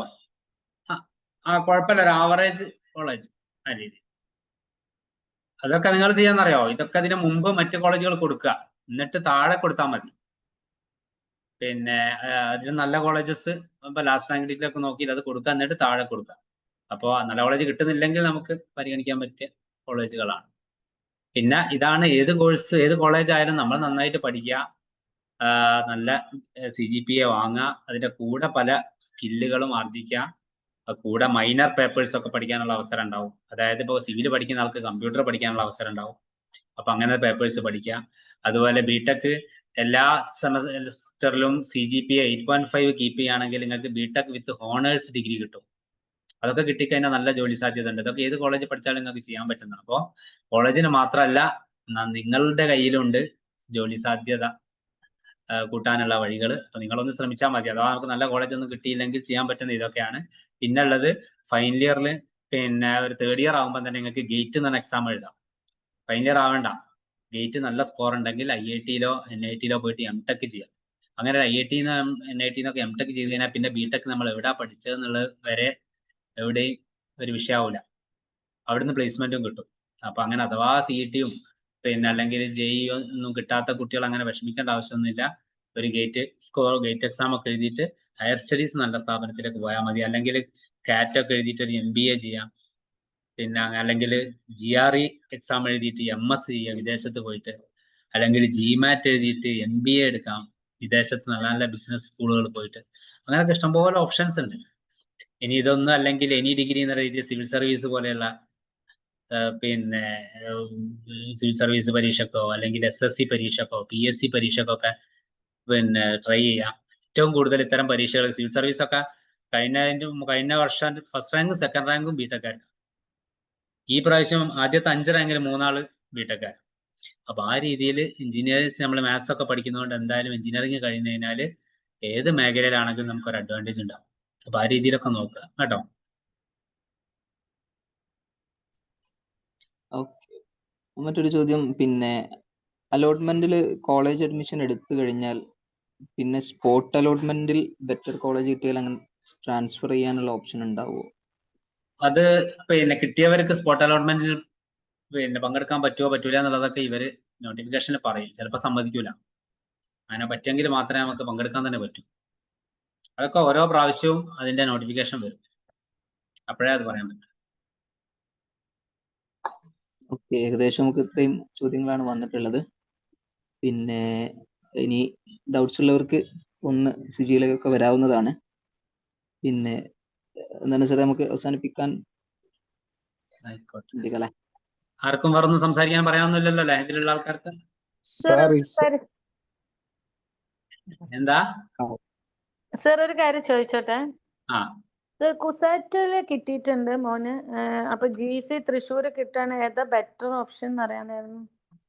Branch same ബ്രാഞ്ചാ? ആണ്. ആണല്ലേ. തൃശ്ശൂർ കിട്ടാണെങ്കിൽ തൃശ്ശൂർ എടുത്തോളൂ. കാരണം നല്ല ഫീസും വ്യത്യാസമുണ്ട്. പിന്നെ തൃശ്ശൂരും പ്ലേസ്മെന്റ് ഒക്കെ ഉണ്ട്. ഫീസ് ഭയങ്കര വ്യത്യാസമാണ്. 8500 പകരം അവിടെ എത്ര? പിന്നെ സ്റ്റേറ്റ് സീറ്റിലാണോ കിട്ടിയത് അല്ലെ ഓൾ ഇന്ത്യ സീറ്റിലാണ് കിട്ടിയത്? അല്ല, കുസാറ്റിന്റെ എക്സാം എഴുതിയിട്ട് കിട്ടിയതാണ്. അല്ല, അവിടെ 2 കോട്ട ഉണ്ട്, സ്റ്റേറ്റ് കോട്ടയുണ്ട് ഓൾ ഇന്ത്യ കോട്ടയുണ്ട്. ഫീസ് എത്രയാണ് പറഞ്ഞത്? ഫീസ് മോനോട് ചോദിക്കുന്നു സർ. 45 ഒക്കെ ഉണ്ടെങ്കിൽ അത് ഓൾ ഇന്ത്യ സീറ്റ് ആയിരിക്കും. 45 അത്ര ഇല്ല സർ, 16 സംതിങ് ആണോ? എന്നാ സ്റ്റേറ്റ് കോട്ടാണ്, സ്റ്റേറ്റ് സീറ്റ് ആണ്. എന്നാലും ഫീസ് വ്യത്യാസമുണ്ട്. 16 ആയിരിക്കുമല്ലോ, 20 സംതിങ് ആയിരിക്കും. അപ്പൊ ഏതായാലും പിന്നെ തൃശ്ശൂർ എടുത്തോളൂ, കുഴപ്പമൊന്നും. പിന്നെ സർ ഒരു കാര്യം കൂടെ ചോദിക്കാനുണ്ട്. മോന് നീറ്റിന് 459 ആണ് മാർക്ക് ഉള്ളത്. പക്ഷെ അപ്പൊ അവന് ESI കോട്ട ഉണ്ട്. അപ്പൊ കിട്ടുമോ കിട്ടൂല എന്ന് ഉറപ്പില്ലല്ലോ. അപ്പൊ കൂടുതൽ കോളേജസ് ആഡ് ചെയ്യുന്നുണ്ടെന്ന് പറഞ്ഞു. അതിനെ പറ്റി സാറിന് എന്തെങ്കിലും അറിയോ? അത് ഇതിൽ വന്നിട്ടില്ല. ഇപ്പൊ അലോട്ട്മെന്റ് പ്രോസസ്സ് തുടങ്ങിയാൽ, MCCന്റെ അലോട്ട്മെന്റ് പ്രോസസ്സ് തുടങ്ങിയാലേ നമുക്ക് ആ കോളേജ് ആ ലിസ്റ്റിൽ വന്നാലേ നമുക്ക് അതുണ്ടോ ഇല്ലെന്ന് പറയാൻ പറ്റും. പിന്നെ വരും എന്നൊക്കെ പറഞ്ഞിരുന്നു, ന്യൂസൊക്കെ കണ്ടിട്ടുണ്ട്. അപ്പൊ MCCന്റെ അലോട്ട്മെന്റ് പ്രോസസ് ഇപ്പൊ സ്റ്റാർട്ട് ചെയ്യല്ലോ. അപ്പൊ സ്റ്റാർട്ട് ചെയ്ത് കഴിഞ്ഞാലേ നമുക്ക് അറിയാൻ പറ്റൂ എത്ര സീറ്റ് അപ്പൊ ഉണ്ടാവും. നമുക്ക് മാറാലോ അല്ലേ സർ? മാറാൻ പറ്റേണ്ടതാണ്. അപ്പോഴേക്കൊന്നും ഇത് ഈ അലോട്ട്മെന്റ് അങ്ങനെ ഫുള്ളൊന്നും ആവില്ലല്ലോ, ഫൈനൽ ഫേസിലൊന്നും എത്തൂലല്ലോ. പിന്നെ സർ ഒരു കാര്യം കൂടെ ചോദിക്കാൻ, അവന് കമ്പ്യൂട്ടർ സയൻസ് ആയിരുന്നു താല്പര്യം. ഇപ്പൊ CET പോകാനാണ് അവന് താല്പര്യം, പക്ഷെ അവിടെ കിട്ടൂല എന്നുള്ളത് കൊണ്ടാണ്. അപ്പൊ നമുക്ക് കുറച്ച് കഴിഞ്ഞാൽ ട്രാൻസ്ഫറിന് ഒരു ഓപ്ഷൻ വരുമല്ലോ സർ, അപ്പൊ നമുക്ക് CET ട്രാൻസ്ഫർ ചെയ്യാൻ പറ്റുമോ? അത് പിന്നെ നമുക്ക് ഉറപ്പ് പറയാൻ പറ്റില്ല. ഇപ്പൊ കോളേജ് ട്രാൻസ്ഫർ ഒക്കെ എല്ലായിടത്തും ഒന്നും എപ്പോഴും ഒന്നും അനുവദിക്കുന്നില്ല, കോളേജുകൾ തമ്മിലൊക്കെ. അപ്പോ ട്രാൻസ്ഫർ കിട്ടുമെന്ന് ഉറപ്പിച്ച് നമുക്ക് ഒരിക്കലും എടുക്കാൻ പറ്റില്ല, പറ്റിയാലായിന്നേ ഉള്ളൂ. അല്ല കുസാറ്റിന്ന് ഇങ്ങോട്ടേക്ക് അങ്ങനെ പറ്റുണ്ടാവില്ലേ അല്ലേ സർ? ഇല്ല കുസാറ്റൊന്നും ഒരിക്കലും പറ്റില്ല. ഈ നമ്മളെ കേരളത്തിലെ KTUവിന്റെ കോളേജുകൾ തമ്മിലാ പറ്റുക. CET തന്നെ നമ്മൾ വേറെ ഏതെങ്കിലും കോഴ്സ് എടുത്തിട്ട് പിന്നെ അവിടുന്ന് ട്രാൻസ്ഫർ ചെയ്യാൻ പറ്റുമോ അങ്ങനെയാണെങ്കിൽ? അതും പ്രയാസമാണ്, അതൊന്നും അവർ മാറ്റി തരുമൊന്നുമില്ല. മാത്രമല്ല ഇപ്പൊ ഈ ഫസ്റ്റ് ഇയറിൽ തന്നെ, പിന്നെ മുമ്പൊക്കെ ഫസ്റ്റ് ഇയറിൽ ഒരേ പേപ്പേഴ്സ് ഒക്കെ ആയിരുന്നു. ഇപ്പൊ ഫസ്റ്റ് ഇയറിൽ തന്നെ പേപ്പേഴ്സ് ഒക്കെ തമ്മിൽ വ്യത്യാസമൊക്കെ ഉണ്ട് പഠിക്കുന്നതില്. അപ്പൊ ഒരേ പേപ്പേഴ്സ് ഒക്കെ ആകുമ്പോ ഈവൻ IIT NIT എന്നൊക്കെ തന്നെ, NIT-ലൊക്കെ അങ്ങോട്ടും ഇങ്ങോട്ടൊക്കെ മാറാറുണ്ടായിരുന്നു ബ്രാഞ്ചൊക്കെ.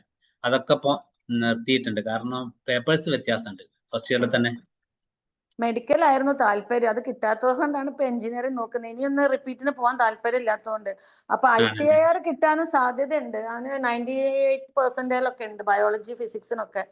അപ്പൊ ചിലപ്പോ എഞ്ചിനീയറിംഗ്, ഈ കുട്ടിക്ക് എഞ്ചിനീയറിംഗ് ആണോ അതാണോ നല്ലതെന്ന് ഞങ്ങൾക്ക് മനസ്സിലാക്കാൻ പറ്റുന്നില്ലേ? കാരണം അവൻ മെഡിക്കൽ ആണ് പഠിച്ചത്, അതിനാണ് താല്പര്യവും. പിന്നെ കിട്ടാത്തോണ്ട് മാത്രമാണ് പല ഇത് എടുക്കുന്നത്.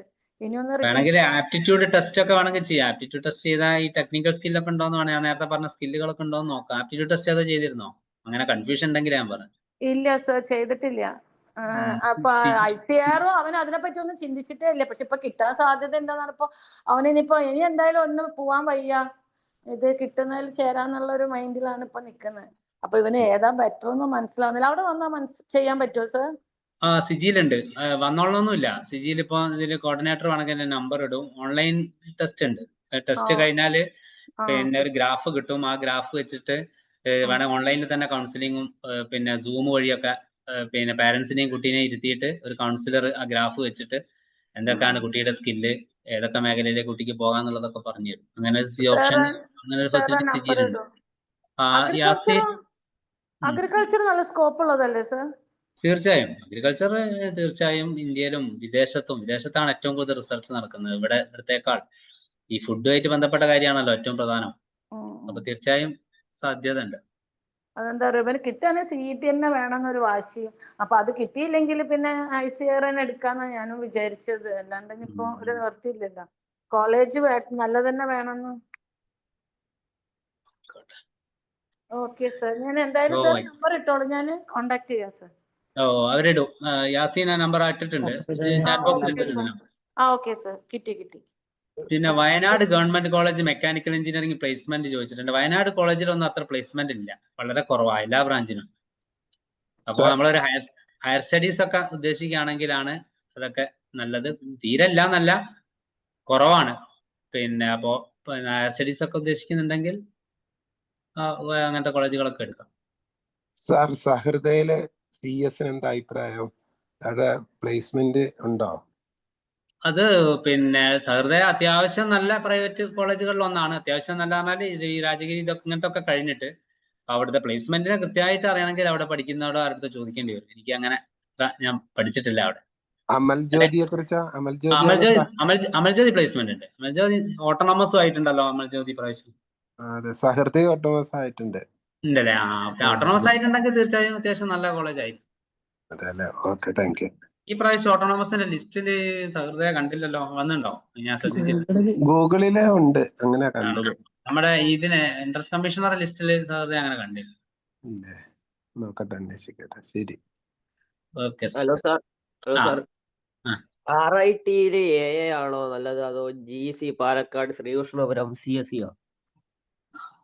എനിക്ക് തോന്നുന്നത് CSE ആണ് കുറച്ചൊരു ജനറൽ ഇത് എടുത്തിട്ട് AI-ലേക്കൊക്കെ പോകുന്നതായിരിക്കും നല്ലത്. ചിലപ്പോൾ AI-ലല്ല, ചിലപ്പോൾ കമ്പ്യൂട്ടർ സയൻസ് പഠിക്കുമ്പോഴേക്കും നമുക്ക് മനസ്സിലാക്കുക ചിലപ്പോൾ AI അല്ല എൻ്റെ വഴി, സൈബർ സെക്യൂരിറ്റി ആണ്, അല്ലെങ്കിൽ എൻ്റെ വഴി ചിലപ്പം പിന്നെ മെഷീൻ ലേണിംഗ് ആണ്, അല്ലെങ്കിൽ പിന്നെ ഹാർഡ്വെയർ ഏരിയ ആണെന്നൊക്കെ, അങ്ങനെയൊക്കെ നെറ്റ്വർക്കിംഗ് ആണെന്നൊക്കെ. നമ്മൾ ഒരു കമ്പ്യൂട്ടർ സയൻസ് BTech-ന് എപ്പോഴും കുറച്ചൊരു ജനറൽ പേപ്പർ എടുക്കുന്നതാണ്, ജനറൽ ബ്രാഞ്ച് എടുക്കുന്നതാണ് കുറച്ചുകൂടെ നല്ലത്.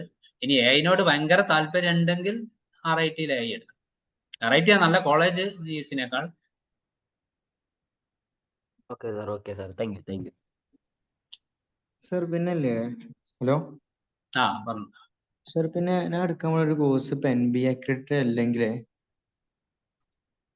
ഹലോ NBA accredited അല്ല, പക്ഷെ ഇനിയിപ്പോ ഒരു ഗേറ്റ് എക്സാം എഴുതിയിട്ട് MTech നല്ലൊരു NBA accredited ഉള്ള കോഴ്സ് ഉള്ള കോളേജ് കിട്ടിയാൽ കുഴപ്പമുണ്ടോ? എടുത്താൽ മതി. NBA accreditation അത്ര ഇമ്പോർട്ടന്റ് അല്ല. ഞാൻ പറഞ്ഞില്ല, വിദേശത്തൊക്കെ ജോലി കിട്ടാനല്ല, പഠിക്കാൻ പോകുമ്പോൾ ചില കോളേജുകളൊക്കെ ഉണ്ടല്ലോ ചോദിക്കുന്നത്. ജോലി കിട്ടാൻ NBA accreditation നിർബന്ധമൊന്നുമില്ല. പിന്നെ NBA accreditation ഒക്കെ ഉള്ളപ്പോൾ ആ കോളേജ് നല്ല കോളേജ് ആയിരിക്കും. NBA ഒക്കെ കിട്ടണമെങ്കിൽ ആ രീതി നമുക്ക് കോളേജിനെ മനസ്സിലാക്കാന്നേ ഉള്ളൂ. അല്ലാതെ NBA അത്ര നിർബന്ധമുള്ള കാര്യമൊന്നുമല്ല. ഇങ്ങനെ ഗേറ്റ് എഴുതിയിട്ട് IIT NIT പോയി കഴിഞ്ഞാൽ പിന്നെ നമ്മൾ എവിടെ ബിടെക് പഠിച്ചത് തന്നെ ഒരു വിഷയം ഉണ്ടാവും. Hello sir. സർ, ഞാൻ വെറ്റിനറി അഗ്രികൾച്ചർ ഒക്കെയാണ് നോക്കി വെച്ചിരിക്കുന്നത്. പക്ഷെ എന്റെ കീമിന്റെ റാങ്ക് അത്യാവശ്യം ഒരു കുഴപ്പമില്ലാത്ത റാങ്ക് ഉണ്ട്. അപ്പൊ ഞാൻ എഞ്ചിനീയറിംഗ് അലോട്ട്മെന്റിന് പോവാം എന്ന് വിചാരിച്ചിരിക്കുവായിരുന്നു. അപ്പൊ ആ സമയത്ത് എനിക്കെങ്ങാനും ഇപ്പൊ വെറ്റിനറിയോ അഗ്രികൾച്ചറോ കിട്ടിയ ഞാൻ ടോക്കൺ ഡെപ്പോസിറ്റ് ഒക്കെ അടച്ചു കഴിഞ്ഞിട്ട് പോയാ എന്തായിരിക്കും സംഭവം? എങ്ങനെയായിരിക്കും? അത് അങ്ങനെ പ്രശ്നമൊന്നും ഉണ്ടാവേണ്ടതില്ല. വെറ്റിനറിന്റെ ഒക്കെ അലോട്ട്മെന്റ് ഇപ്പൊ കീമിന്റെ അലോട്ട്മെന്റ് പ്രോസസ് തന്നെ ആണല്ലോ. അപ്പൊ നമുക്ക് ഇതിന്റെ കൂട്ടത്തിൽ തന്നെ ഓപ്ഷൻ കൊടുക്കാൻ പറ്റും. അങ്ങനെ വലിയ പ്രശ്നം ഉണ്ടാവില്ല. സർ, അത് ഇപ്പൊ ഞാൻ ഇതെടുത്ത് കഴിഞ്ഞാൽ ഇതിന്റെ കൂട്ടത്തിൽ കീം തന്നെ നടത്തുന്ന അലോട്ട്മെന്റ് പ്രോസസ് അല്ലേ. അപ്പൊ അതിൽ നമുക്ക് വെറ്റിനറിക്കൊക്കെ ഇവിടുന്ന് പുറത്ത് പോകുമ്പോ ഒക്കെ ആയിരിക്കും കൂടുതൽ പ്രശ്നം ഉണ്ടാവുക, വേറെ അലോട്ട്മെന്റ് പ്രോസസ്സുകളിലേക്കൊക്കെ പോകുമ്പോ. സർ, ഞാനപ്പോ എഞ്ചിനീയറിംഗിന് ഓപ്ഷൻ കൊടുത്തിട്ട് അതിന്റെ ടോക്കൺ ഡെപ്പോസിറ്റ് ഒക്കെ അടച്ചു കഴിഞ്ഞിട്ട് ആ സമയത്താണ് എനിക്ക് കീമിന്റെ തന്നെ വെറ്റിനറിക്ക് ഒരു സീറ്റ് കിട്ടുന്നതെന്ന് പറഞ്ഞാൽ എനിക്ക് അങ്ങോട്ട് സ്വിച്ച് ചെയ്യാൻ പറ്റും? പറ്റും. ഇതിന്റെ കൂട്ടത്തിൽ തന്നെ നമുക്ക് ഓപ്ഷൻ കൊടുക്കാനൊക്കെ പറ്റും. ഇതിപ്പോ രണ്ടും കീമിന്റെ അലോട്ട്മെന്റ് പ്രോസസ് തന്നെ ആണല്ലോ. ഓക്കെ സർ, അതായിരുന്നു ഞാൻ ചോദിച്ചത്. ഞാൻ മറ്റേ മെഡിക്കൽ ആൻഡ് ആലീഡ് വഴി നോക്കാനായിരുന്നു ആദ്യം പ്ലാൻ. അപ്പൊ ഇപ്പോ കീമിന്റെ എഞ്ചിനീയറിംഗിന് കൊടുക്കാമെന്ന് വിചാരിക്കുന്നുണ്ടായിരുന്നു. അതായിരുന്നു. കൊടുത്തോളൂ. പിന്നെ ചിലപ്പോ അഥവാ അത് കിട്ടിയില്ലെങ്കിൽ ചാൻസ് ഒക്കെ മിസ്സാവില്ല. Okay sir, thank you. Yaseen, നമുക്ക് സമയമല്ലേ, 11 ആയില്ലേ? കീമിന് 35,000 റാങ്കുകളിലേക്ക് എന്തെങ്കിലും സാധ്യത ഉണ്ടോ? ഉണ്ട്, കിട്ടും. ഞാൻ നേരത്തെ കണ്ടില്ല, നമ്മളെ ലാസ്റ്റ് റാങ്ക് ഞങ്ങൾ കണ്ടില്ലേ, കിട്ടും. പക്ഷെ സെൽഫിലെ കിട്ടാൻ ചാൻസ് ഉള്ളൂ, ഗവൺമെന്റിലൊന്നും കിട്ടൂല. Hello sir. Electrical and computer engineering പറ്റി ഒന്ന് പറയാമോ, ആ കോഴ്സിനെ പറ്റി? പുതിയ ബ്രാഞ്ചാണ്, സർക്യൂട്ട് ബ്രാഞ്ചാണ്, കുഴപ്പമൊന്നുമില്ല. ഇലക്ട്രിക്കലും കമ്പ്യൂട്ടർ സയൻസായിട്ട് ബന്ധപ്പെട്ട പേപ്പേഴ്സ് തന്നെയാണ് അതിലുള്ളത്. പിന്നെ സാധ്യത ഉള്ള കോഴ്സ് തന്നെയാണ്. പക്ഷെ ആ ബ്രാഞ്ച് എന്ന് പറഞ്ഞിട്ട് അങ്ങനെ ജോലിയൊന്നും ഉണ്ടാവില്ലെങ്കിലും ഇലക്ട്രിക്കൽ എടുത്താലും കമ്പ്യൂട്ടർ സയൻസ് എടുത്താലും പോകാൻ പറ്റുന്ന മേഖലകളിലേക്കൊക്കെ നമുക്ക് പോകാൻ പറ്റും. പുതിയ ബ്രാഞ്ചായിട്ട് വന്നതാണ്. ഇത് സർക്യൂട്ട് ബ്രാഞ്ച് തന്നെയാണ്. Okay sir, okay.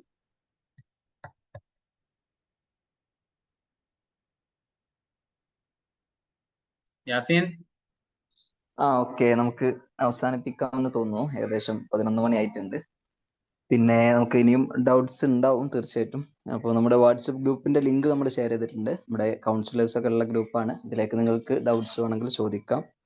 അതുപോലെ തന്നെ നമ്മുടെ കോഴിക്കോട്, മലപ്പുറം ഓഫീസുകളിൽ നമുക്ക് കരിയർ ഗൈഡൻസ് സേവനവും എല്ലാ ദിവസങ്ങളിലും, ഞായറാഴ്ച ഒഴികെയുള്ള ദിവസങ്ങളിൽ ലഭ്യമാണ്.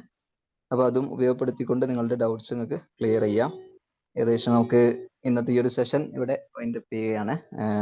ഈ ഒരു സെഷന് വളരെ അവഗാഹത്തോടു കൂടി പിന്നെ ഇതിൽ എല്ലാ കാര്യങ്ങളും നമ്മളോട് സംബന്ധിച്ച സിജിയുടെ റിസോഴ്സ് പേഴ്സൺ എഞ്ചിനീയർ അൻവർ സാറിന് എല്ലാവിധ നന്ദിയും സിജി കരിയർ ഡിപ്പാർട്ട്മെന്റിന്റെ പേരിൽ അറിയിക്കുകയാണ്. അതുപോലെ തന്നെ ഇതിൽ വലിയൊരു പങ്കാളിത്തം തന്നെ നമുക്ക് ഉണ്ടായിട്ടുണ്ട്. 100-ലധികം ആളുകൾ പങ്കെടുത്തിട്ടുണ്ട്. നമ്മൾ യൂട്യൂബ് ലൈവ് കൂടി ഇട്ടിട്ടാണ് പിന്നെ ആളുകൾക്ക് ജോയിൻ ചെയ്യാൻ സാധിച്ചത്. അപ്പോൾ ഈ ഒരു പങ്കാളിത്തം അതിന് പിന്നെ എല്ലാവരെയും ഈ ഒരു പരിപാടിയിൽ എത്തിച്ചേർന്ന എല്ലാവരെയും അഭിനന്ദിച്ചുകൊണ്ട് എല്ലാവർക്കും നന്ദി രേഖപ്പെടുത്തിക്കൊണ്ട് ഈ ഒരു സെഷൻ അവസാനിപ്പിച്ചതായിട്ട് അറിയിക്കുന്നു. Thank you all. Thank you very much.